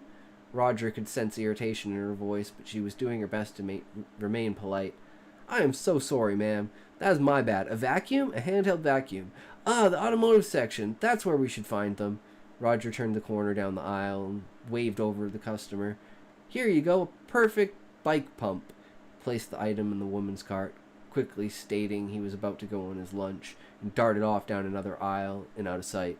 The woman stood in the empty aisle with a souring look on her face. "Useless ass kids these days," she muttered under her breath. "Hello, I'd like to talk to a manager," the old woman said angrily at the employee standing across the counter. Tall blonde woman stepped out from the office adjacent to the customer service desk. "How may I help you, ma'am? I need to make a complaint against one of your employees. He was very polite and chipper, but he was less than helpful. I asked him to help me find a ham vacuum, but he led me on a wild goose chase just to run off for his break." The woman explained hysterically.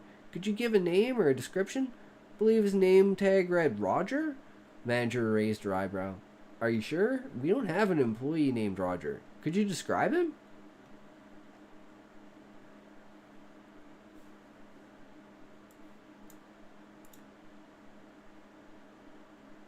That one's just a little wee short one. And then the final one, the interview.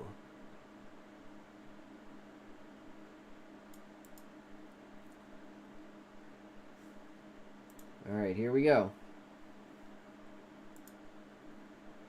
The interview.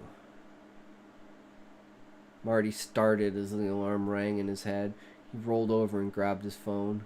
The Discord alert was indicating an incoming call from an important person. Marty's mind cleared as he looked at the name on the caller ID. It was the chairman of Hunt for Truth, an organization that Marty had been committing himself to for a long. It was the chairman of the Hunt for Truth, an organization that Marty had been committing himself to for longer than he could remember. He jolted up and answered the call. With a thud, Marty closed the door.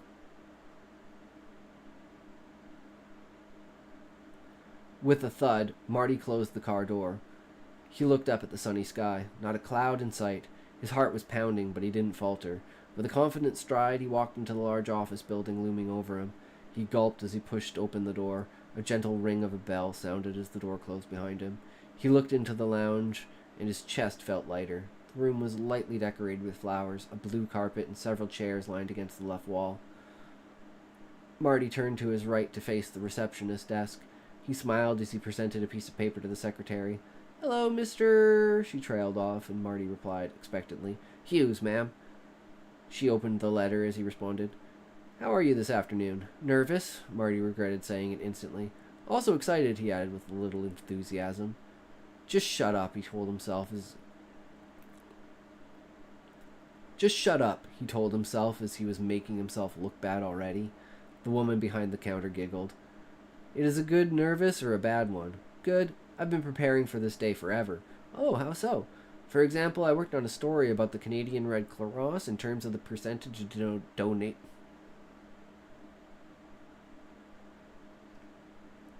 For example, I worked on a story about the Canadian Red Cross in terms of the percentage of donations that make it to the shelters and the like for displaced citizens due to natural disasters. I'm guessing that percent was not very high." 8%. Marty almost chuckled to himself at how ridiculous it was. A thought struck his chest like a truck. He took a deep breath and pointed to one of the chairs. "Shall I take a seat?" The woman nodded and began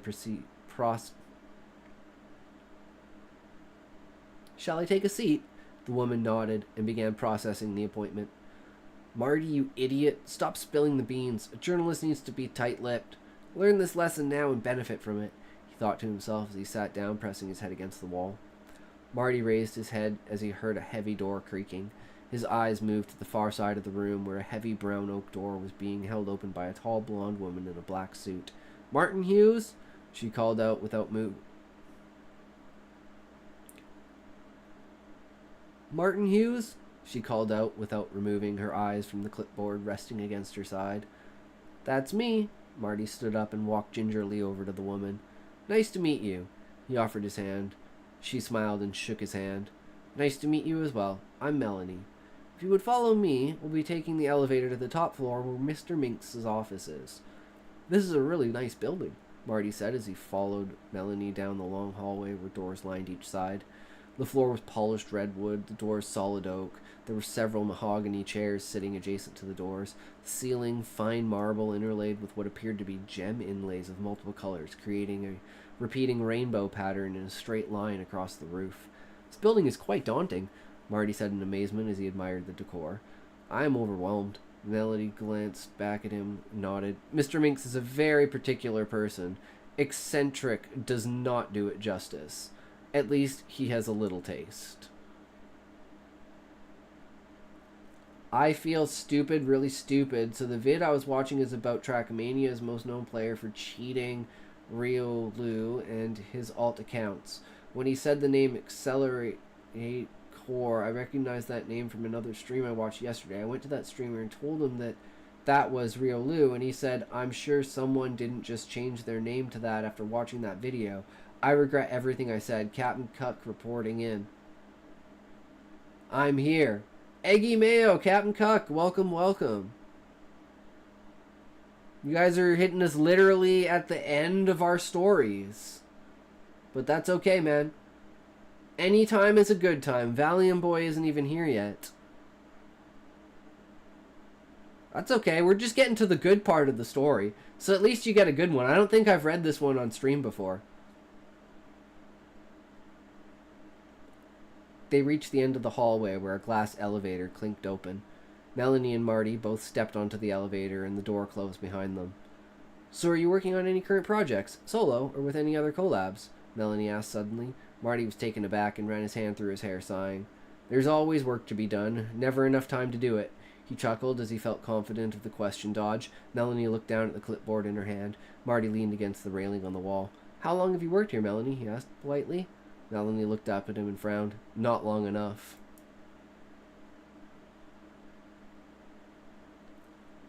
I see what you did there, Marty laughed. Melanie joined in. Two can play at this game, Marty remarked as the elevator came to a standstill. The glass doors opened and Melanie ushered Marty into a large office room.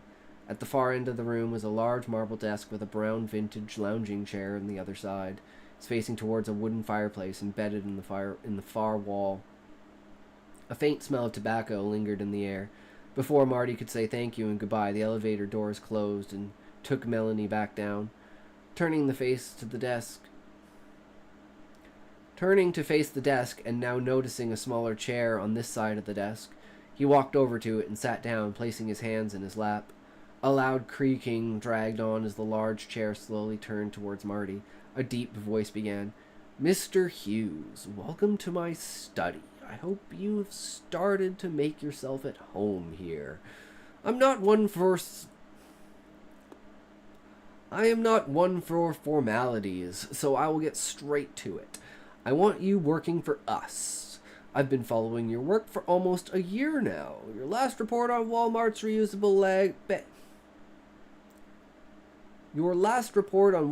reusable bags was quite the piece. Could you give me a little insight into why you became a reporter? Marty took a deep breath and relaxed back in his chair. I'm flattered, sir. Thank you for the opportunity. As for why I became a journalist, my father was a contract bid overseer for the government. The sun was starting to set, and the natural lighting of the room was fading, shadows falling across the face of Mr. Minks. He puffed on a cigar as he leaned in slightly, placing his elbows on his desk. He became a whistleblower early in his career when he worked on a paper shredding contract, Marty continued. The government wanted to give a contract to a guy in a warehouse with a shredder to shred sensitive military documents. The bid contained the company that the USA military used to shred its documents, and the Canadian government chose the smaller, less expensive, and non-secure company instead to save costs. Mr. Minks was slightly nodding as he puffed again on his cigar. Marty was feeling on fire in the moment. He felt calm and relaxed, like he was talking to an old friend.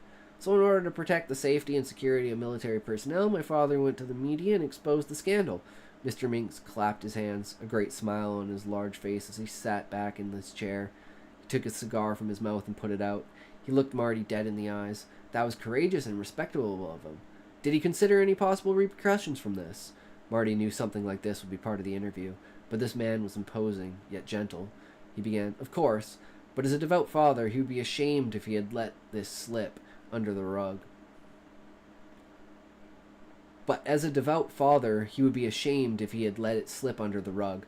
How could he look at his family in the eye and raise his children to be admirable citizens if he could not lead by example? I believe he would not have done the same without these feelings. Having people to look up to you is very powerful motivator. Mr. Minks narrowed his eyebrows as he stared at Marty. Do you have any children yourself? No, I spent most of my adult life pursuing my journalism career. I'm happy it has worked out so far. That's why I want to be a part of the Hunt for Truth project. Due to this type of content, getting a partnership or a sponsorship is very difficult. Mr. Mink smiled and placed his hands on his knees. Hunt for truth. Words to live and die by. If you make it long enough, those words will hold sway over you. It is the reason we are seeking to expand on the number of journalists.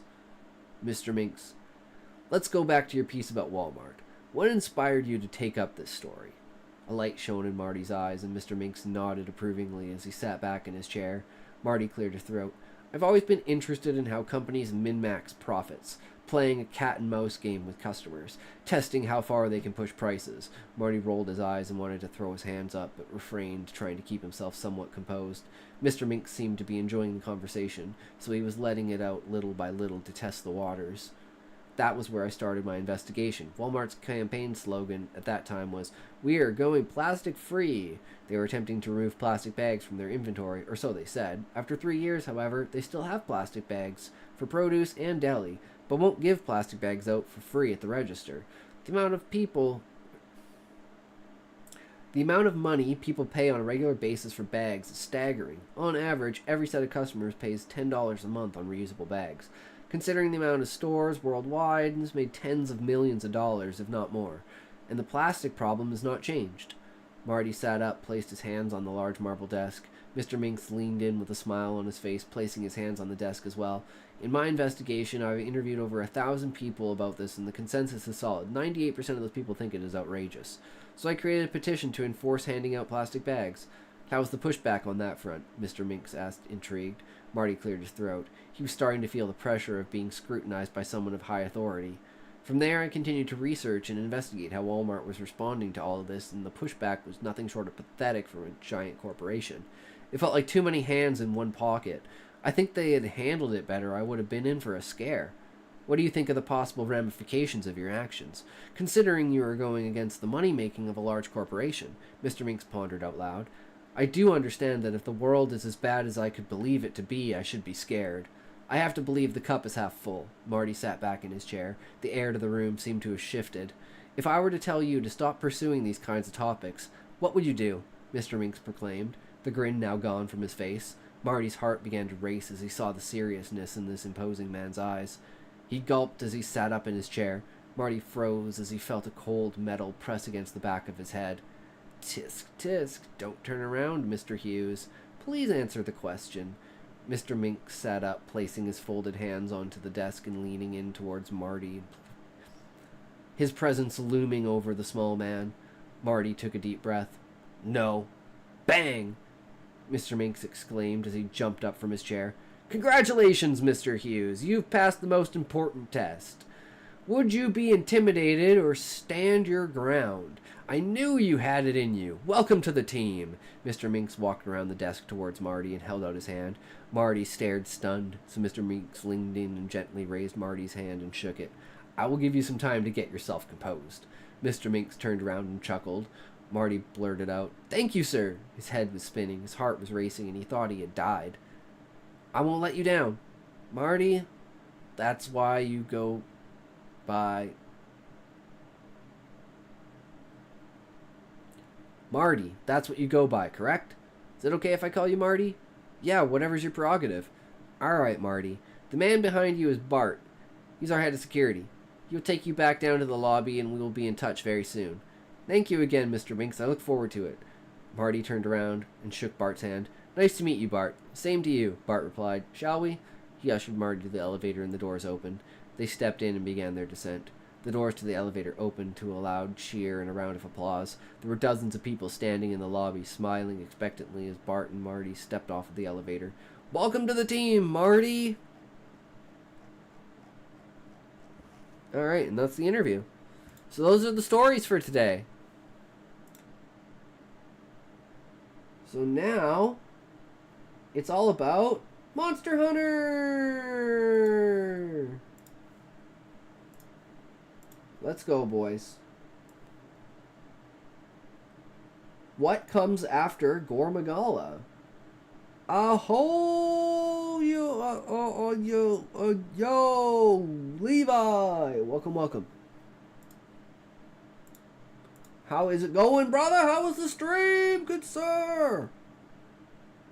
We spent like 2.5 hours on a 24-minute video because we were talking to a guy in chat and we were kind of comparing world building, like the depth and layers of world building of great writers compared to how my world building is, and like, you know, comparison. And it seemed to be pretty decent. My world building definitely has a structure to hold up to.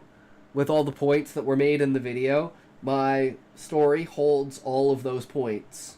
So, stream went good. Delve's kind of exhausting because I got to jump back and forth between a game and drawing. Yeah, I got to figure a setup where I can have the camera pointing down at my desk because I eventually want to do drawing, but I want to have like the camera pointed down at the desk so I can do that. but I don't have a mechanism to do that. Ooh, but for some reason my bot broke because I made some new emotes today. Is it gonna work now? No, it's just broken.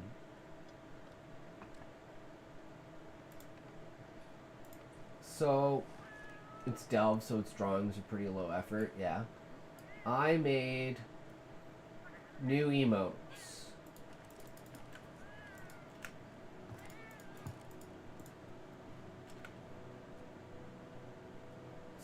That's the toke emote, and then we have the trash emote. Because I cleaned my room, so I put everything into a pile of trash on the ground, and then I just made it into an emote. So now you can be like, well, I mean, the bot's not working for some reason, but you could go exclamation point, EM garbage and tell me that I'm trash. So you have like the negative ones, which are trash and tarred, and then you got like the smoke, blowing smoke at the camera. I thought that one was pretty dope. But yeah, now we're moving on to Monster Hunter Wilds. And sadly, I don't know where Valiant Boy is. I haven't seen him. I'm like, where is the guy? Where's my buddy? Where's my buddy Brobo? Where he at? Where he be? I don't know. He not here, I'll tell you that. Sad face, right? Maybe one day. Piavali is now following. Thank you for following Piavali. I hope you are enjoying the stream less than 3 + 1. Hi, sweetie. Hatred was just telling me you used to arch Commander Consummate and thinks he'd be a perfect match for us. I'm not that interested. Are you smoking? Who? You. Why? What? Why are you smoking? Maybe. What? When did you start smoking? 1989-ish? So you have been lying. What's going on Makes here? sense. The filled ashtrays, the burning pine-scented hairspray. Yes, I'll say it. Her 3-pack-a-day voice? Trying to change category here. Shalom, welcome. How's it going? Welcome to the stream, good sir. Thank you for the follow. Welcome. How are you? How goes your day today? Solomon, I'll come, yo. You come. I'll eat your cum. Hell yeah. I posted a pic of my Delve map in your Discord if you want to take a quick peek.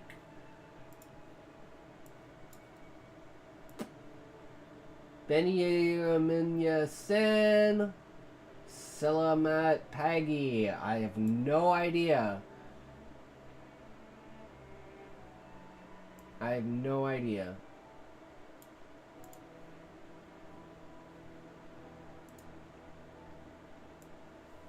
Oh, that is cool.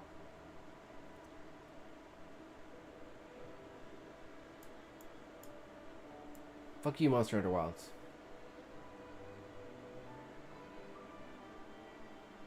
That's pretty decent.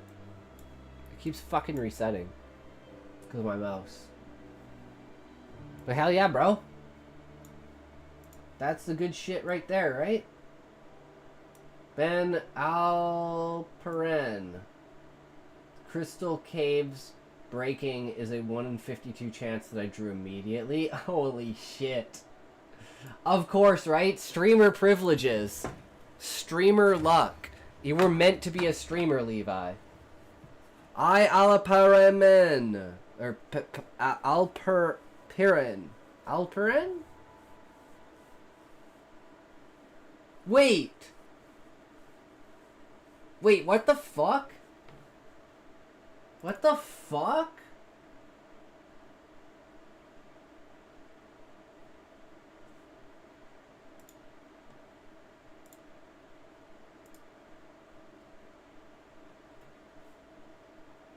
Okay. That was fucked up. It's such a great thing to have, so it sucks to lose it. Evet. Also, can we please keep the chat at least mostly English? I don't know what language that is. Benny Tani Yormusun. Nihongo hanashimasu ka? Eigo hanashimasu.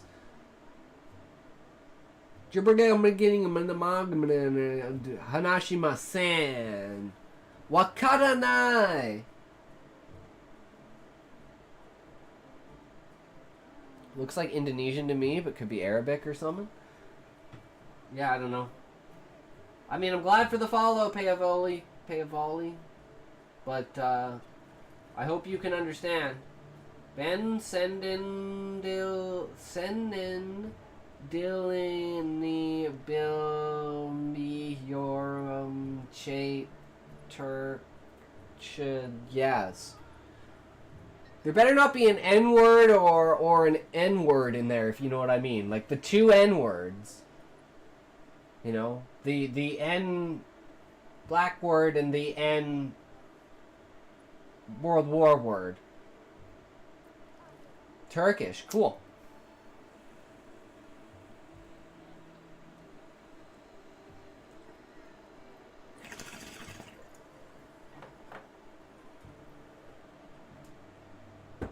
Welcome to the stream. I hope you're enjoying. We're gonna go hunt some monsters.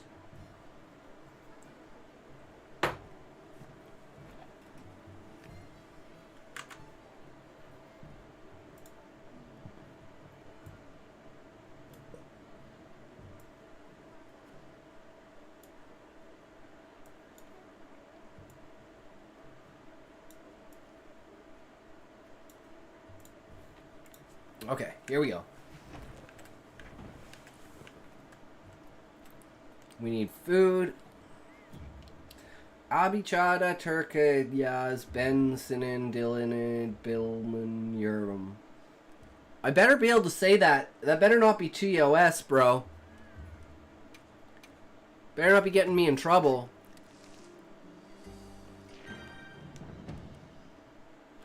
Alright, what weapon are we using?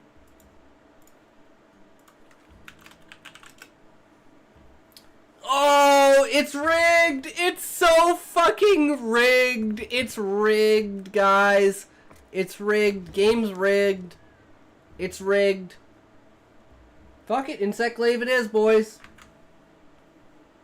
If it was TOS, you're safe because your pronunciation wouldn't be recognized. Wouldn't be recognizable. Yeah, and there's no intent behind it, too, right? Now, if he actually, like, typed out the N-word and I said it, I think that'd probably be a little bit different. Because I think that'd just be a misslip of, like, saying something. But I usually read stuff before I say it out loud. Okay, Gemma's got something here. I swear it's always Insect Grief. It is Insect Grief. It is very much so Insect Grief. Show Bob's and Kebab. I'll get Gemma's Bob's. I need to upgrade my armor, though.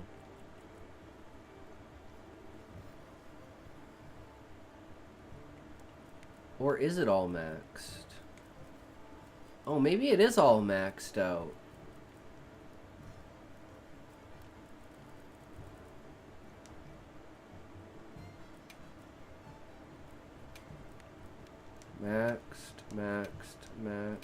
Maxed. Okay, everything is maxed. I'm an idiot. There you go. Where are we going? Oh, almost absolutely everywhere. Okay. Let's go to Suja first. I like Suja. Suja! Suja, uja, wuja, fuja. Suja, buja, buja, wuja, chuja. Oh, get my login bonus. Yay! Give me free stuff, game. Ooh, potions. Okay, where we going here? Someone got some shit for me? You got some shit for me, guys? Damn, dude. You wouldn't have to even get on your knees to suck her dick. I mean, what?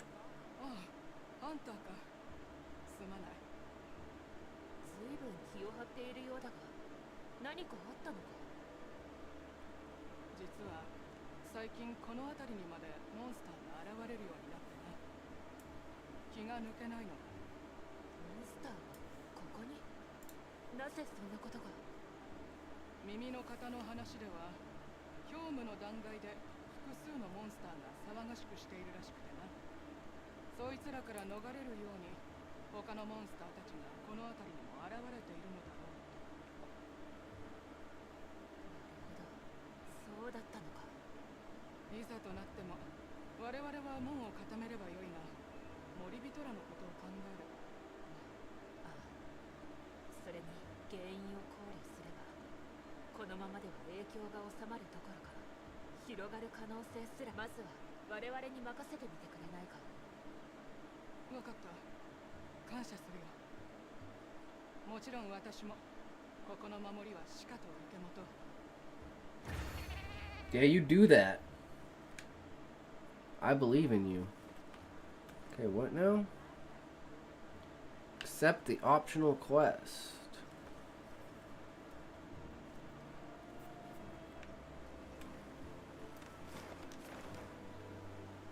Are these all just gonna give me optional quests and now we're just doing optional quests? Instead of assignments? Now that Gormagala is gone?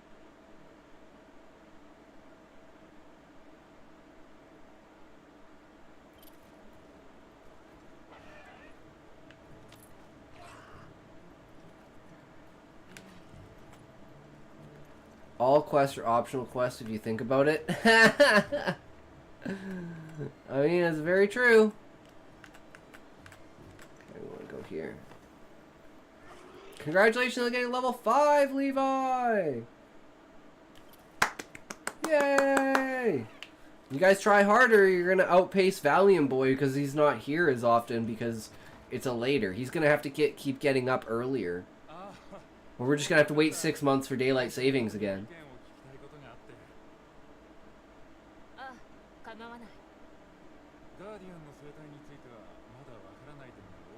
Valiant Boy! I conjured him by speaking!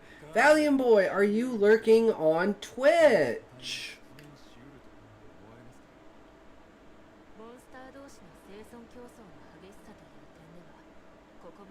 And check it out, Valiant Boy. Okay, the bot's broken. I don't know what happened. The bot's broken. Wait, why can I not? Oh, that's not what I want.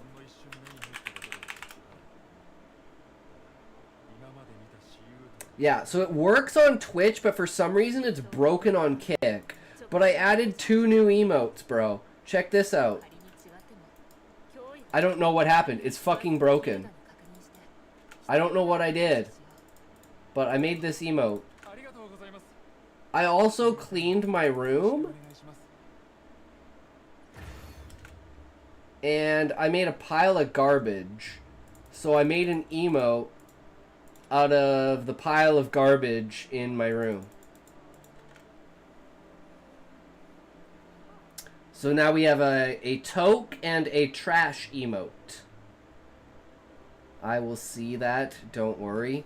Well, this is the actual video if you want to see how much how long it's been since I cleaned up my room. Where is it?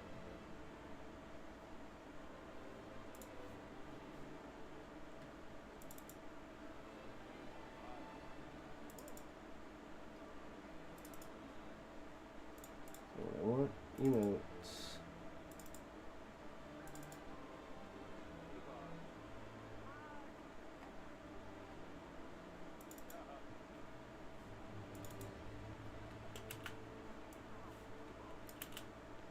This is like the pile of shit in my room. And I cleaned it all up, so now I have a clean room. I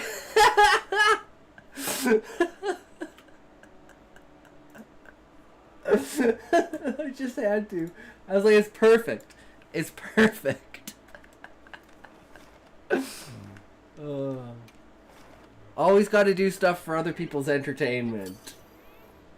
Bro's really trying to be Ashman Gold. I mean, it really wouldn't be bad to be Asmund Gold, man.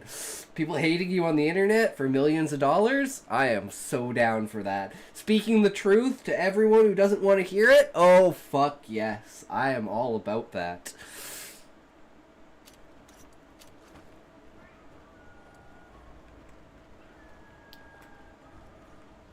That's why when I feel comfortable enough, I want to post, like, the cannibal story on his subreddit and see if he'll read it or watch the video on stream. If people upvote it, if people think it's good enough. Which I think it is. Because it's so awesome and great, and he's always complaining about story not being... Wait, this guy's running away! What the fuck? I'm supposed to talk to you! Bro! Bro, I'm supposed to talk to you! Bro, where... What? Wait, what? Bro! He fucking ran away! Get back here! What is this? What? Come on. Come on. Yeah, that's it. Come on. Come back. There you go. Thank you. Runs out of bounds. どうした？困りごとか？最近岩木谷に厄介なモンスターが2体も出るって話でな。困ったことに採掘ができないらしい。抜け道を探したり別の場所へ行ってみたりもしたそうなんだが、どうにも採石場には近づけなかったこと。しばらくはなんとか手元の素材でやりくりしてたんだが、それもそろそろ限界だ。このままじゃ血の気の多い連中が無茶しかねない。伊賀間の里にとっちゃ加工品は生命線だからな。I bide GU. Bide GU. You mean Monster Hunter GU? Generations Ultimate? I thought it wasn't released in the West. I thought it was only in Japan. I thought Generations Ultimate was only in Japan. I had Generations on my 3DS, but I lost my 3DS.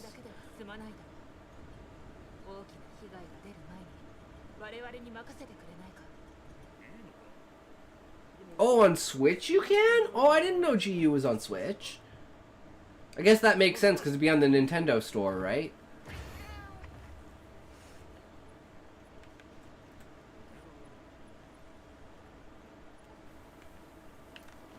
Where are we going? Oh, yeah. And check this out, guys.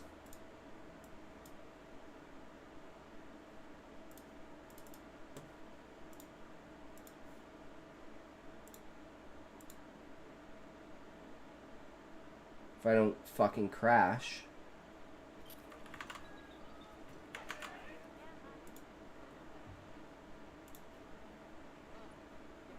Uh-oh.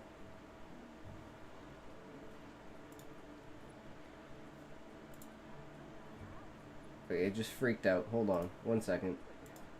Didn't like doing that during the loading screen.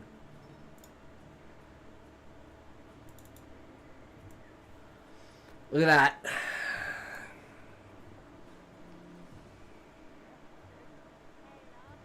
We are that close, boys. We are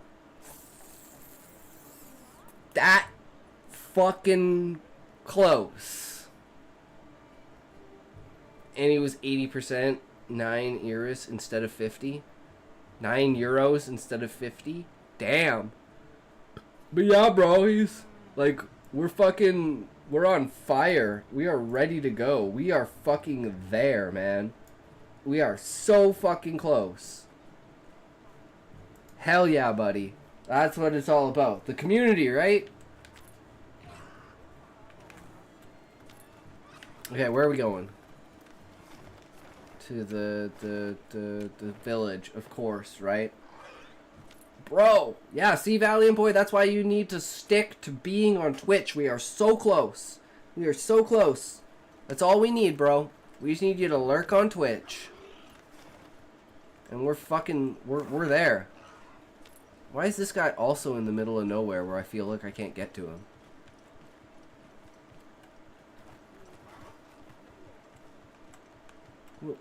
Just walking out of bounds, buddy. Just walking out of bounds. I searching why you beating the boss's ass. Wait. Why you beating the boss's ass? I don't understand. You're gonna get some very interesting shit if you type that into Google. Why you beating boss's ass? Like, don't think that's necessarily how it works, if you know what I mean.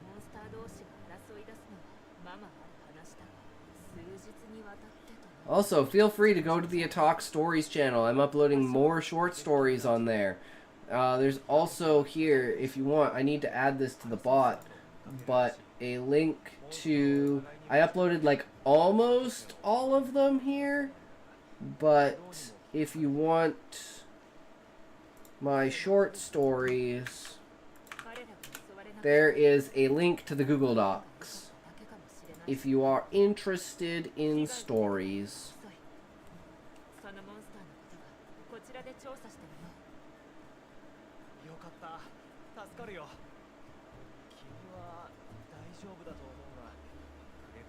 Yeah, I don't care all about the fucking storyline, bro. I just want to kill monsters.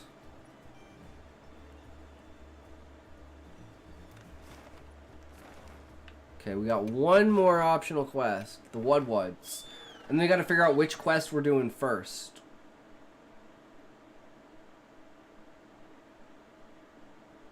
We'll do like random monsters.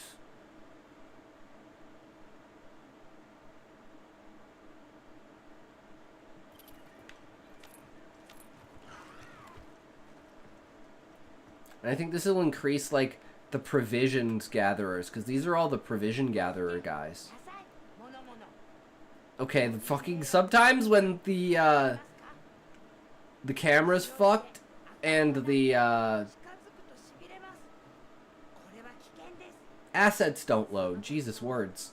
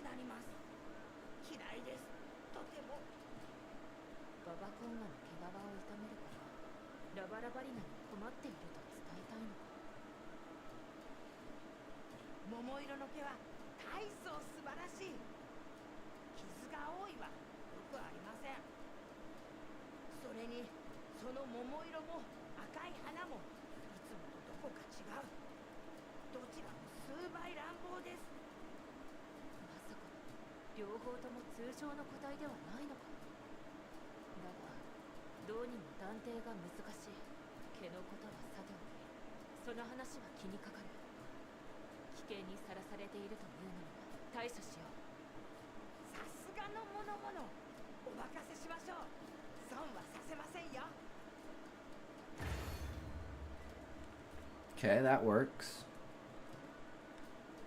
I know, right? I gotta start making things that you guys can actually spend points on, but I don't want to make things cost points so people can use them, because nobody uses anything. The whole point of like having points is kind of limit who can do how many things, but if no one's doing anything, then there's no point in limiting who can do what, except buying stuff from the store, because it just makes sense, because it's a store. You kind of have to buy stuff from it. But other than that, one day, we'll get it. But you know, every day is one step in the right direction, and a year from now, as long as the stream is like evolving, then that's all that matters. Where is Alma? Sit down, bitch. Sit down. Alright, what are we doing?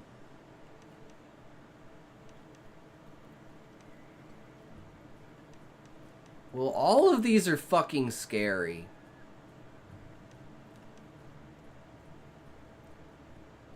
Odegaron?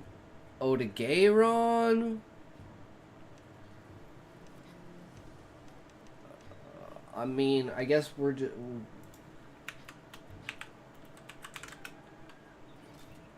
Lala Barina! Alright, there it is. Lala Barina it is.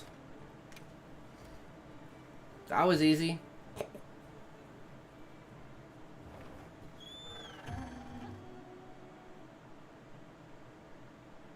Okay, I need a toke before we do this. And if anyone has wilds and wants to play as well, feel free to say something in chat and we can set up a lobby and we can play together if you want.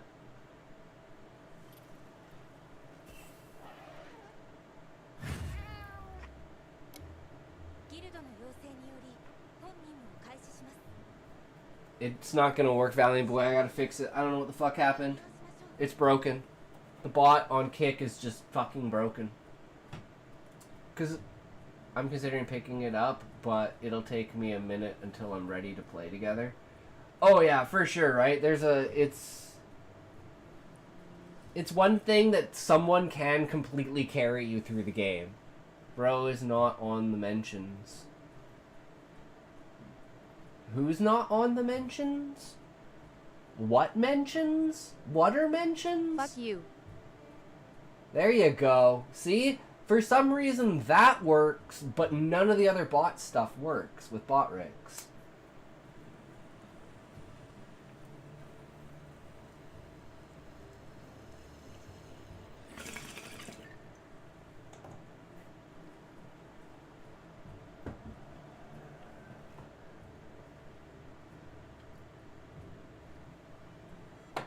I am about to say a slur.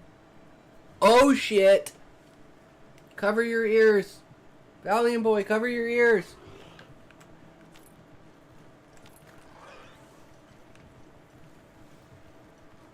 The innocents. No, not the innocents. Anything but the innocents, my friends.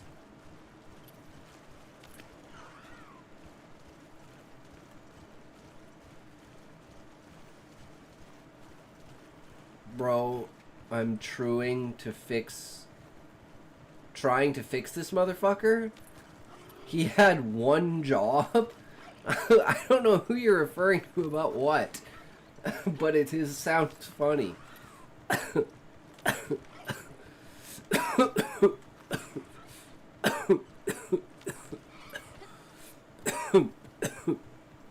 Excuse me.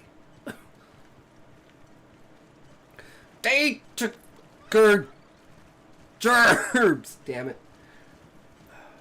They took her gerbs. They took her gerbs. Toxic coughing. That's good. He's talking about the French economy. What economy?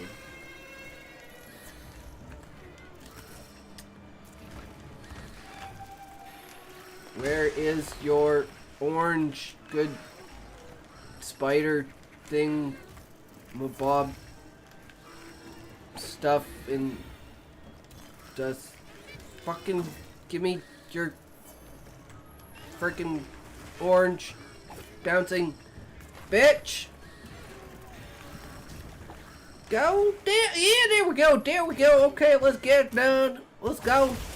Be done now. Oh, look at that. Instant fucking mount. Because we're just good at this game.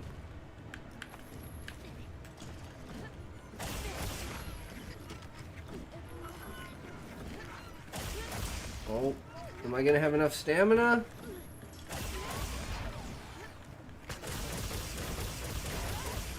Yes, I am.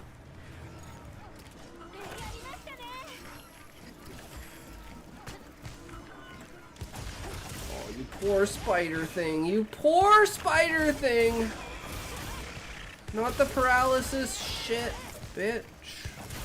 You don't need none of that up in here. Ow. I'm surprised that hit me.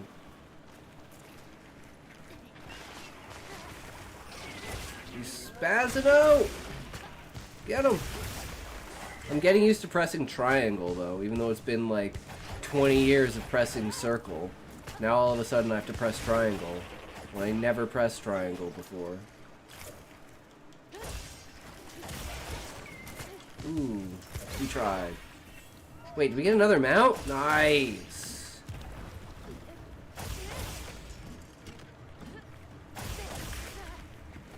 So at least I tried. Yeah, it's very true. To take a shit. Trying to take a shit is the worst thing. Older you get, Valiant boy. Wait till you're 35. 3 more years and, you know, you might actually have to start getting, you know.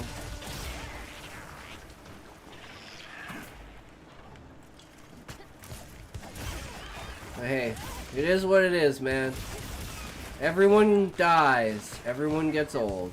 At least hopefully you get old. Because otherwise you just died. I'd rather get old and die than just die.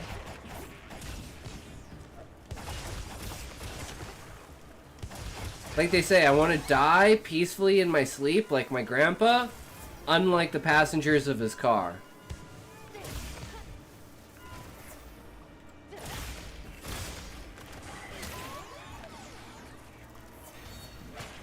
You know, death really isn't my vibe. Yeah, we want to live as long as possible, but I mean, it's an inevitability. Even if we gain immortality, there will eventually be some end to the universe that we won't be able to survive.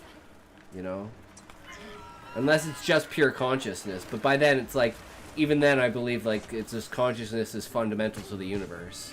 It's like the idea of you can't, like, 0 times infinite is still 0. So where does consciousness come from if nothing has consciousness until consciousness appears? It's just so minute and fragmented until it finally creates the loop that creates the circuit that is consciousness. So Christian, I disagree with there being an inevitable end. I mean, yeah, that's a fundamental, like, truth about reality, right? Whereas, like, I'm a more scientific person, so I'm like, if there was an end, it would be of, like, the universe, but then there is always the possibility. I'm just not a person of faith. I am just a person of belief and imagination. So I could understand that there is, and by definition, but it wouldn't be, like, by the same standards. Because, like, by my standards, like, for instance, God's just an alien. Because by all definitions, God is an alien, because he's not human. We were just made in his image, but not in his mind. Right? So it's like, if there is a universal consciousness, it is God, and Christianity is technically true. And like I always say, my thought of heaven and hell is, if you can live with your mind, and just you and your mind for all of eternity, that's heaven. And if you can't, that's hell. And death is, like, you just no longer being able to physically interact with the real world, but you still have consciousness and thought and your mind, and now you just spend all of eternity essentially with whatever you have at that moment, and you're done with your Christianity being true requires more than just God existing.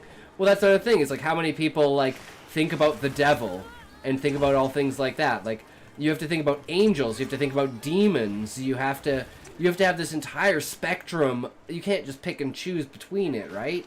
So if you truly are a believer and you believe in all that stuff, then that's just your fundamental belief of existence, just like my fundamental belief of existence is like Heisenberg uncertainty principle, and the thought that I'm doing all possible things, and the one that I've basically chosen is the one that I'm living of existence right now. So no matter what I do, I'm doing the best thing that I can. And that's how I live my life. Always trying to anchor to that best thing. Whatever it may be. And it just so happens doing that follows the 10 Commandments. Because they're just good rules to follow. You know? They're rules that make it so you don't have to worry about, like, basically intruding on other people's lives and stuff like that. But anything past the 10 Commandments, and that's if you consider, like, God to be any deity or entity that you praise worship to, right? That's not a physical thing. Because the idea of, like, false idols is worshipping physical manifestations and not the idea of a spiritual body, right? So it's like Muslim and Christianity can both agree that, like, the idea of God, despite the fact of, like, who the prophet, whether it was Jesus or it was Muhammad, and whether Jesus was just a man or not, Does that change the existence of God? No, not fundamentally. God was at least a temporary physical being in that he incarnated as Jesus for a bit there. See, and that's another thing too, is like, due to like the Holy Trinity, right? That's the, technically, as far as I believe in the Bible, it is the only time that God has ever taken a corporeal form. And the one thing he did during that corporeal form was experience the one thing that mortals have that he doesn't, which is death. So I think that should be like a more profound, like, philosophical understanding and like emphasis, is the idea that literally, you know, when people say like God is dead, well, if you think of it in that context, like Jesus dying on the cross was God dying.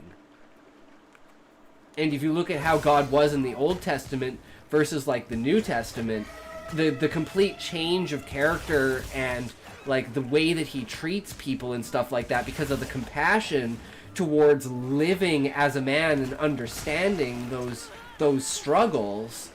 But that's me coming at it from a very philosophical and not necessarily historically like prominent way, right? But it's really complicated. There's the pre-incarnate Christ that's appeared to Moses in the Old Testament. Yeah, exactly. Like stuff like that too, right? Like it's very subtle, but it's been exposed, but it's not pressed or challenged, or like pressed into the spotlight, as something that's like needs to be examined, right? It's just kind of brushed to the side. It's the, I'd say, the cherry picking of religion. Like I completely respect someone who fully endorses the religion. I don't respect people that only pick and choose between it. But then again, I like the idea of taking everything that's good from stuff and eradicating all of the bad. So it's like, does it have good ideas? Take those good ideas. Does it have bad ideas? Okay, get rid of those. Just keep the bad idea, or the good ideas. And maybe sometimes you have to keep bad ideas because they're integral to good ideas. You know? Slavery is a good thing for the upper class. That's a truth. Sucks for the bottom guy, but it's the truth of the upper class. But it's, hole up. I'll be right back. Alright, yeah, no worries. Sounds good. Oh, I killed it. I'm like, he's been on the ground for a while. Cause he's fucking dead, bro. He's fucking dead. But I love theological discussions. As long as people can, like, you know, keep it that, like, agree to disagree at the end of the day. You know? Like, I guess I could say I believe in a heaven and hell, but it's more of a personal heaven and hell. And my, like, idea of God is just like a united consciousness.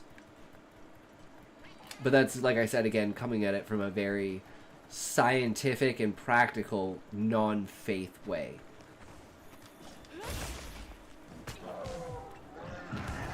Oh, he's farting on me. It's literal shit. Listen to that.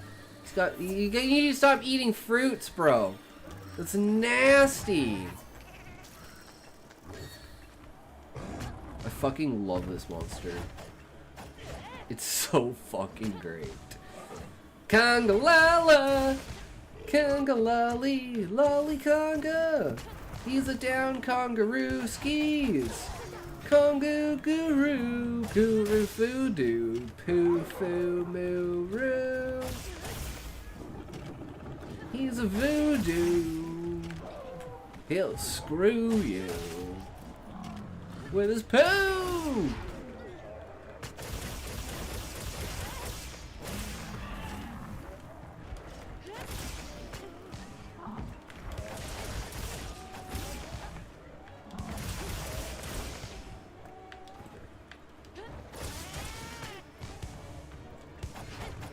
He still hasn't stepped in the trap. It's like, bro, come on.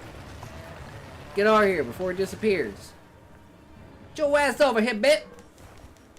Big ass bit. He just jumps over it. People often misunderstand the rejection of the Old Testament. Levitican law as a type of picking and choosing, but it's more than the Old Testament ritual purity laws were put in place for that specific historical context and don't apply to Christians under the New Covenant. Yeah, and that's why it's like basically the Old Testament is kind of ignored in that essence because it's almost made mute by Christ's sacrifice, right? So it's like a turning of an era on humanity, essentially, and like God's view towards humanity.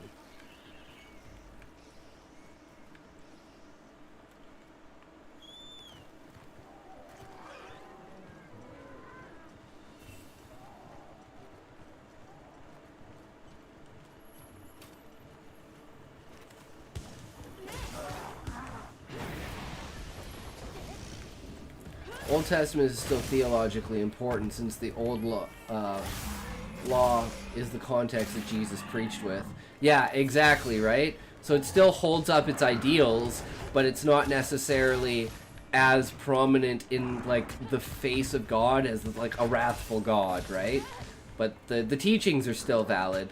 I love the parables of the Old Testament. Like that's why I try to like base like most of my stories on is like how fucked up can I make these parables in a way, and I want them to be like the poems and plays and stuff that I make out of the beast, like various makes out of the Beastmen lore and stuff like that is very like some things are very critical of like the position of like blind faith and stuff like that, right?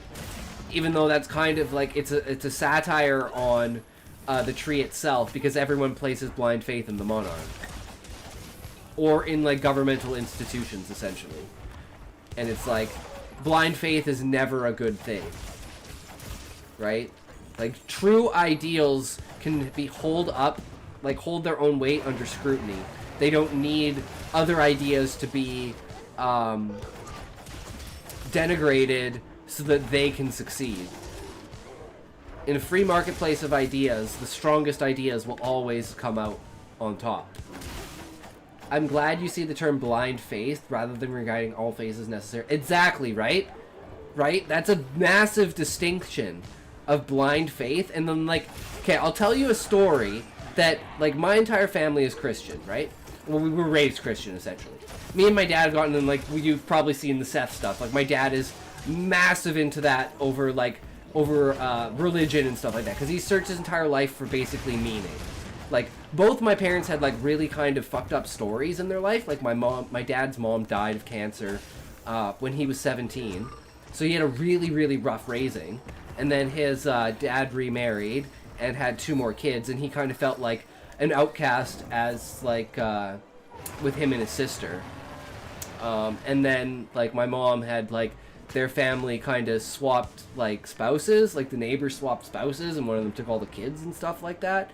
And then it was like my mom was married before my dad, and her husband broke her eardrum and he was abusive, and my parents met because they worked at a warehouse together, and the only reason they're together is because one of their friends wouldn't let them out of the taxi after like a work party because he knew they were in love, and he told them to kiss, and then my mom got divorced. And yeah, huge story and stuff. And my dad's always tried to find meaning in life because of that, and his search through like religion and everything, being the deacon of a church and finding truth and understanding. And the origin of the story is my dad worked as a deacon at the church, and we would hold like prayer nights and stuff, right? And people would come over, we'd play instruments, and you know, we'd sing songs and stuff like that, and it'd be a good old time. And then one day, like, this homeless guy comes into the church, and you know, he looks like super scared and stuff. He says basically he's possessed by a demon. And my parents, like, you know, they're like, oh, you know, he's like a homeless man, so they take him to like a, you know, psychiatrist and stuff. This is like 1994, like 1995, and you know, nothing wrong with him. He's like completely sane, right? And it'd be like on prayer nights, it'd be like if it was playing like holy music, right? Like the speakers would, like, you know how like you're probably old enough for this, Levi, it's like old phones when you'd get like the phone signal, and like your computer speakers would go like like they were receiving the signal. Like like, if prayer music was on, it'd do that, but it was like...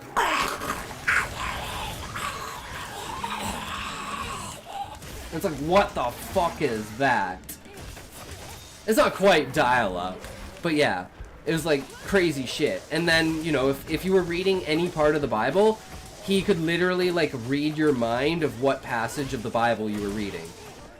And then, and he was around for like a year and a half or so, you know, became a member of the church and stuff like that. And then, one day my dad does like business trips and stuff, right? So one day, and then my dad's on a business trip in Ottawa, and the guy calls him and says the demon says he's gonna kill him, and he's gonna die. And my dad's like, "Oh, don't worry about it, man. It's like, it's just, you know, things in your head."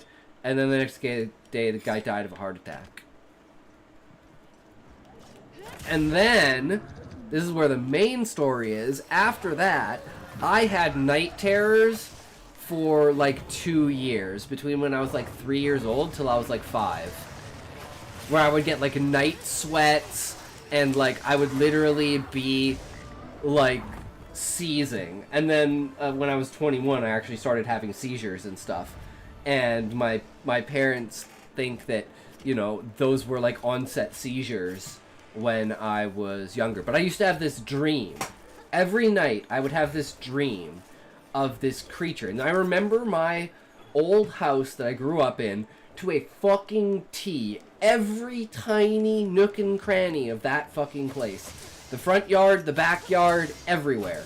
The cul-de-sac, the houses, the park across the street, absolutely fucking everything is a vivid fucking memory within that like 400 meter area. And there's a giant bay window in our living room that looked out to the cul-de-sac. And every night I'd be hiding. Basically, it's like, here's the window, and then on the side here is a fireplace that juts out.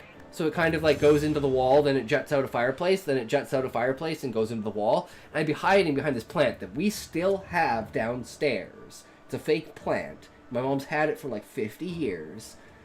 And I'm hiding behind this plant, and there's this monster demon thing in the middle of the cul-de-sac staring at me. And I just know that, your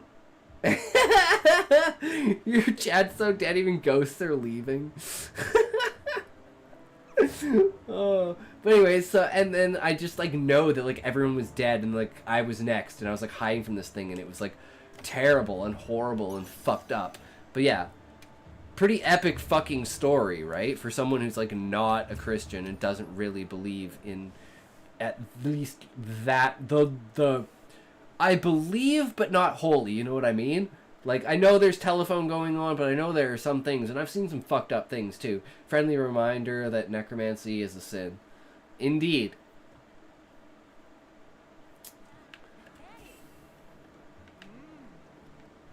Okay, so that's one down, boys. That's one down. So we will not be reviving our chat. Unfortunately. They will, however, be joining the Army of the Dead. Shop smart. Shop smart. So this is where we're debating. Do we just call it a day, or do we do another one? Because I'm tired. But it's up to you guys. What do you want? What do you guys want? You want another hunt?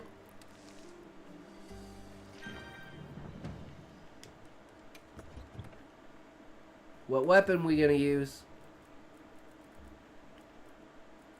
What weapon shall we use, boys?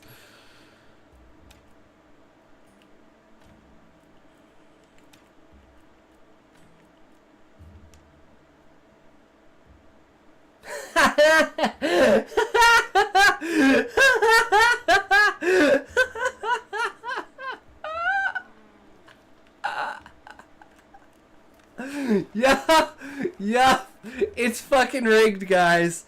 Yes, it is rigged. I fucking love it. It's so rigged, guys. You have no idea. I can't believe it.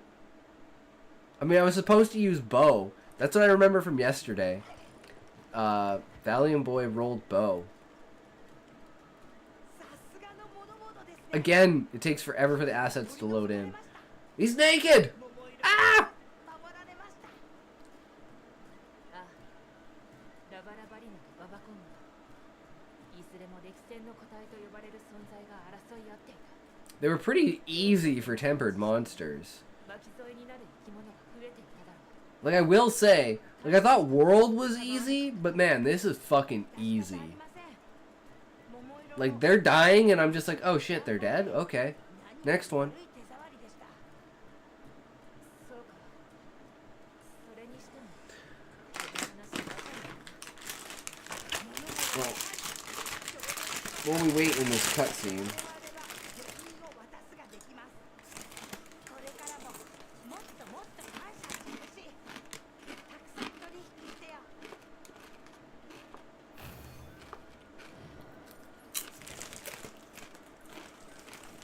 Alright, it's ASMR time, guys. 30 honey! Holy shit! Give me 30 honey!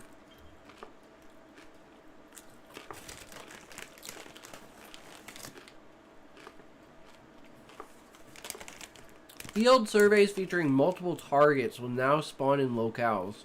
These are difficult quests that require you to hunt multiple monsters in a limited time.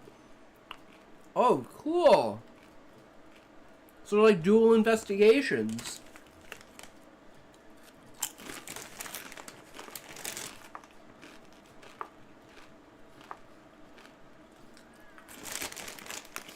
Happy. Fucking love that armor.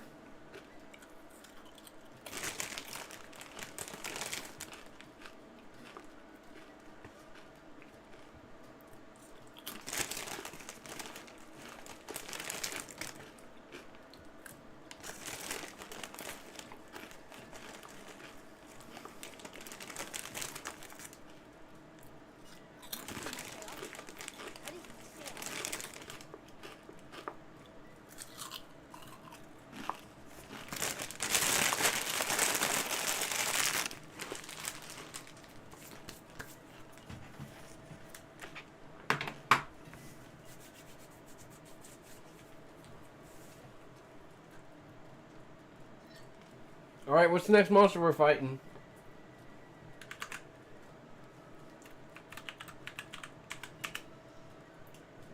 Ray Dow. I don't think that's on the list.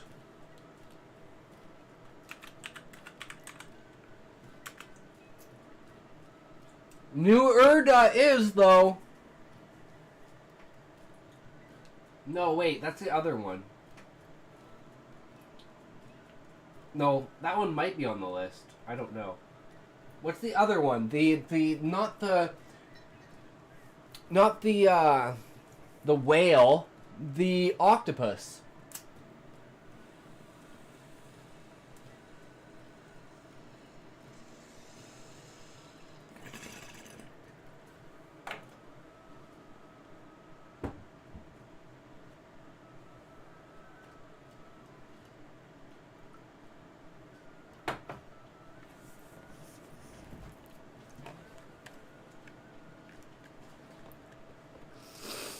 I lurk, bro. You better be lurking, Valiant Boy. If you're not lurking on Twitch, I don't know what to tell you, bro. You're missing out on the grandest of grands for all granding, the granding for grandstanding, the grands. When you're standing grand.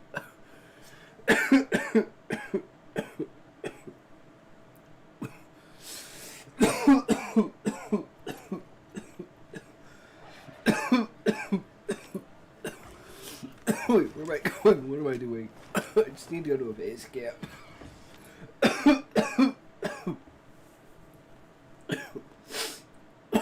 Jesus, I'm killing myself. Oof.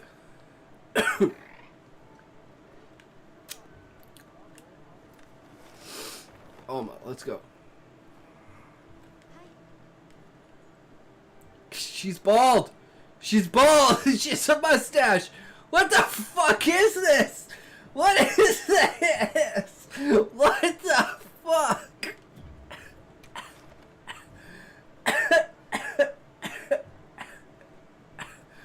Oh my god, it's fucked up.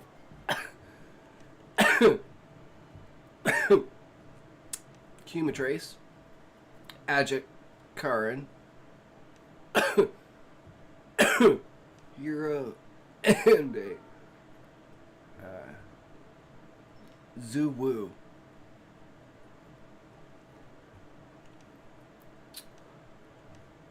I think we do this one. Because Rathian is super easy to do with Insect Glaive.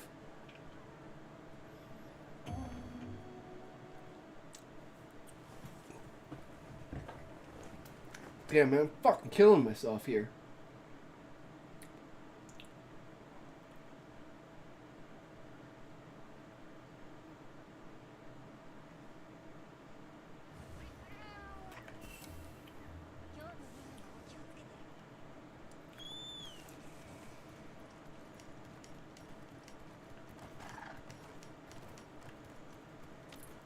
Man, we haven't been in the wild plains forever.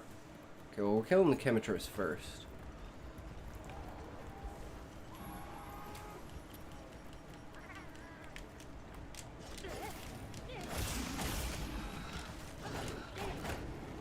Well, that didn't work. Oh well.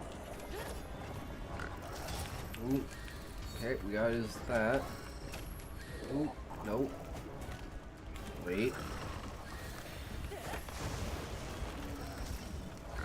Give me your face, bitch. And we have the perfect thing for this, guys.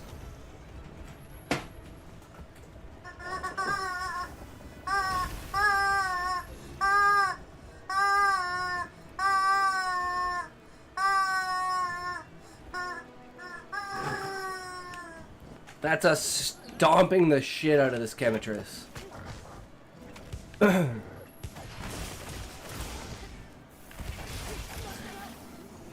Nice, we mounted it.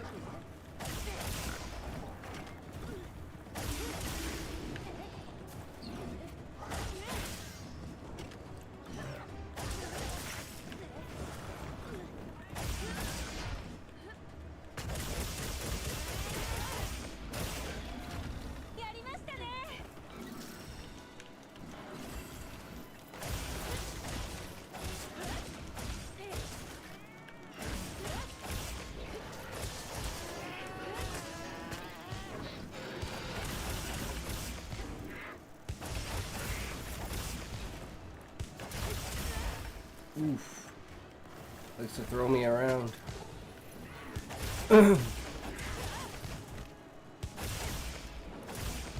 Bitch, you think you something? You just some fat ass rooster, bitch. You got nothing, Chemitress.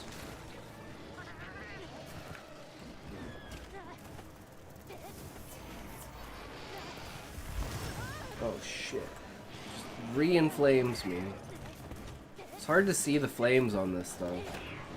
They're just chilling on the outside. Nice, another mount. Here we go.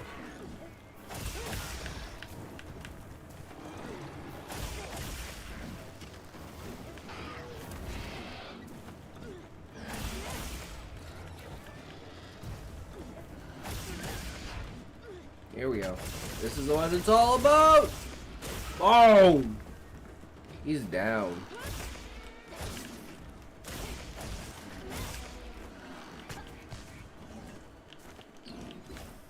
Shit, I missed. Fuck, I missed again.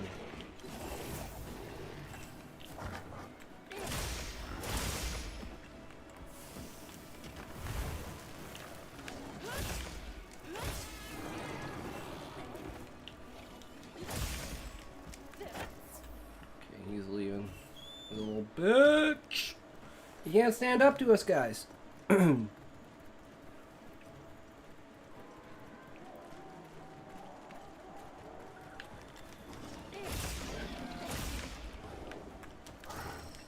we got his face. We see his body now. There it is. All right. Mark him up.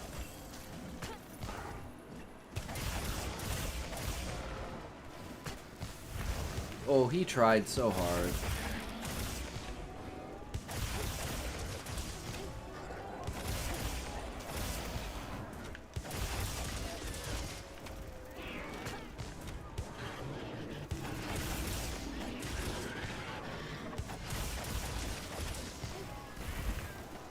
He's just bad. It's like, bro, come on. Hit me. Stop trying to hit me and hit me.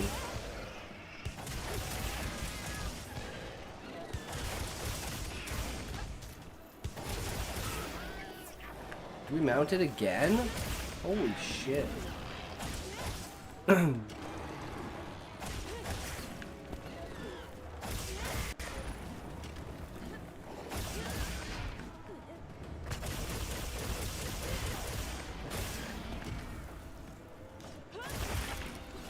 we broke its head. Oh,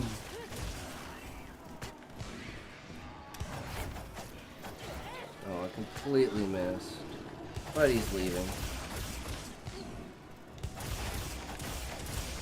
Did I get his tail?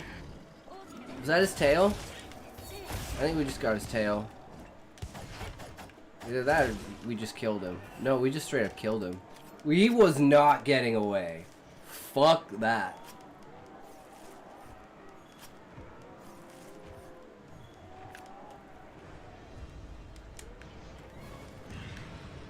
Oh, and the Rathian's already here. Oh, baby, yes.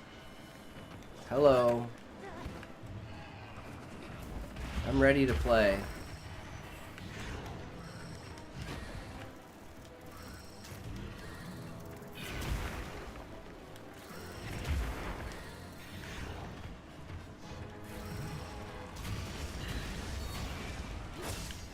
When I ask for a pet dragon, this is exactly what I want.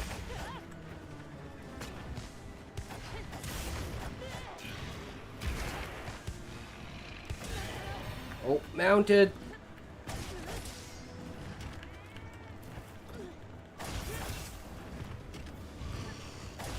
I want to get that tail as much as I can.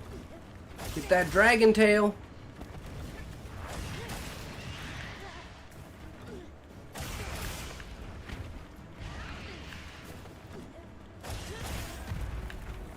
Damn, I didn't get the move, but we got wounds. Wounds galore. Ow. Not having earplugs, man. I need to get earplugs. It's so nice to have.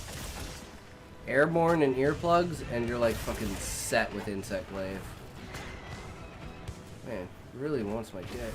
Ooh, stepped on the trap right as it was about to hit me. Did you see that shit? That is when karma is on your side, boys. She don't stand a chance against us.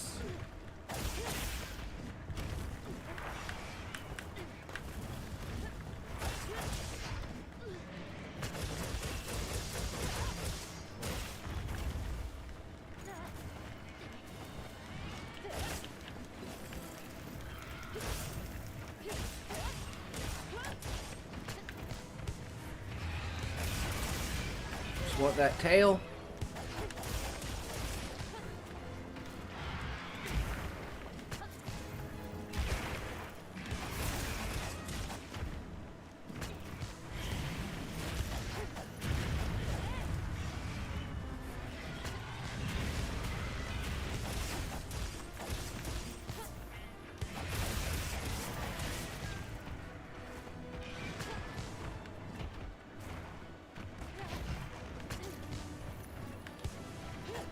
Oh, I lost my shit. Where's your wound?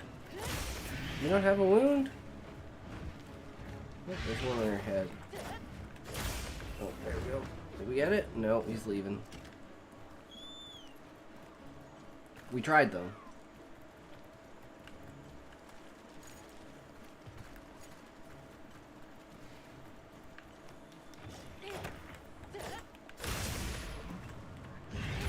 I still keep forgetting about sneak attacks.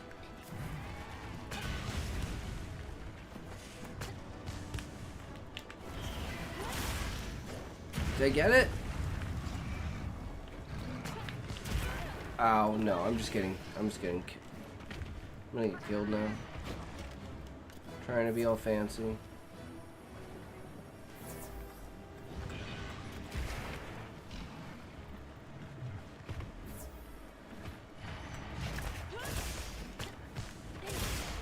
Did I get it? Yes.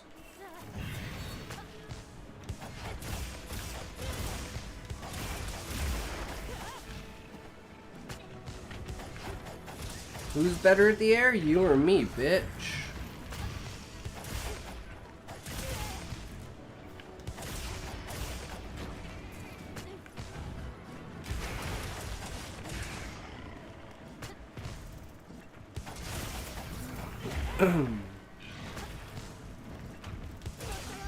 Another mount. Here we go. She mad.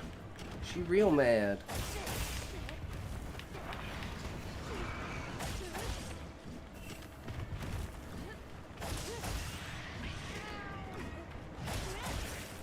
I want that tail.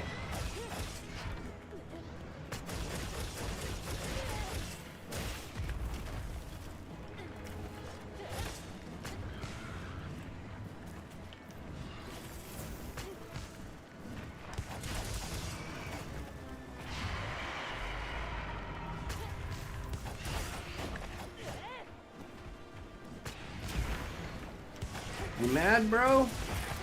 Yes! We got the tail from between her legs. That was fucking epic. Clip that! Valiant boy, clip that shit!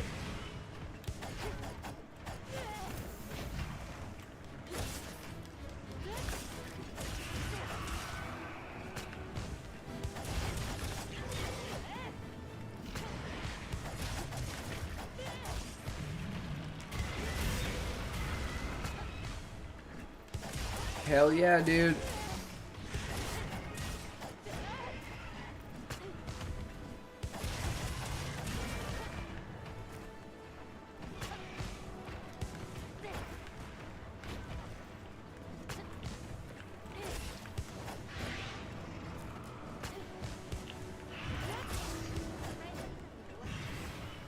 Let me on top of you, bitch! Don't forget the tail. Can't forget that tail. Nice. Rathian Spike, which means I can make another Rathian weapon, which means next time we get a weapon that we don't have, that we make, is a Rathian weapon. Hell yeah. Sharpen and get Rock Steady ready.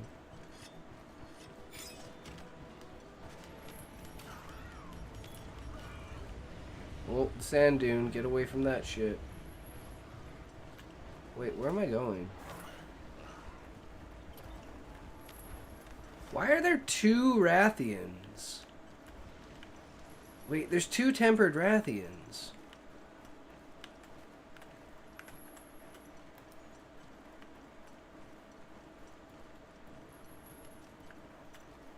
No, never mind. That's a Chemitress. That's the tempered Chemitress that I killed.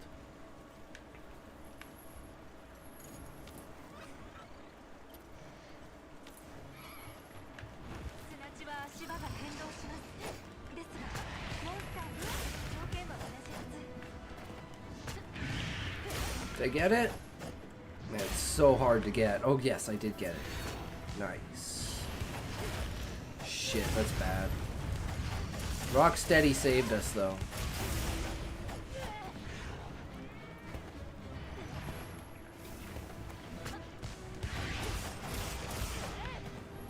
Oh, he's blind.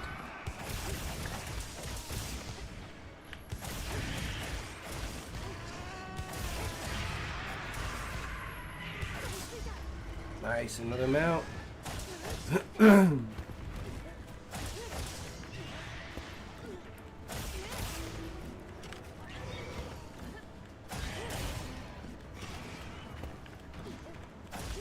Nice, good job, Valiant Boy. Thank you, thank you.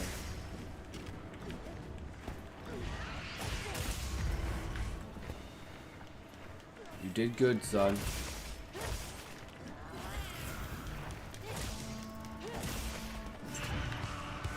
It's okay, Valiant Boy. I believe in you.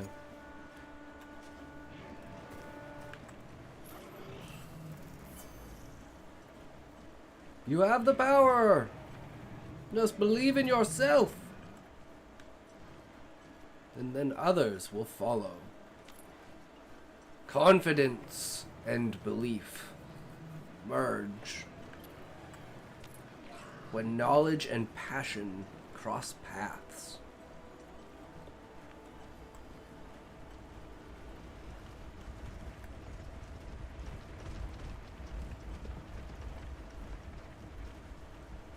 Is it the plenty?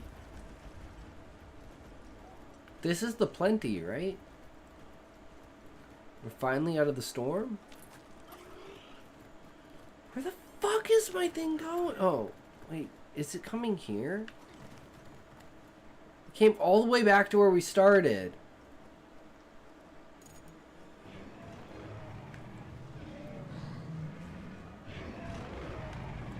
He's just gonna land in the trap. You don't have a tail, bro. What are you doing? Oh, shit. I thought I grabbed his... Apparently I didn't. He's down on the ground. Okay, here we go. Dead! No. Sad face. I listening music at speakers. Oh, so you're not listening to the stream. That makes sense. Yeah, it's okay, Valiant Boy. You don't need to worry. You're good.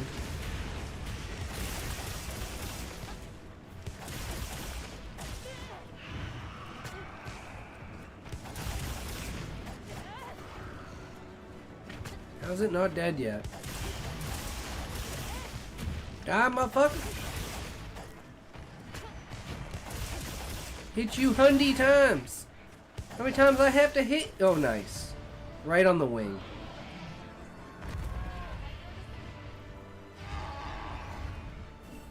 He dead.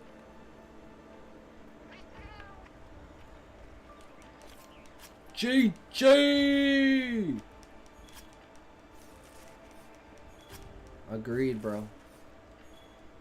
It's how it be, brother. Just how it be.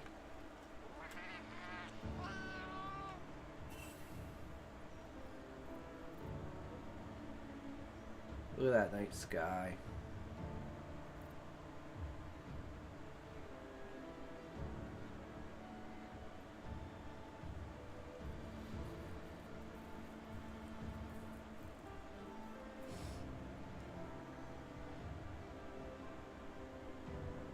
Whoa! Make everyone dizzy!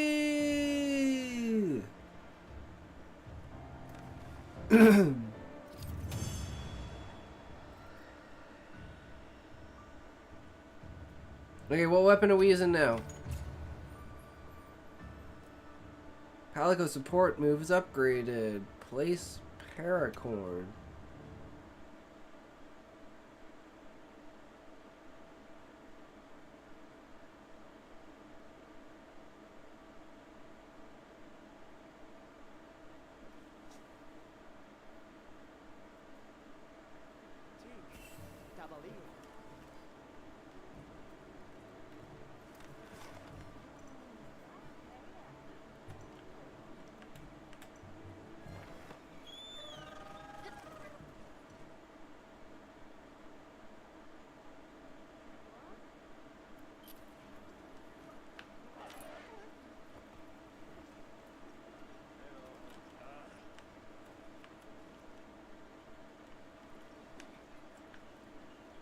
Oh, it wasn't even that guy I need to talk to. 例の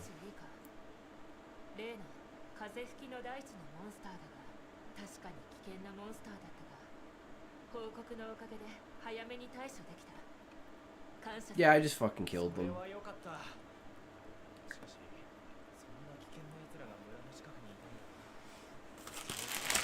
Oh, okay.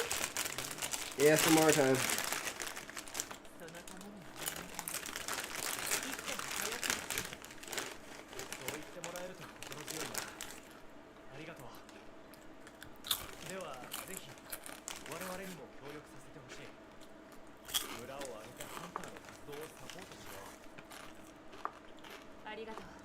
助かるよ。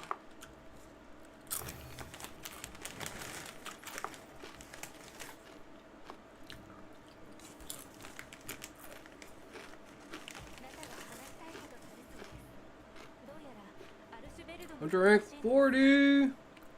わかった。行こう。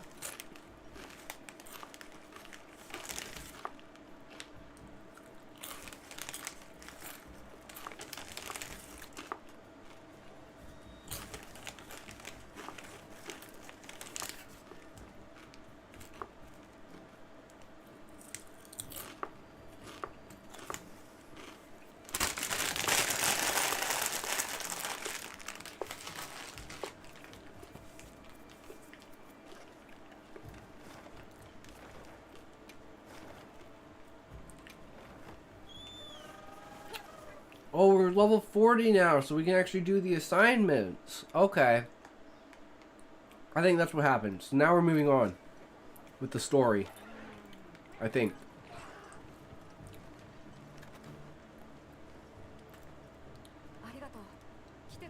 Jesus Christ. He's bald at 12! Ooh, Arkveld. Oh, are we fighting Arkveld again? Oh, fuck yeah. What's our weapon gonna be?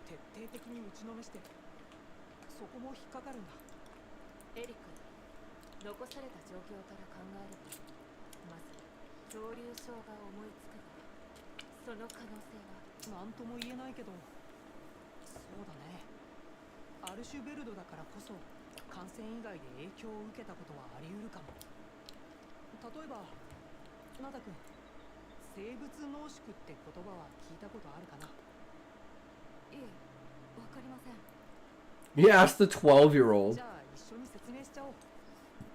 れはまだ仮説なんだけど、実は気になってたことがあるんだ。前に恐竜ウイルスの影響で流島からエネルギーの過剰放出があったよね。あの時ウズトゥナや他の頂点捕食者が暴れたのは異常気象以外の要因があるかもしれないんだ。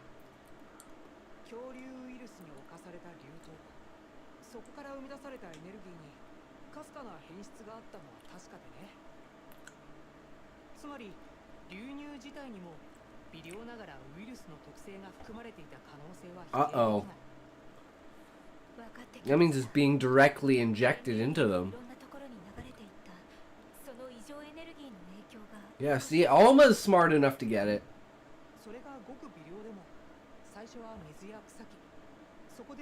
And that's why it's spreading so fast. We've never seen it spread so fast before.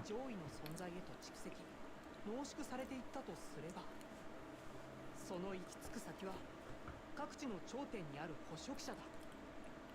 だからあの時ウズトゥナたちモンスターは異常な活性化状態にあったのかも。恐竜ショーみたいにね。 Kept hearing Gyun, Gyu, and yep, they're talking about milk. Oh, wyvern milk? その特性まで取り込んでる可能性はある。濃縮された凶暴性をね。そんな、せっかく生きる力を取り戻したのに。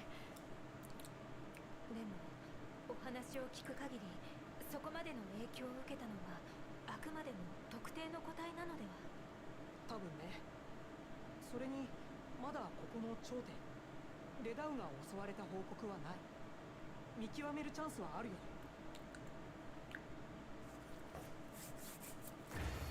Alright, what lies ahead? 出発前にナタに声をかけてあげましょう。 What weapon? What weapon? What weapon are we using, boys? What weapon are we using?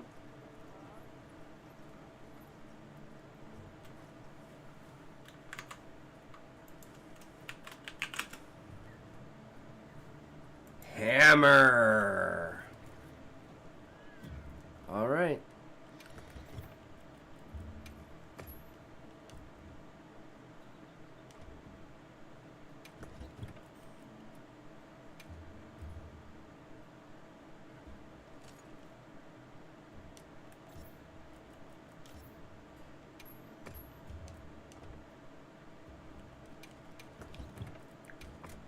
Hammer's fun. Unga bunga! Let's go. 行くんですね。レダウがいる風吹き山に。 Ray down. そこにアルシュベルトも現れる可能性が高い。Tatakai? 僕、一緒に行かせてほしくて。エリックの仮説を聞いたならわかるはずだ。危険すぎる。 Last time you were trying to throw rocks at it, Nada. Become a true... This is kind of like how Zayd is in my book. He's like, I want to go, but it's like, dude, you're not strong enough. Fucking sit back down, bro. You need to go kill yourself.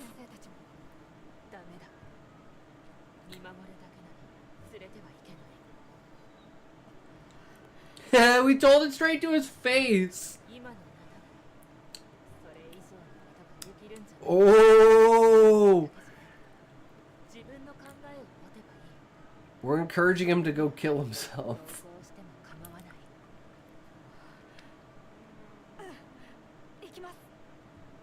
Images of Alice.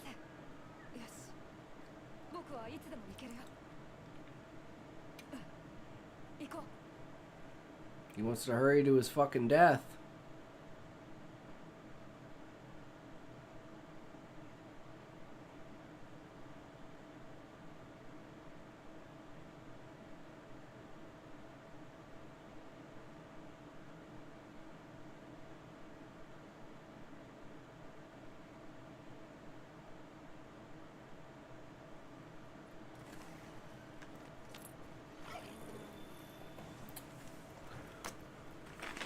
Alright, well, I guess we can carry on with the cutscenes.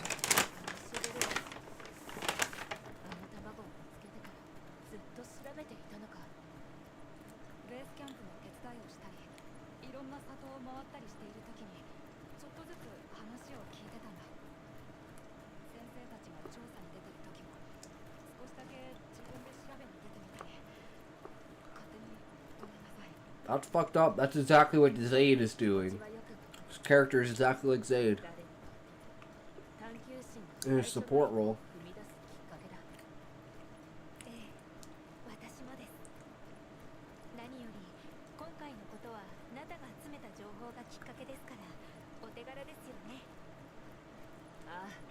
その通りだ。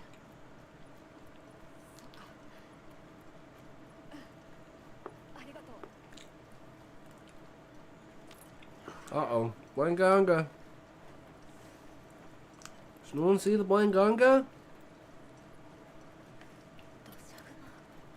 Oh, it's a Doshagma. Never mind.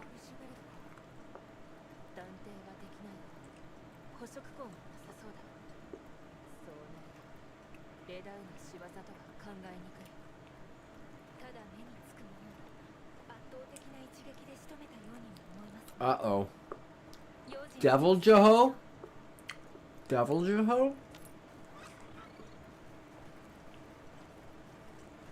天候が荒れてきましたね。急しょう。あ、レダウが活性化する砂嵐の間。そこだ。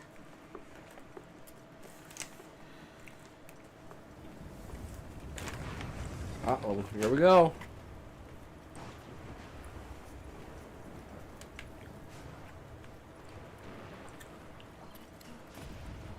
Valhalla. 捕食のためでもなさそうだな。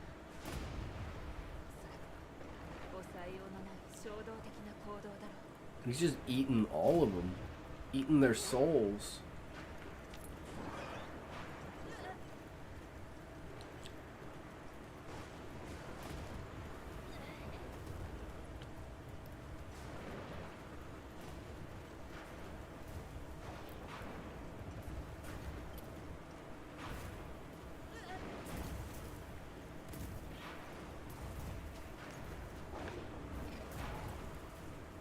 Oh, that lightning's coming from something. いました。レダウです。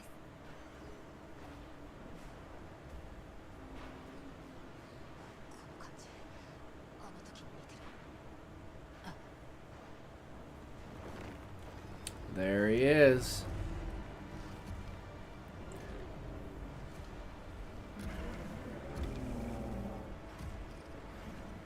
やはり、おそらく原種返りしている。命はちゃんとつながってたんだ。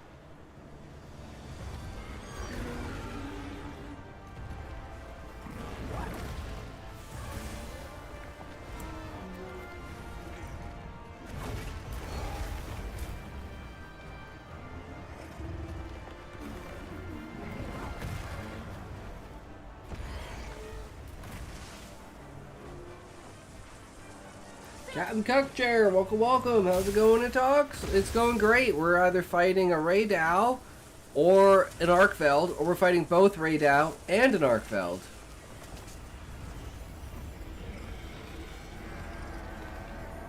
Unchained Arkveld. It's frenzied.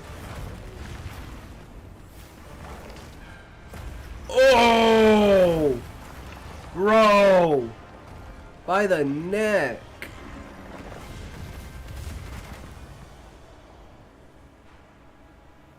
He fucking broke his neck.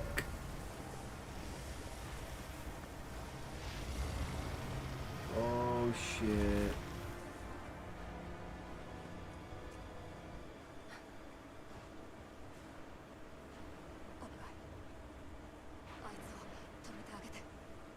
Now you're growing up, Nada. Understanding the way of the world. You put down a beast with rabies.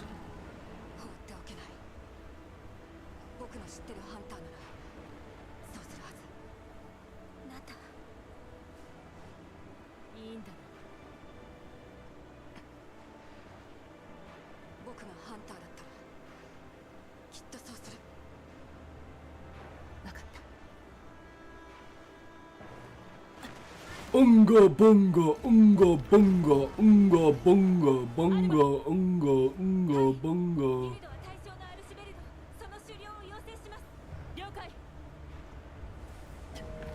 Bitch, bring it out! Let's go! It's a hammer time, motherfucker! It's a hammer time!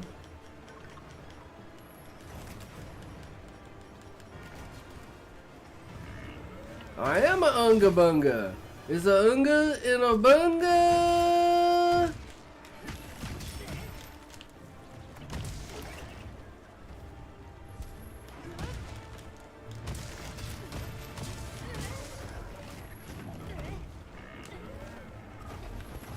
Ah!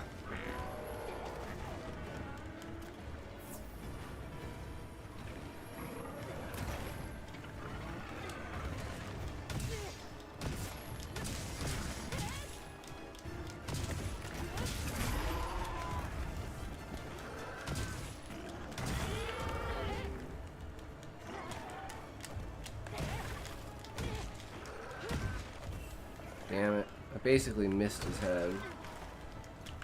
Because of the angle that he fell at.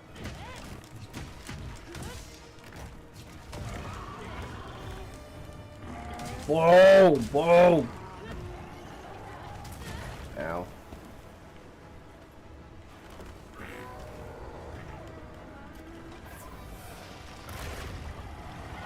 Oh shit. He's getting mad.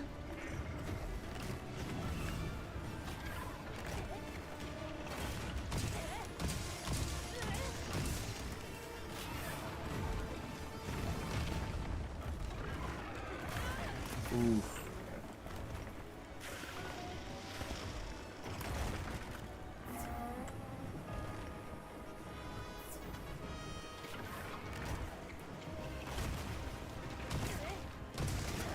Ooh.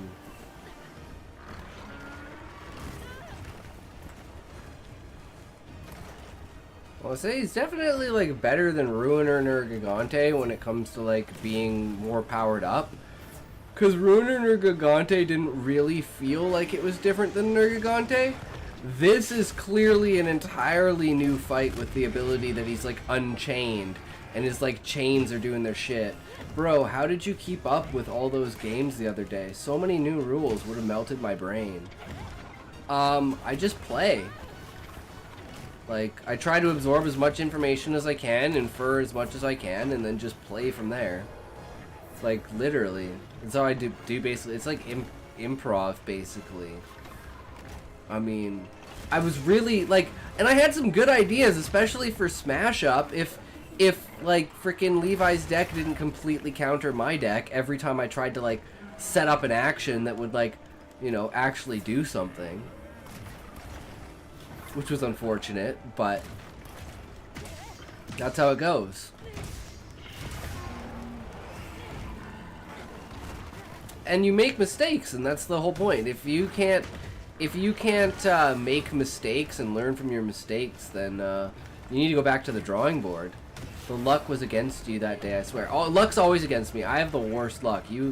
You don't know how bad my luck is. It is literally... I used all of my luck the day that I was born in order for me to survive.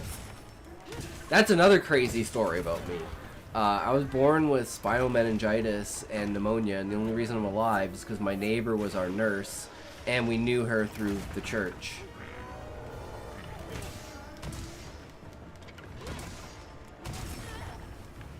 And she risked her career saving my life. I may have to at Levi Johnson. Or Jay Robertson. Jesus. Robinson. Damn, that's one hell of an entrance to talks. Yeah, for sure, right? I was lucky. Super fucking lucky. So you guys, Levi Johnson. Sorry, I was thinking about something else, Levi. I don't know if you could tell what it was. Shifty eyes.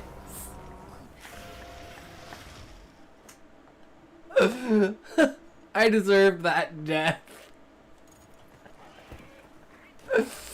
Oh my god. About that, Johnson.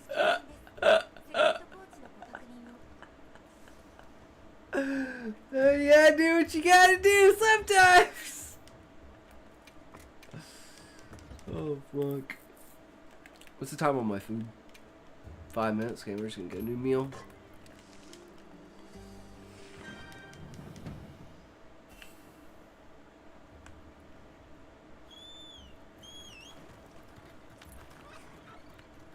He's so far away.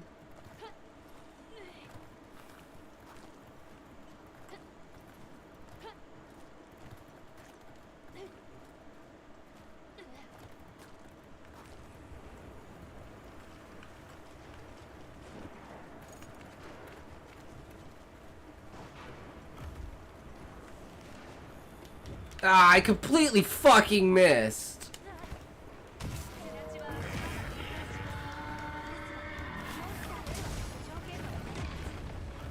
Okay, I gotta be more careful as I get fucking smashed in the face.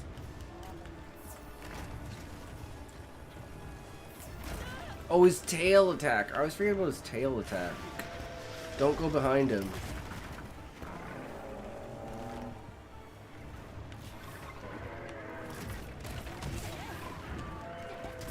Fuck.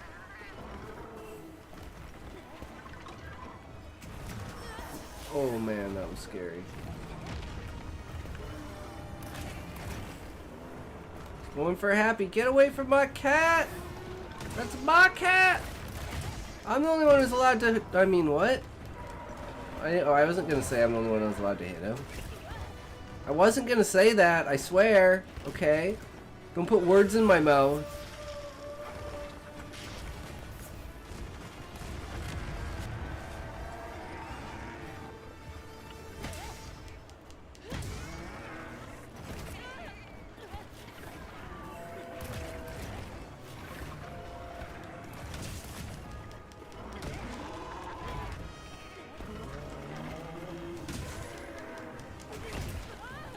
Oof. It's hard to fight him on uneven ground.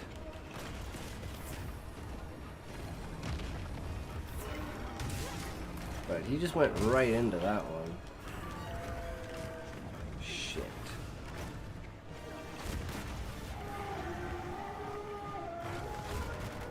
He sounds so distressed.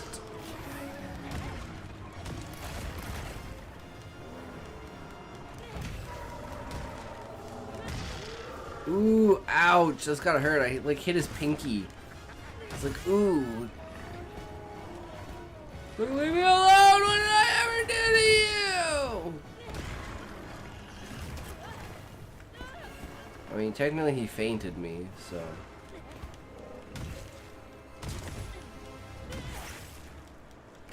I don't know if he can be trapped, but I mean, there's the trap. Let's find out. Can he be trapped?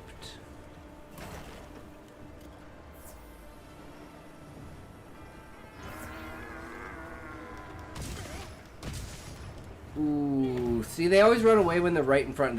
They sense when a trap is.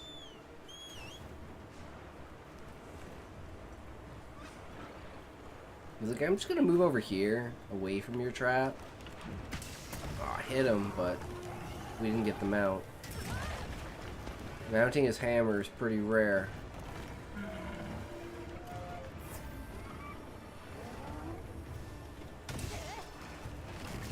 Ooh, he's gonna move.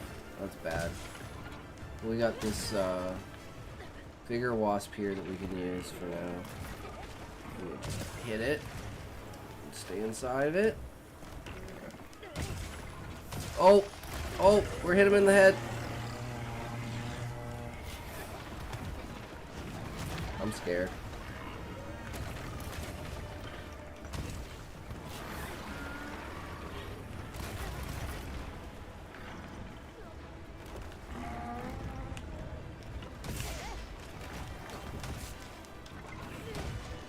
Oof. It's not about me, I swear. It's all about Happy. Don't pick on me. Pick on him.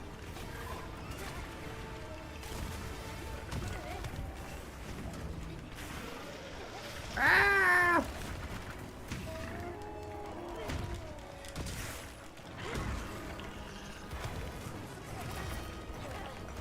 Oh, he grabbed me. I forgot he has the grab move. He's trying to suck the life out of me. Too bad he's too dumb to do that. He's too dumb and angry. Could have just killed me. You'd think that would be like an instant shot. Damn it, why can't I hit his wounds? Shit, that was bad.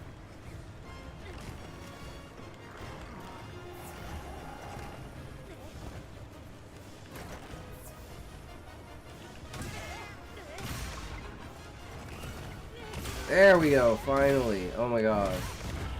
Nice. Double! We got double and he's down.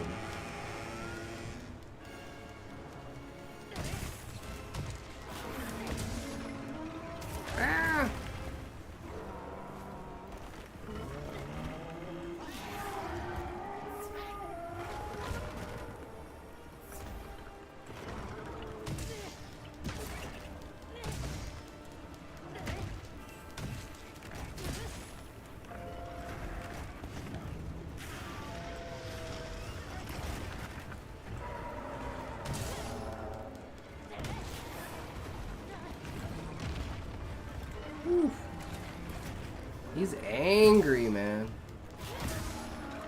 You're not happy with me.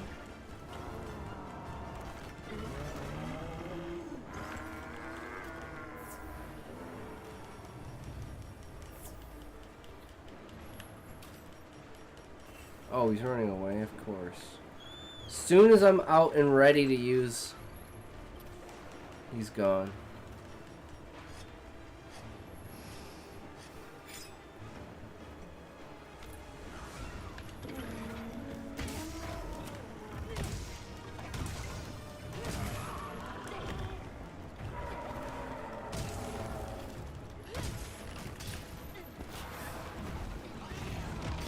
Oof. Oh, we can trap him. Nice. And I missed.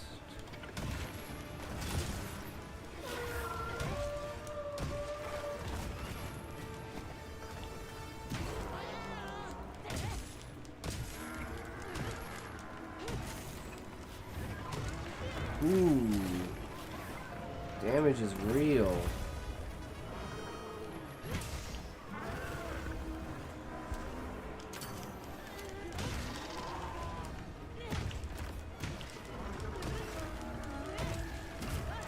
Oof.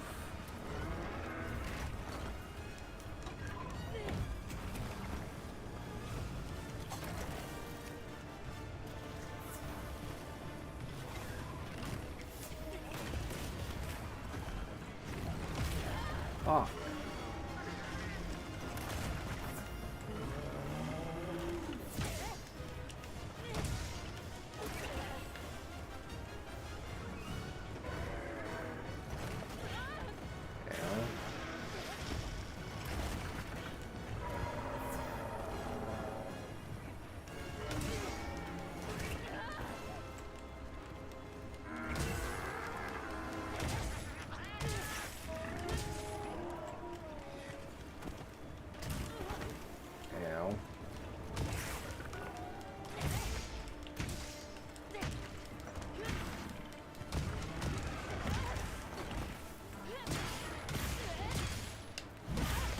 Ooh, damage is real.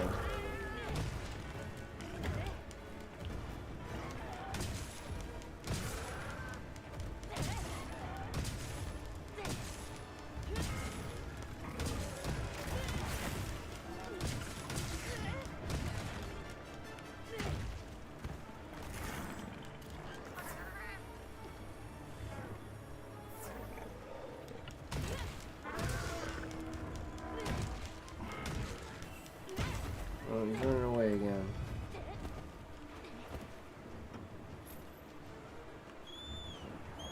Probably go grab more supplies.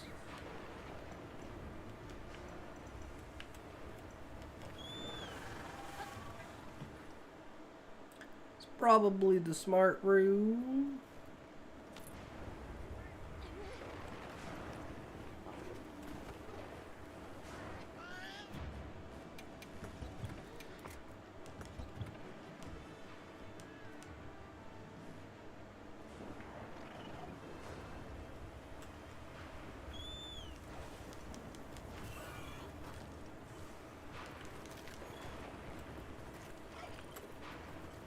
Let's go.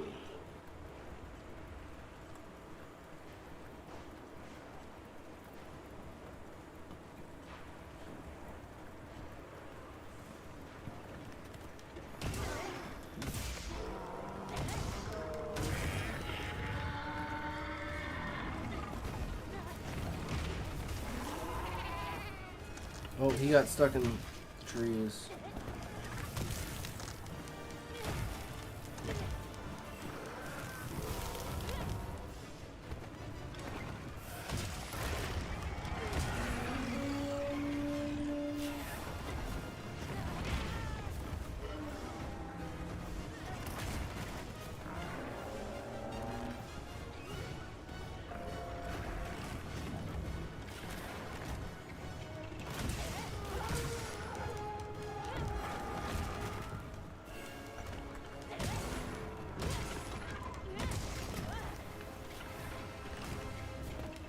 Oof.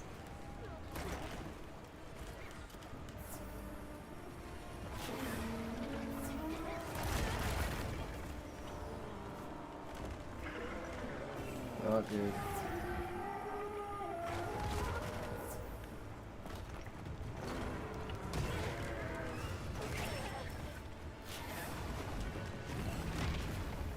Oof.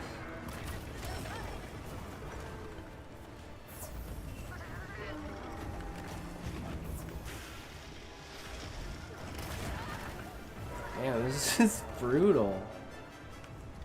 Thank God Happy has so many heals for me.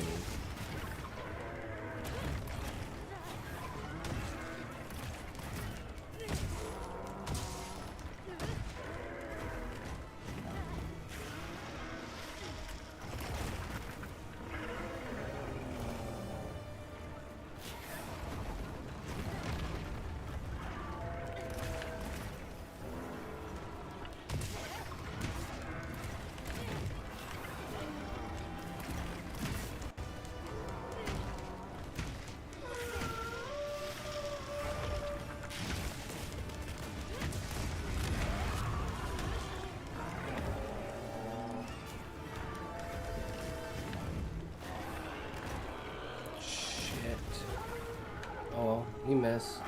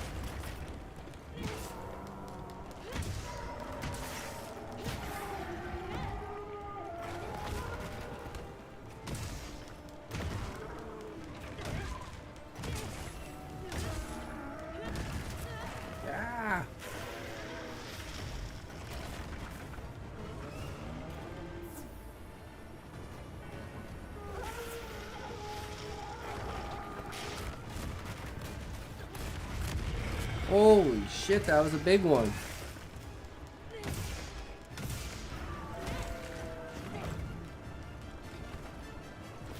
I wish I knew how to use the hammer. I know there's a move here that I'm trying to do that I just can't do, and it's the spinny one. The wind-up spin. I just don't know how to do it. I'm just button mashing and staring at the fucking combos, being like, which one of you fucking combo things have I tried yet? Nice. Superman dive. OP. Double Superman dive. OP. In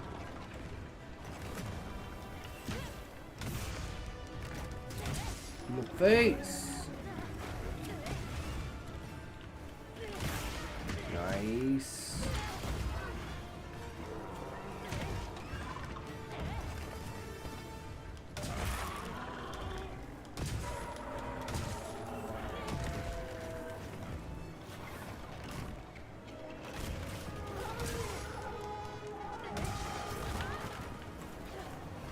Damn, I went fucking flying.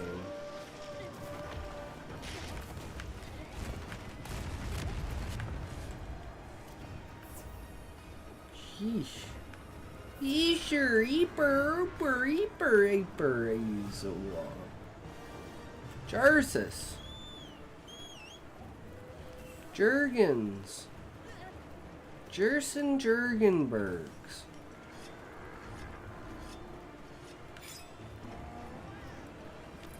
Fergan Turds! Yes, we got it.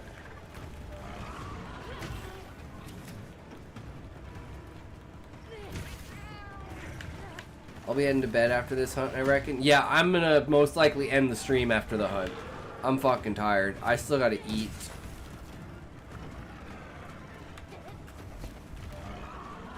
But 5 hours, that's a good amount. That's a decent amount. We put in our time today. Considering like 2.5 of that was reacts, and another half of that was like talking to our new buddy, Bro? About his book. Nice. Smashing face. And Happy's giving me the buff with the horn. Like a true gentleman.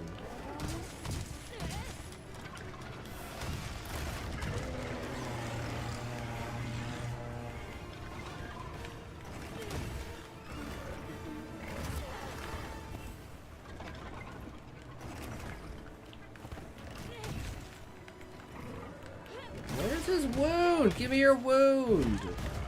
There we go.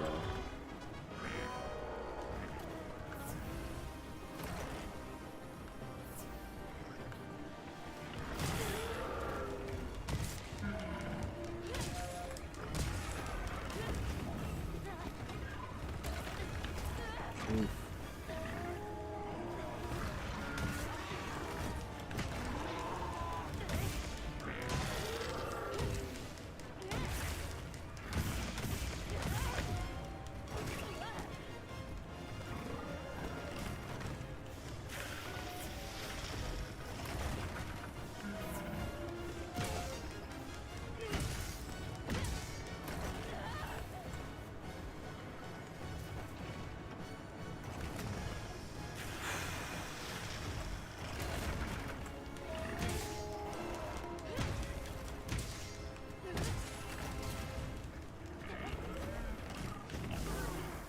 Oh.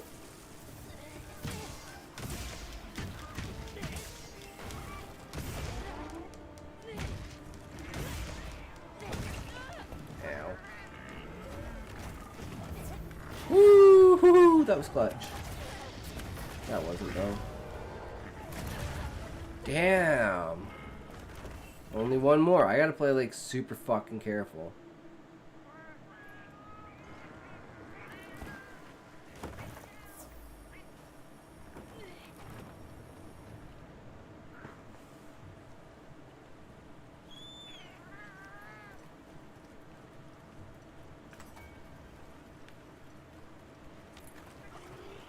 We gotta be more careful. One more death, we lose this. And he's not even like limping yet.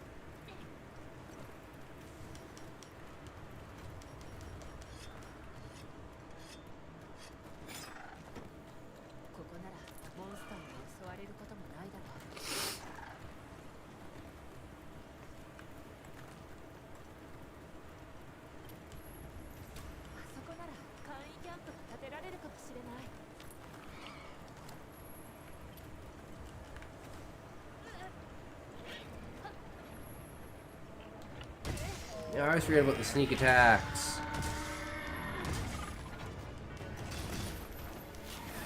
I'm gonna die again. Holy shit.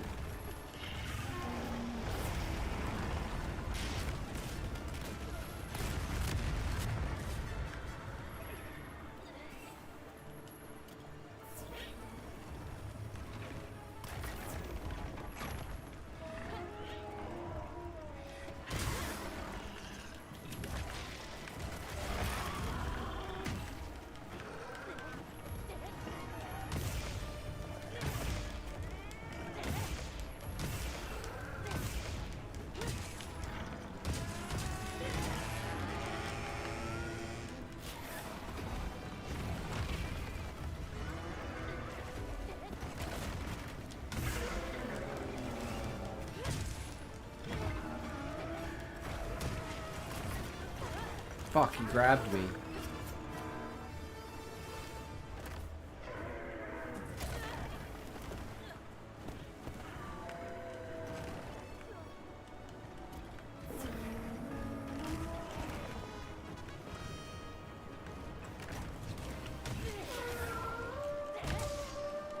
Oh no.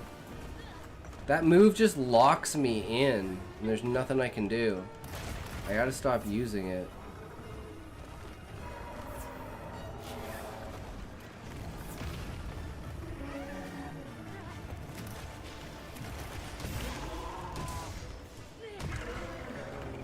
How did that not hit his fucking wound?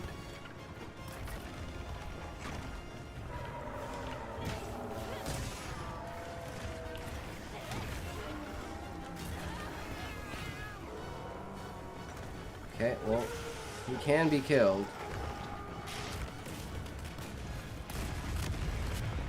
You just have to be careful.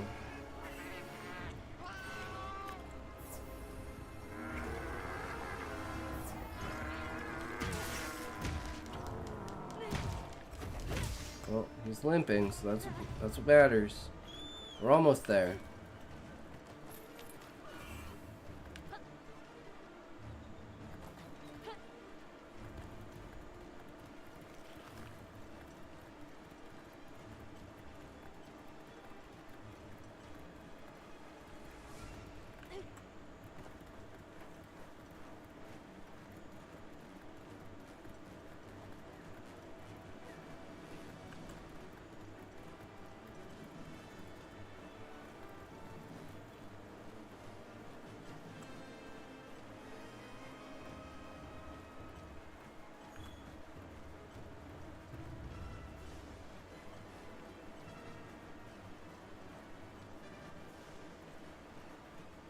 He's going so far away.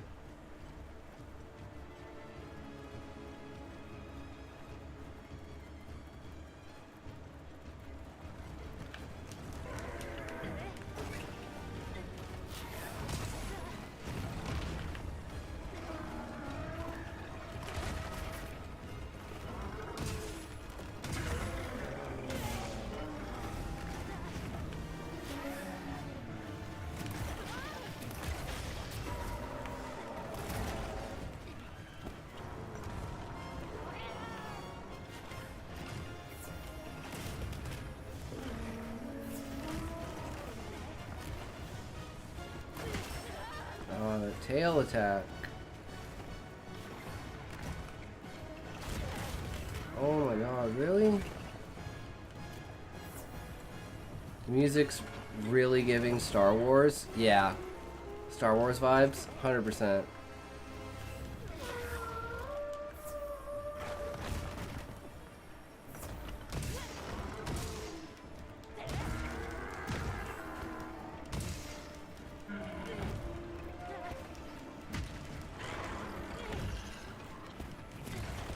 I'm just playing like a bitch because I'm worried I'm gonna die.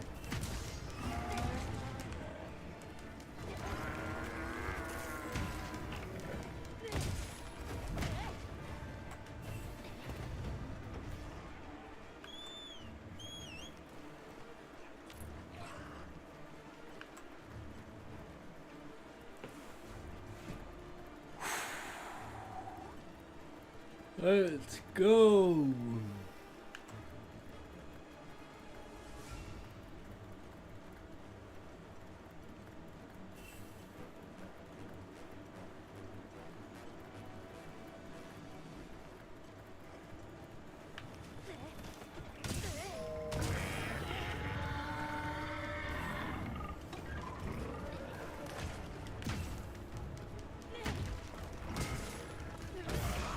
Nice. Okay. Okay, that helps. That helps.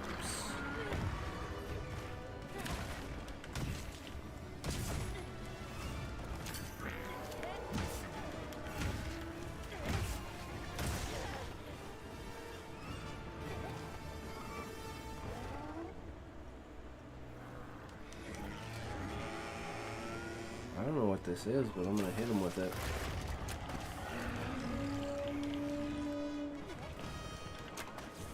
Oh, grounding pod. It's for flying monsters.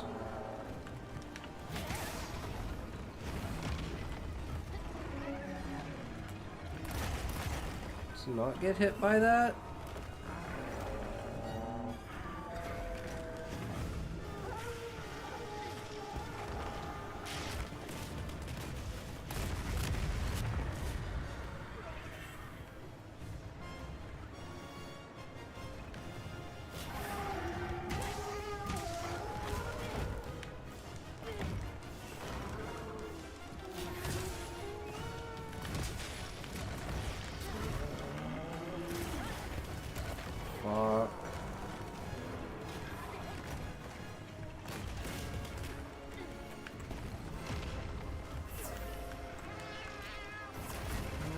god, I'm so scared. He's gotta be so close, right?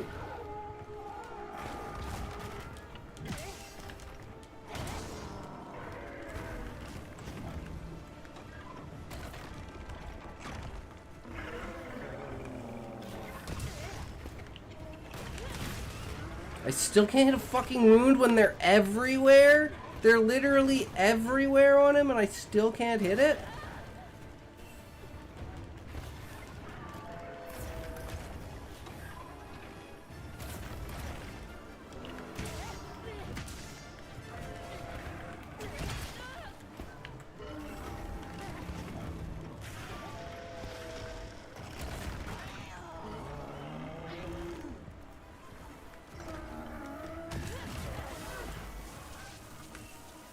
Well, that was a waste of a shock trap.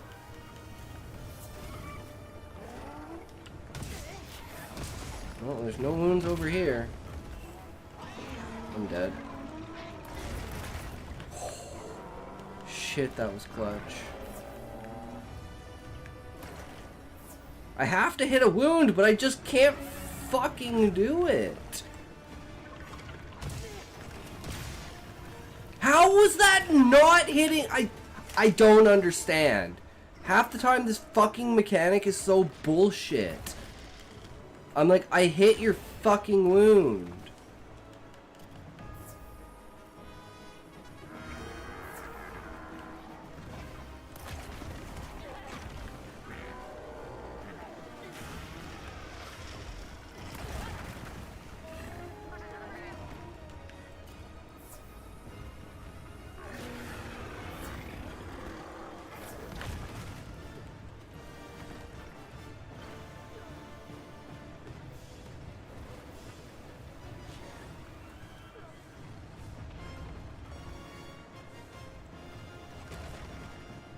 Not tempting fate for 35 minutes.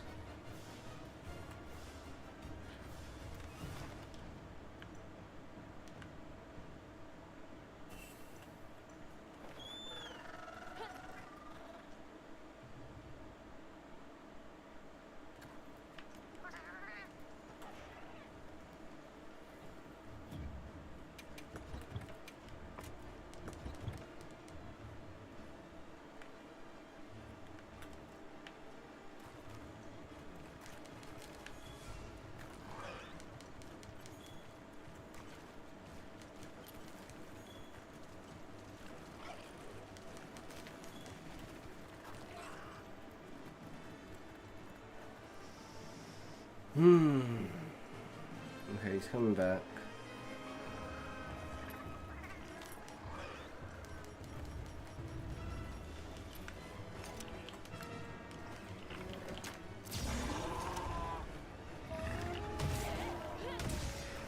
Where's a wound? I don't understand. He has like 8 wounds on him.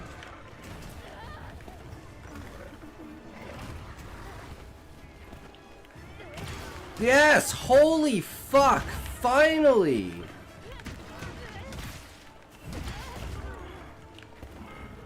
How am I even supposed to hit the one on his back? That's bullshit. Oh, and my food wore off, so I'm dead. GG. You fainted. 'Cause my food wore off and I lost my max health. Well, hammer sucks against him, at least because I don't know how to use hammer. I should have just changed my weapon, but it is what it is.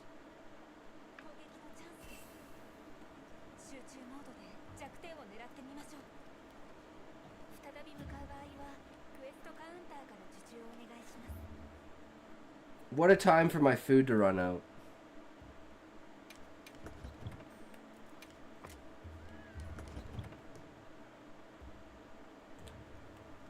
Well, what are you gonna do, right? But again, as always, if you can't say fuck you to your friends, who can you say fuck you to? Fuck you. Alright, let's find someone to raid. I gotta go to bed. I gotta eat, go to bed, dude. Shit.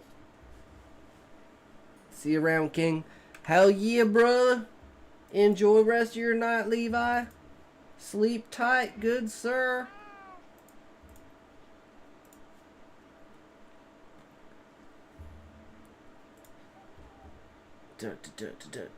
Who's on? Who is on?